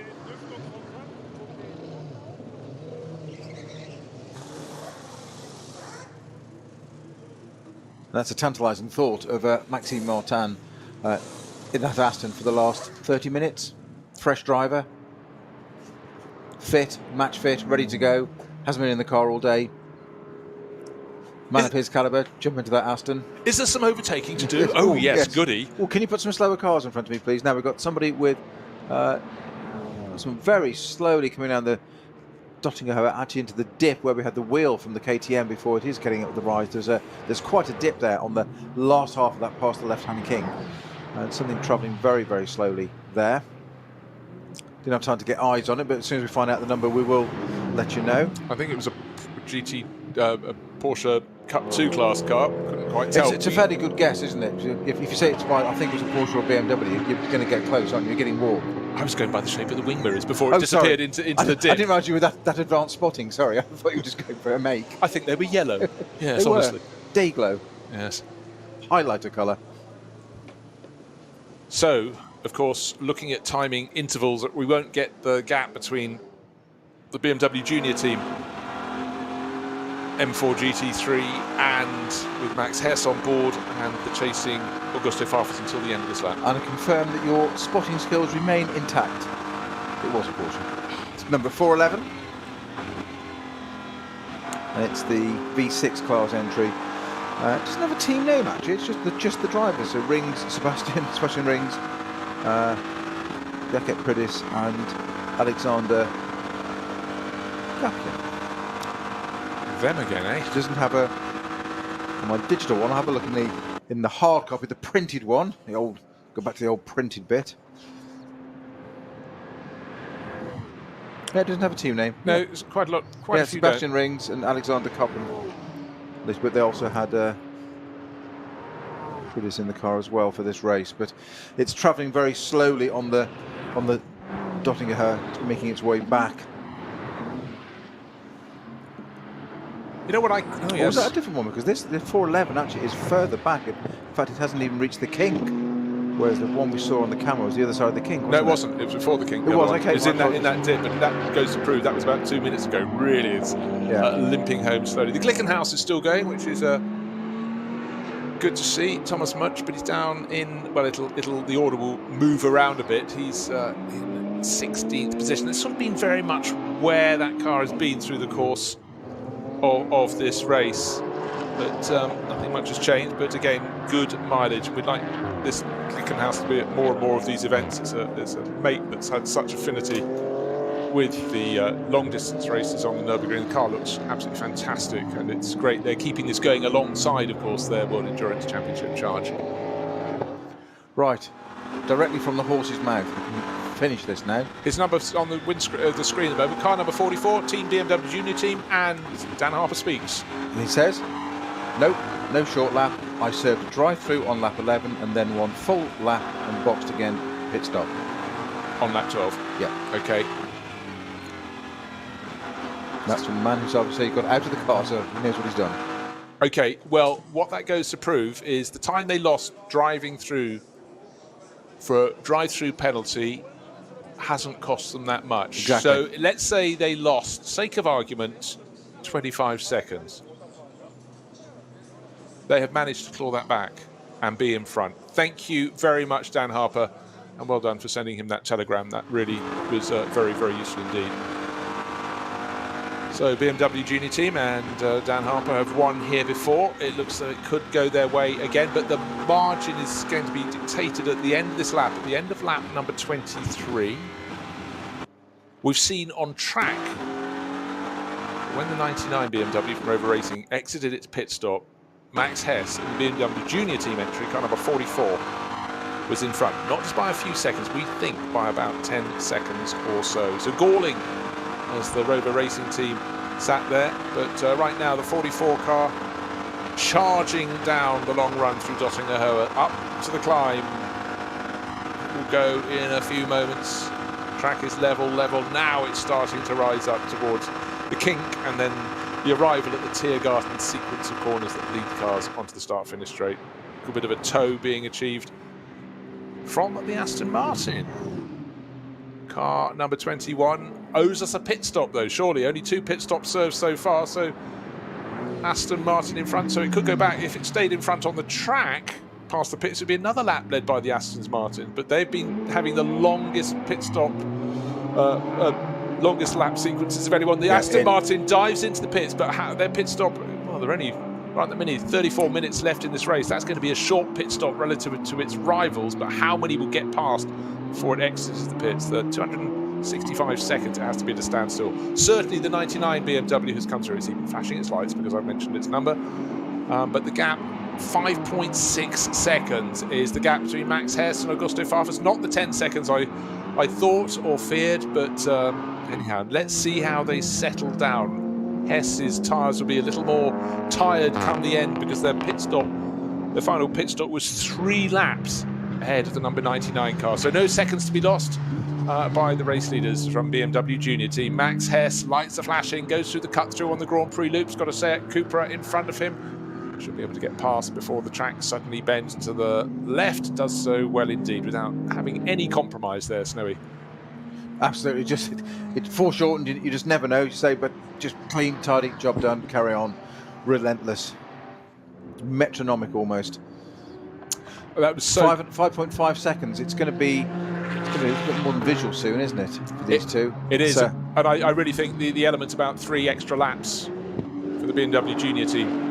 I think Mr. Farfus has the bit between his teeth. You think so? He still has the fastest lap of the race to his name. So this is a real tester for Max Hess. Dan Harper did the heavy lifting in that car. Neil Verhagen did the brilliant opening stint where he was only half a second behind when they came to the pit stops. Half a second behind that number 99 crew, one of the Felipe who started from pole and he pushed so hard. But for Max Hess, here's a big one. He's won here before. He won twice last year with the same teammates. But for the German, obviously he's the only German in that works lineup. Very, very keen to see what he can do on home ground, see if he can put another win down. But again, so young, he's only 20 years old at the moment, 21 later this year. From Vernau, his greatest result so far was winning the ADAC TCR Championship 3 years ago, but he also won a class of the class he was competing in the Nürburgring 24 the following year. But it's, for young drivers, they can chop and change, but I think the BMW Junior Team, with all those decades of experience, have kept this trio together for a 3rd year, and I really think it's reaping dividends for them. They've kept them together for a reason, haven't they? It clearly works. I don't know how much longer they can keep calling them the Junior Team.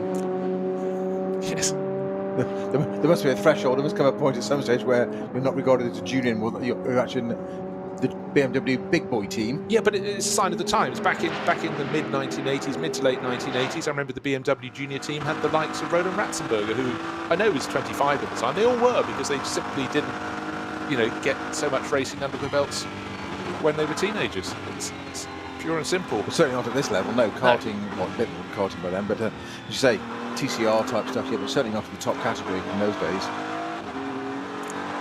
Max Hess is really pushing, and he's coming to a slow zone as we say that, and he's making sure he's got an overtaking manoeuvre done beforehand. Yellow flags.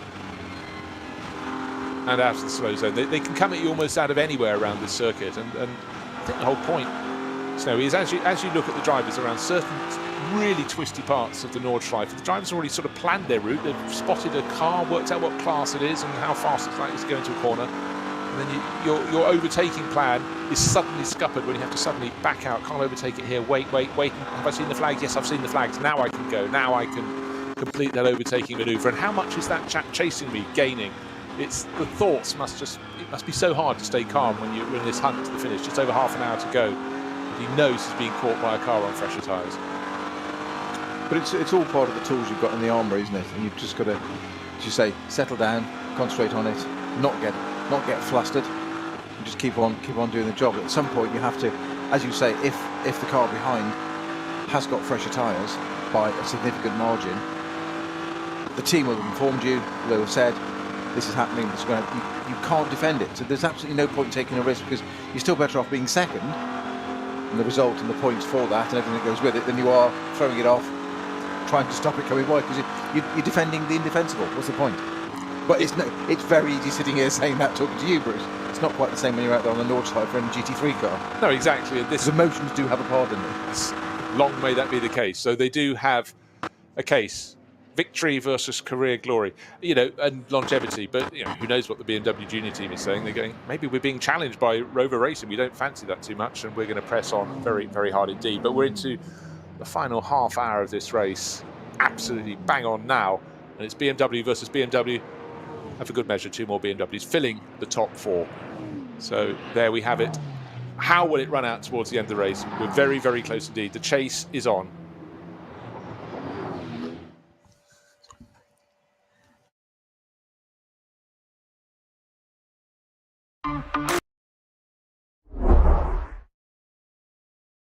Du magst Simracing, du liebst die Nordschleife und du bist zwischen 14 und 18 Jahren alt? Dann mach jetzt mit bei der DNLS Junior-Sichtung. Der Sieger startet zusammen mit Mercedes-AMG-Fahrer Adam Christodoulou in der digitalen Nürburgring Langstrecken-Serie 2022 und 2023. In der Nürburgring eSports Bar kannst du dich jetzt parallel zu jedem NLS-Lauf von 13 bis 18 Uhr beim Shootout qualifizieren. Vielleicht bist ja du der nächste Sim-Racing-Shooting-Star. See you then.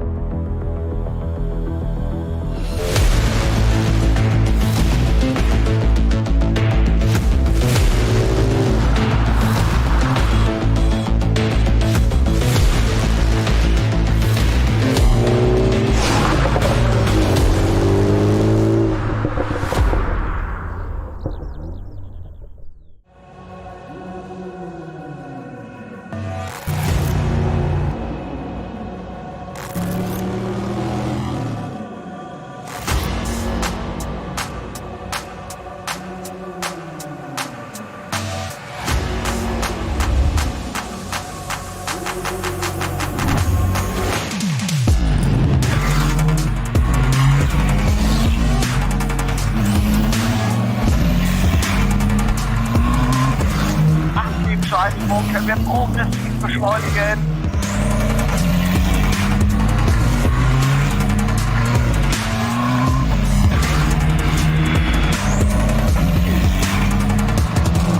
Schön gefühlvoll, wird eingelenkt.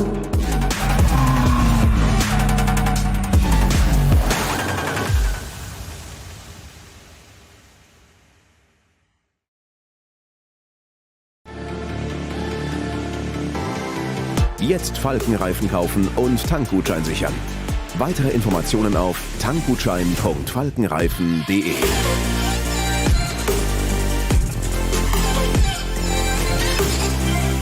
Faltenreifen.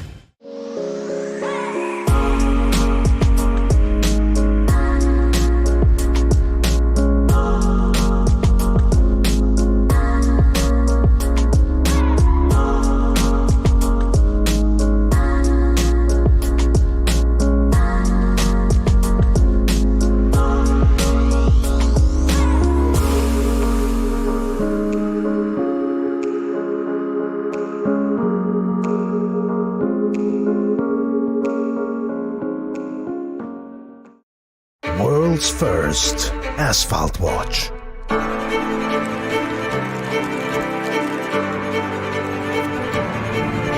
Die ersten Zifferblätter aus echtem Rennstreckenasphalt. Auf dem Asphalt wurden Legenden geboren und magische Momente erlebt. Coblor.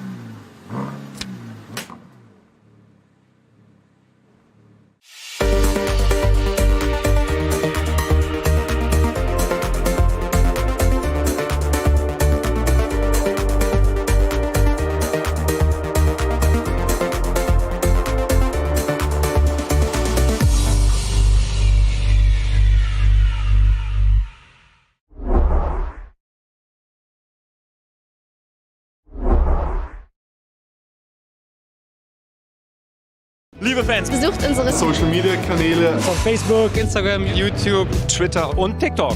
Willkommen zu NLS.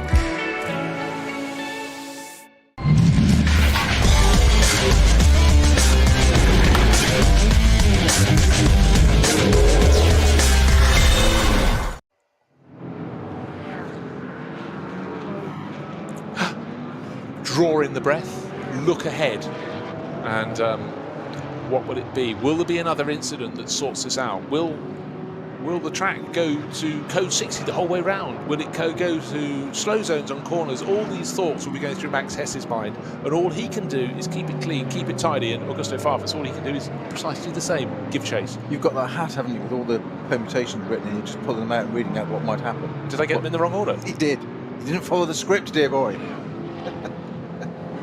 I mean, many things can happen here, but you know, we'd like to think we had so many little, not niggly moments early on. It just meant that lots of incidents had to be cleared up. None of them large, but enough to sort of break the flow. In that first stint, we just couldn't wait for green flag laps. So we have waited. Now we've been getting a lot of them, and hopefully we can run through the end of this 4-hour race. The 53rd running of the Adenauer Rundstrecken-Trophy, and it's been an enthralling one, but it has been BMW all the way. We forget, of course, they were being challenged not just by the Manthey Racing Porsche in that opening stint, and then just a lap into the next stint until Fred Machiavicki ended up having the steering broken.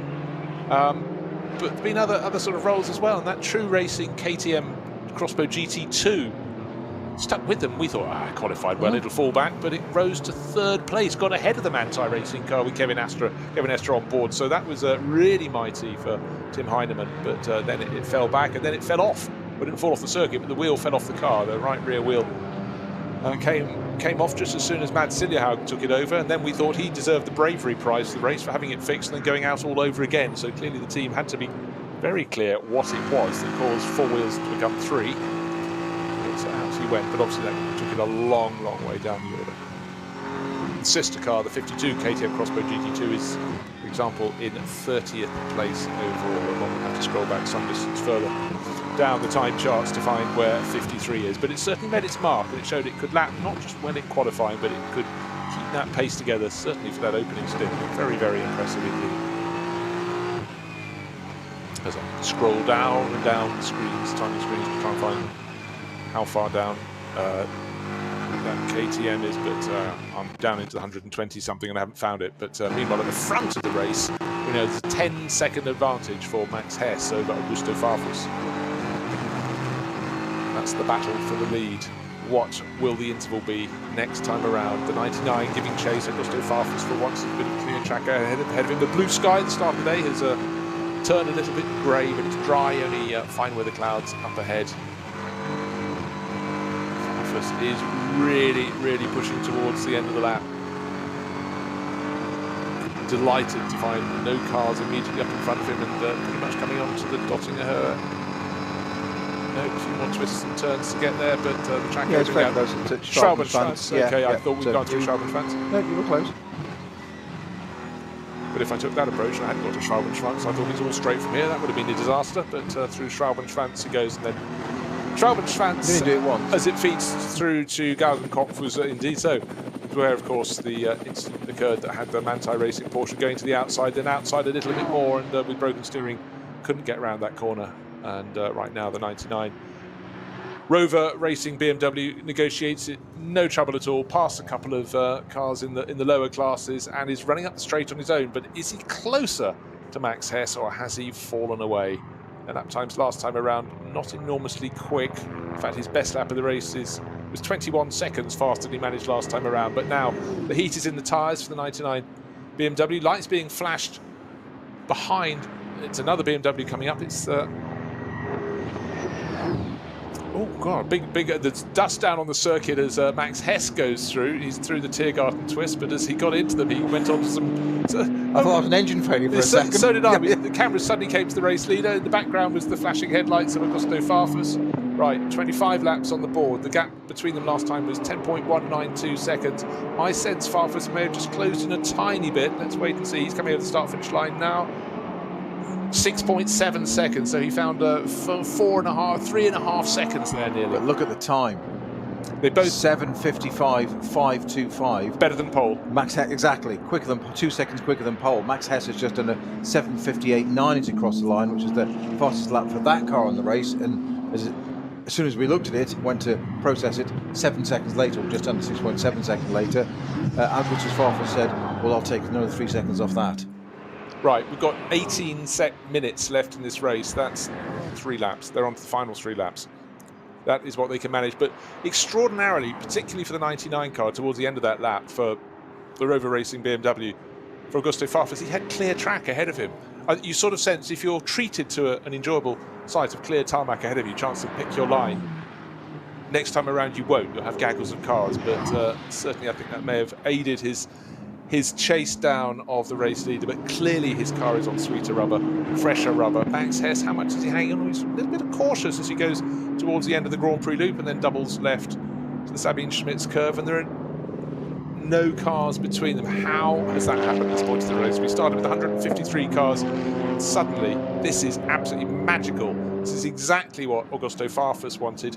He wanted to be able to have clear line of sight. He's certainly got that, but it's where the gaggles of car up ahead, where they will find them and how many at a time. Just to prove the point, Christian Cohns in the Valkenhorst Motorsport BMW, it's just set a new fastest lap of the race at 7:55.1, taking 4/10 off it.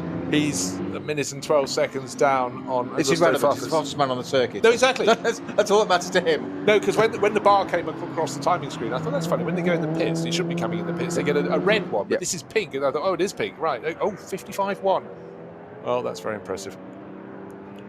So, into the closing stages of this race. We've got 16.5 minutes remaining until the checkered flag can be shown. SP9 Pro Class cars fill the top 13 positions. And then that number 112 Porsche that's been driven so well for Kay Kramer Racing is in, leading the Cup 2 class in 14th place. So it's just ahead, by more than half a minute, the SPX class leader, which is the Glickenhaus Thomas Mutsch at the wheel at the moment. And a couple of what you get, some teams just don't have a clear run. To have the likes of Thomas Preining and Earl Bamber in 17th and 18th places in their Porsches is extraordinary.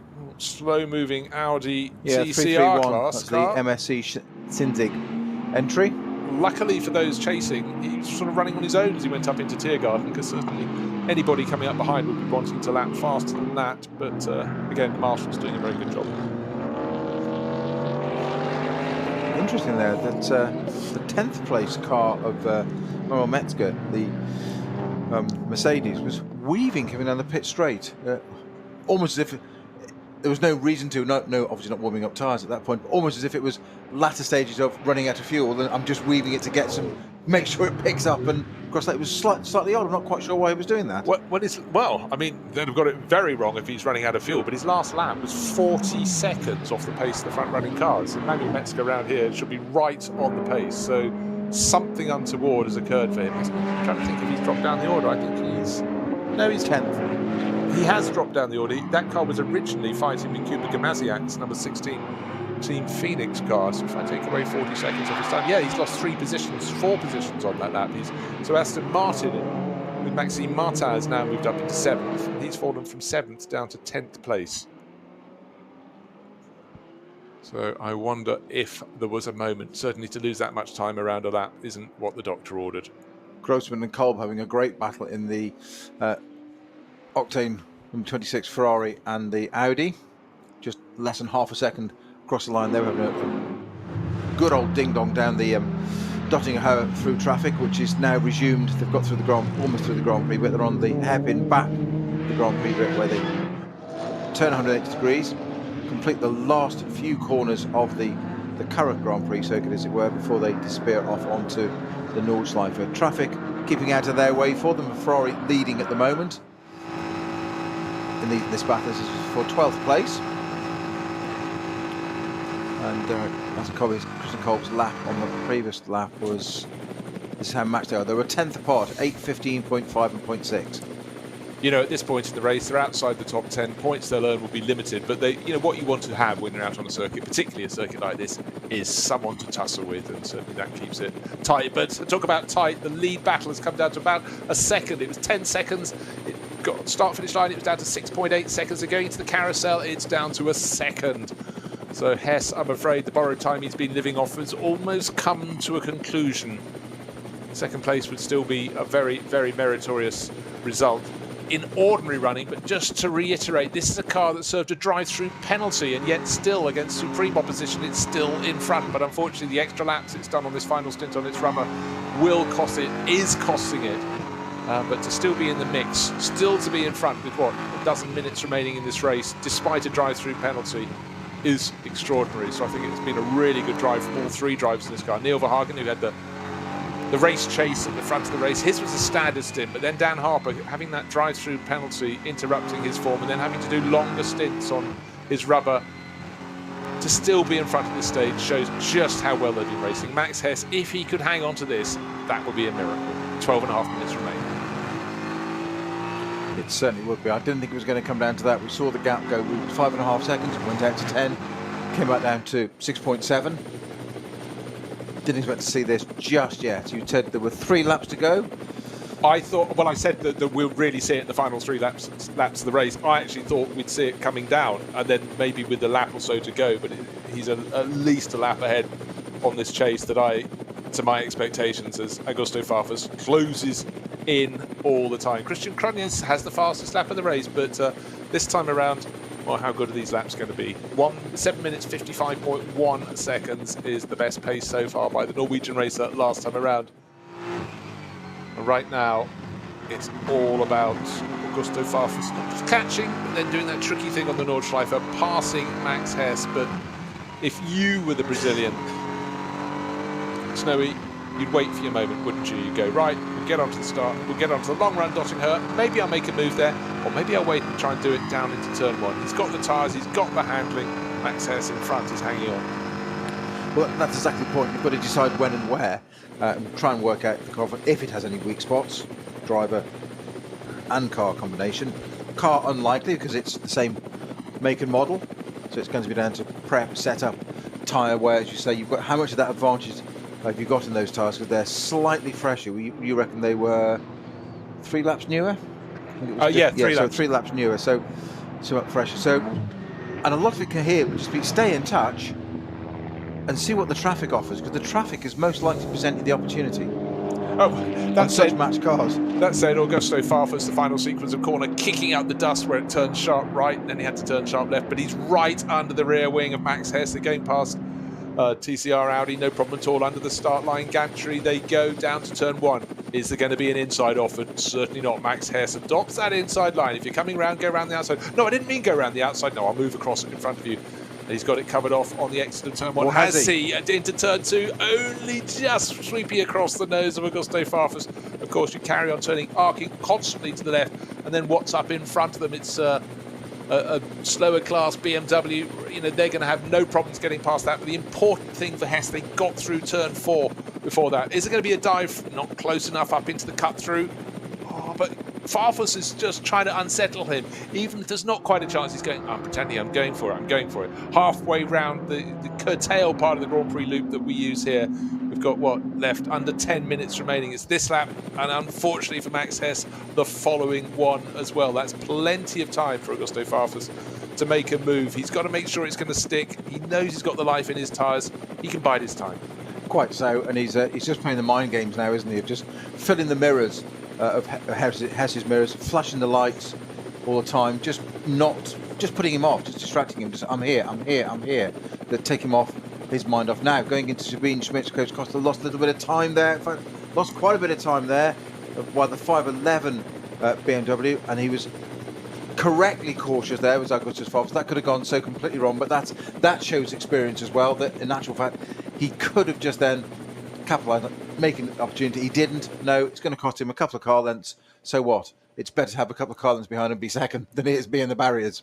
Well, it is. And it's also better, last time around he took, the gap's down to 0.2 of a second on the start-finish line, but he took 6.5 seconds out of the race leader. So no problem at all. He's got time. He's got another 40 kilometres minimum to haul it in. So you can see why all those years of experience that Augusto Farfus has gained was used very well indeed by being so prudent. And in fact, looking at the front of the car, you forget, of course, that it came into that first pit stop and had bodywork damage. Just thinking we hadn't spotted before. It must have been just before the pit stop. But Farfus knows what he's doing, and he's done it before. He's got it. He's gone to take the lead.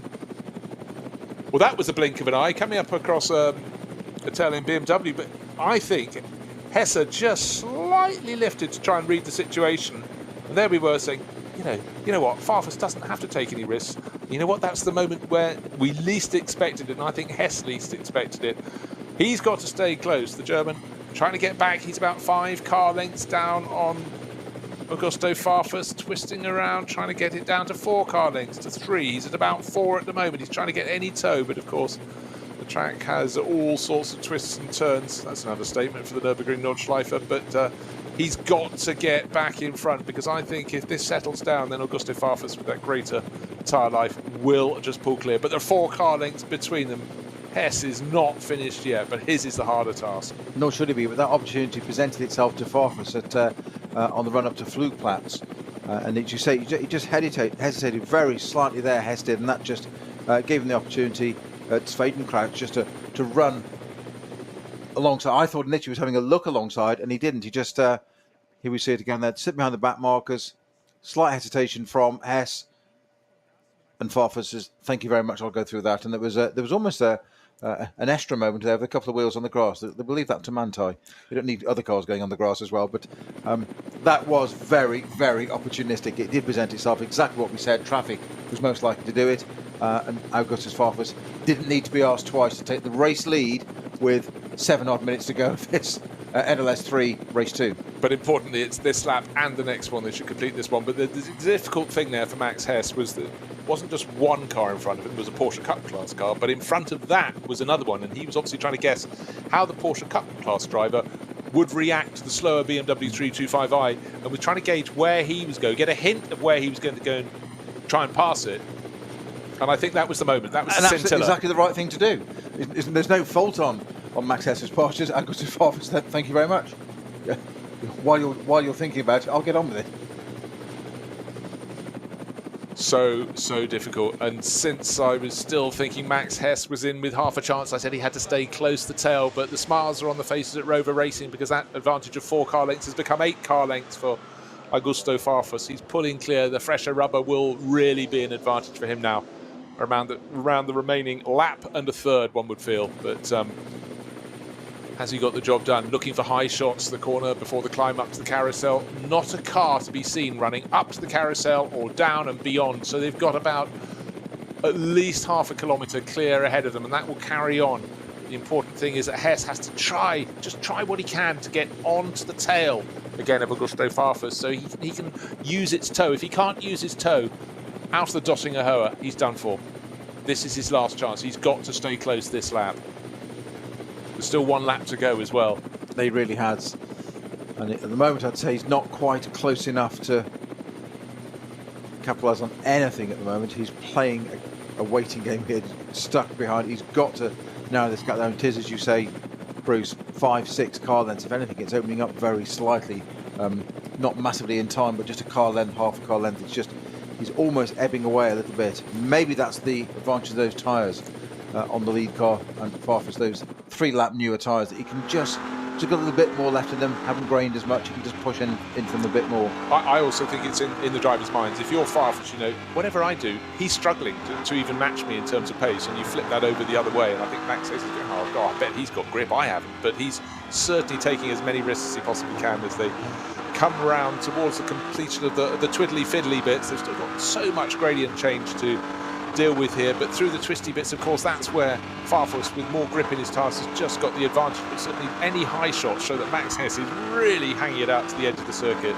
He's tasted victory here before, but he really wants to work at it again. I love how you just said, describing the Nürburgring through the twiddly bits. Can you give me more specific, which particular twiddly bits do you mean? The bits, which bits aren't twiddly apart from the pit straight? The pit straight and Dottinger Hoa. And you can almost say it's straight around Schwedenkreuz, Flugplatz, that sort of part of the circuit. But 3/4 of the way around the lap towards the 7/8 mark. And now getting towards the end, they're going to be going down to Galgenkopf. And I'd say this is about the 5 or 6 car length margin that Farfus enjoys over Hess. If Hess has any chance, he's got to get a good entry to the long run of Dottinger Hoa, and I would think that corner Galgenkopf will hurt him, and it has. He's lost another couple of car lengths down the straight they go. No chance of a tow. He's begging, looking for traffic up ahead. It cost him the advantage, but it was a matter of when, not if, for Augusto Farfus getting past. There is a little bit of traffic, but only 1 car. He wanted a multi-car group fighting around in front of Farfus. The Opel keeps out of the way. Thank you very much indeed. Is past, but no chance of a tow. That was surely his chance gone. He can't get any more rubbing. I think he did get a little bit of a tow there. Tiny. Yeah. But he wanted a 2 or 3 car group to slightly confuse Augusto Farfus in the lead of the race and then give him an advantage, give him a chance, but it hasn't happened. So just under 3 minutes to go. This is starting the last lap. It's not done yet. It does look remarkably in Augustus Farfus's favour. Okay, last time around the gap was 0.2 of a second in favour of Hess. Now it's Farfus. Only 1 second. That's been a sterling effort. And they both lapped in fact, Farfus 7:57.5 and only 1.2 seconds faster than Hess. Well, we've already told you those time incidents, but I think that's phenomenal, bearing in mind how much more life has been taken out of the rubber on Max Hess's BMW M4 GT3. And unfortunately for Hess, he had to go round the outside at turn 3. That's cost him a little bit more time. He's just got to do what he can, but you just feel that Farfus has all those years of experience plus the fresher rubber. Surely he can make this happen. Traffic is going to be key on this final lap. Both drivers experienced, both got the same equipment. Theoretically, each team will have their own way of setting it all up, but it won't be that massively different. It really is down to it. Now, just getting towards the end of the Grand Prix loop, and there is quite a bit of traffic they're going to come across in about 2 corners time. The clock will stop very shortly. Now, Farfus takes advantage of that, gets between 2 of those cars straight away, decisively down in there. That's held Hess back a little bit. Now they're going on to the Schmitz curve, and that's really held up Hess. Got stuck behind. Little bit of traffic there. Farfus can make haste with his runaway down to the Hudson back. Well, he really can. Every time there was a moment, he'd lose a little bit of time, but then the Red Sea would pass and then close again, right in front of Max Hess. And when he was going between the first and second parts of the Sabine Schmitz curve, there was no eye to the needle to thread as he tried to go between 3 of the back markers, one of which was trying to overtake another. Yet still, he's not lost that much through that sequence, but I was just thinking that it hasn't cost him as much as it looked visually. No, to start with. It really hadn't. But now they're getting to what I call the fiddly bits and the twiddly bits, and it's working very much for the race leader, for Augusto Farfus. And don't forget, he's the one who can push that little harder in the corners. Max Hess is just trying to do what he can, but he's having to have a really smooth run. You know, he's really got to keep it smooth. What's up ahead? There's another car just coming up in front of them as a back marker, but it's about a dozen, maybe 20 car lengths between them now. It's been unkind, unfortunate for Max Hess, but Augusto Farfus has read things very, very well indeed. And if you just happen to tune on as we get to 5 seconds to go in this 4-hour race, Max Hess has been blocked again, but the fact he's even in the chase, even trying to keep up with Augusto Farfus in a car that served a drive-through penalty, is still in the mix. That's been a great, great run from Neil Verhagen, from Dan Harper, who did the middle 2 stints, and from Max Hess, who is clearly hanging on by his fingertips. But I fear he was the one who needed the traffic to work for him on this lap to stay in the mix. He is the one who hasn't had the brakes, yet still somehow he's there. But the front end of that is BMW Junior Team M4 washing around now in the tighter corners. The grip's gone.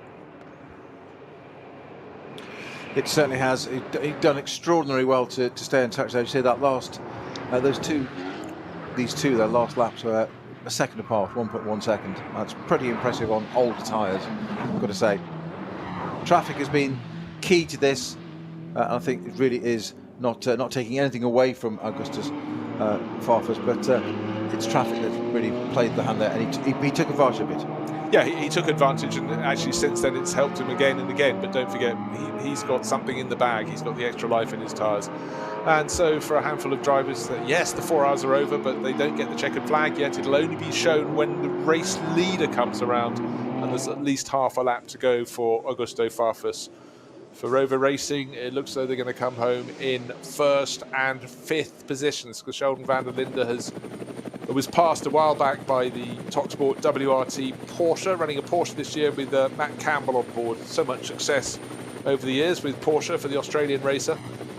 Christian Cronjes, though, is safe in that 3rd position. So it'll be BMW from Rover Racing, BMW from BMW Junior Team, and BMW from Walkenhorst Motorsport, giving a sweep of the podium here in NLS 3. It's the 2nd round of the championship because the 2nd round was cancelled, but it's still listed as NLS 3, and the 2nd round will be replaced with an event in November to bring the Nürburgring Langstrecken Series to a conclusion for 2022. One feels there are going to be some amazing races between now and then. We've got the big build-up for the Nürburgring 24 hours, but for Rover Racing, it should be smiles all round, because they've worked hard, and the BMW M4 didn't want to play to start with, but now it's really, really finding its form.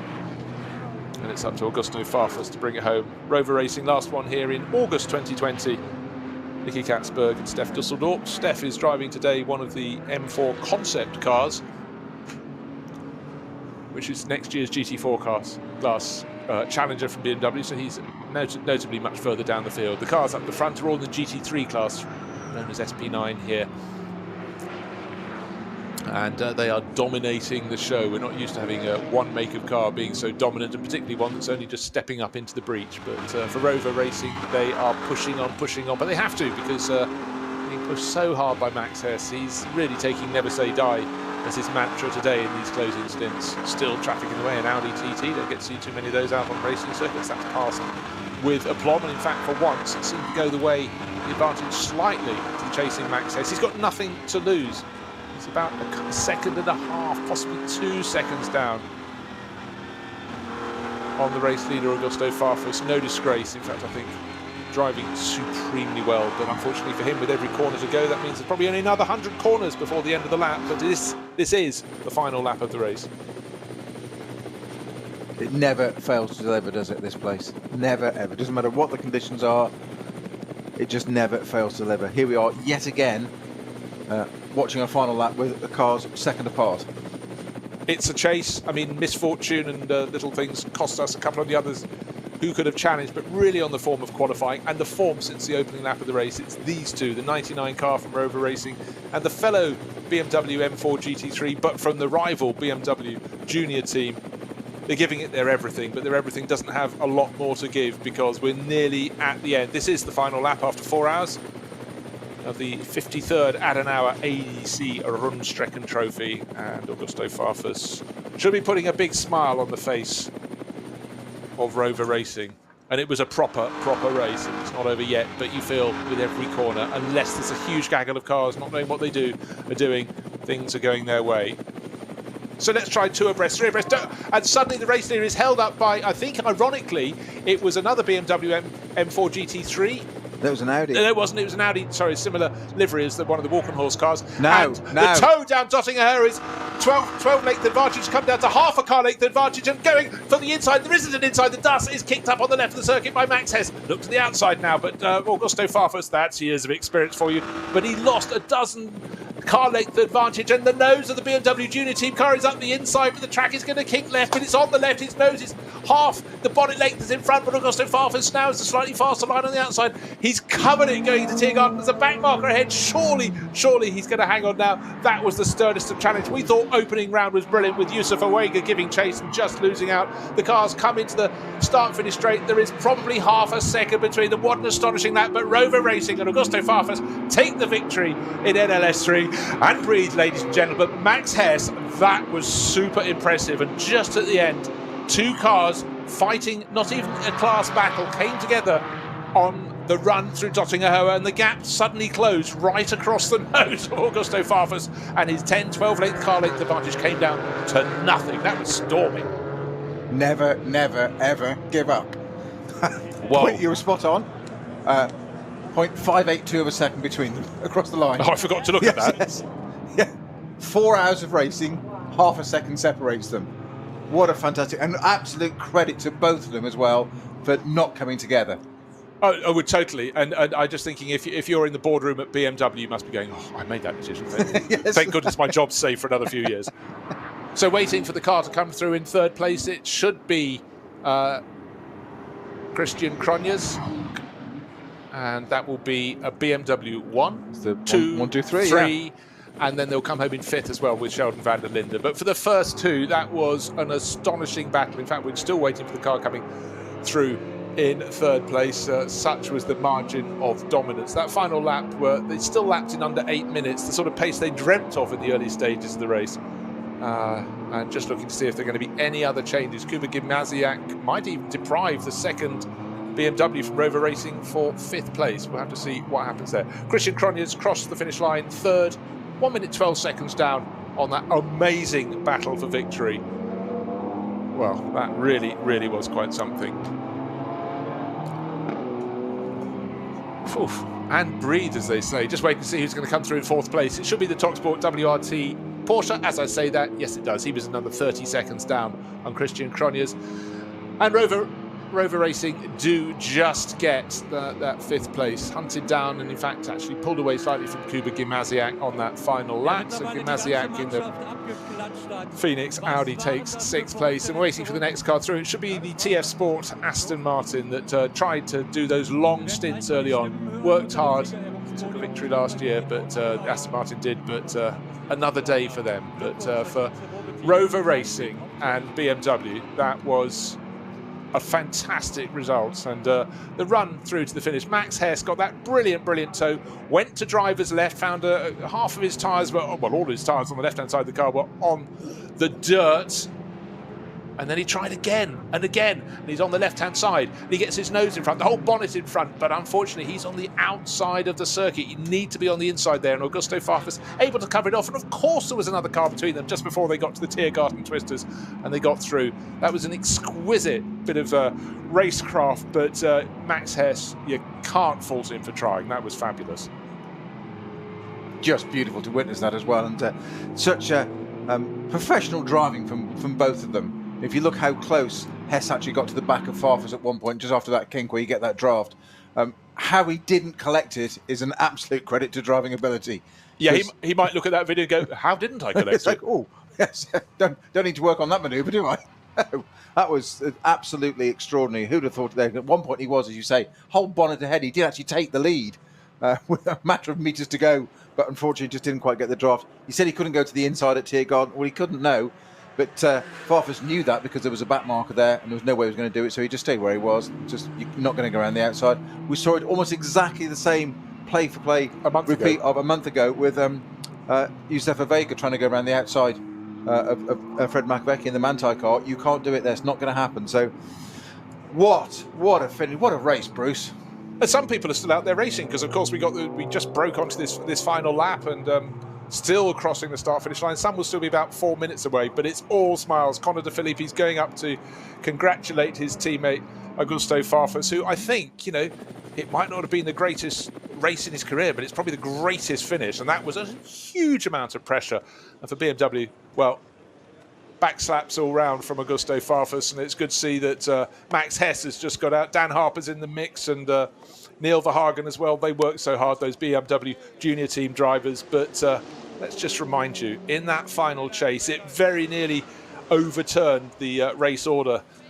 And for Rover Racing, they had the tyres at the end of the race. For Max Hess in the junior team, they must have been on images of rubber rather than the real thing. They took it right to the end, and yet still he was fighting. That was absolutely brilliant. And it was extraordinary as they came down that long run from Dottinghur. You always pray for a few back markers. They managed to use them just extraordinary, the way it folded in on Augusto Farfus all the way around that lap. The first 24 kilometres were brilliant. Every bit of traffic sort of worked his way a little bit, and then suddenly there was no gap, and then suddenly the gap came right down, and that was extraordinary. And then the slipstreaming effect was phenomenal. Not enough for Max Hess. Well, that was an absolutely brilliant finish to the race. So the opening round, it was settled at the final corner. This one, it was settled about 20 metres before the final corner.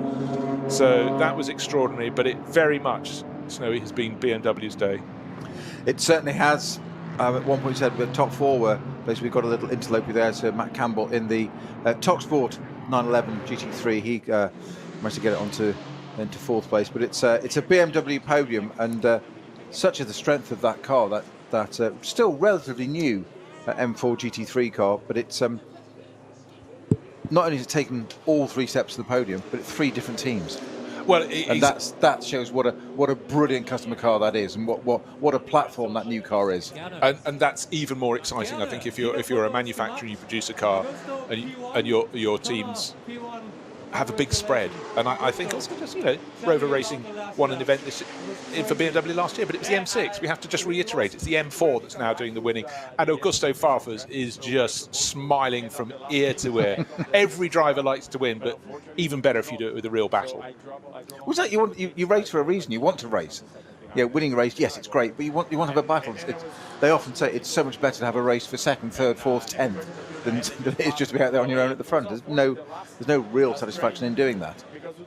But that was you couldn't have got a much closer battle there. I still want to watch that replay of Hess just trying to get past Farfus on the Dottinghur, and I didn't think you could get any closer and jink out without missing it. I'm not sure you could. No. I think the definition would be definitely the thickness of a respray. Yes, both of them will have learnt an enormous amount. Augusto has so many years of experience, but again, it's a matter of pride. It's not just to win the race; it's you keep the juniors behind you at all costs. And very clean driving. It was fabulous to watch, and this circuit just keeps on producing. And Conor De Phillippi, who started from pole position, he had for a while the fastest lap of the race, but let's just remind ourselves as Connor explains that brilliant first and third stints for him. Fastest lap went to another BMW driver, one of the drivers in the car that finished third. That's Christian Cronjes. But for American racer Connor de Filippi, a proud win here today. And a lot of his career has been in Germany. He has a real affinity ever since he tied himself up with BMW many moons ago. In fact, he was winning in the, well, it was the VLN then, back in 2016. He won here with Christopher Mies, but that was in an Audi. Shock horror.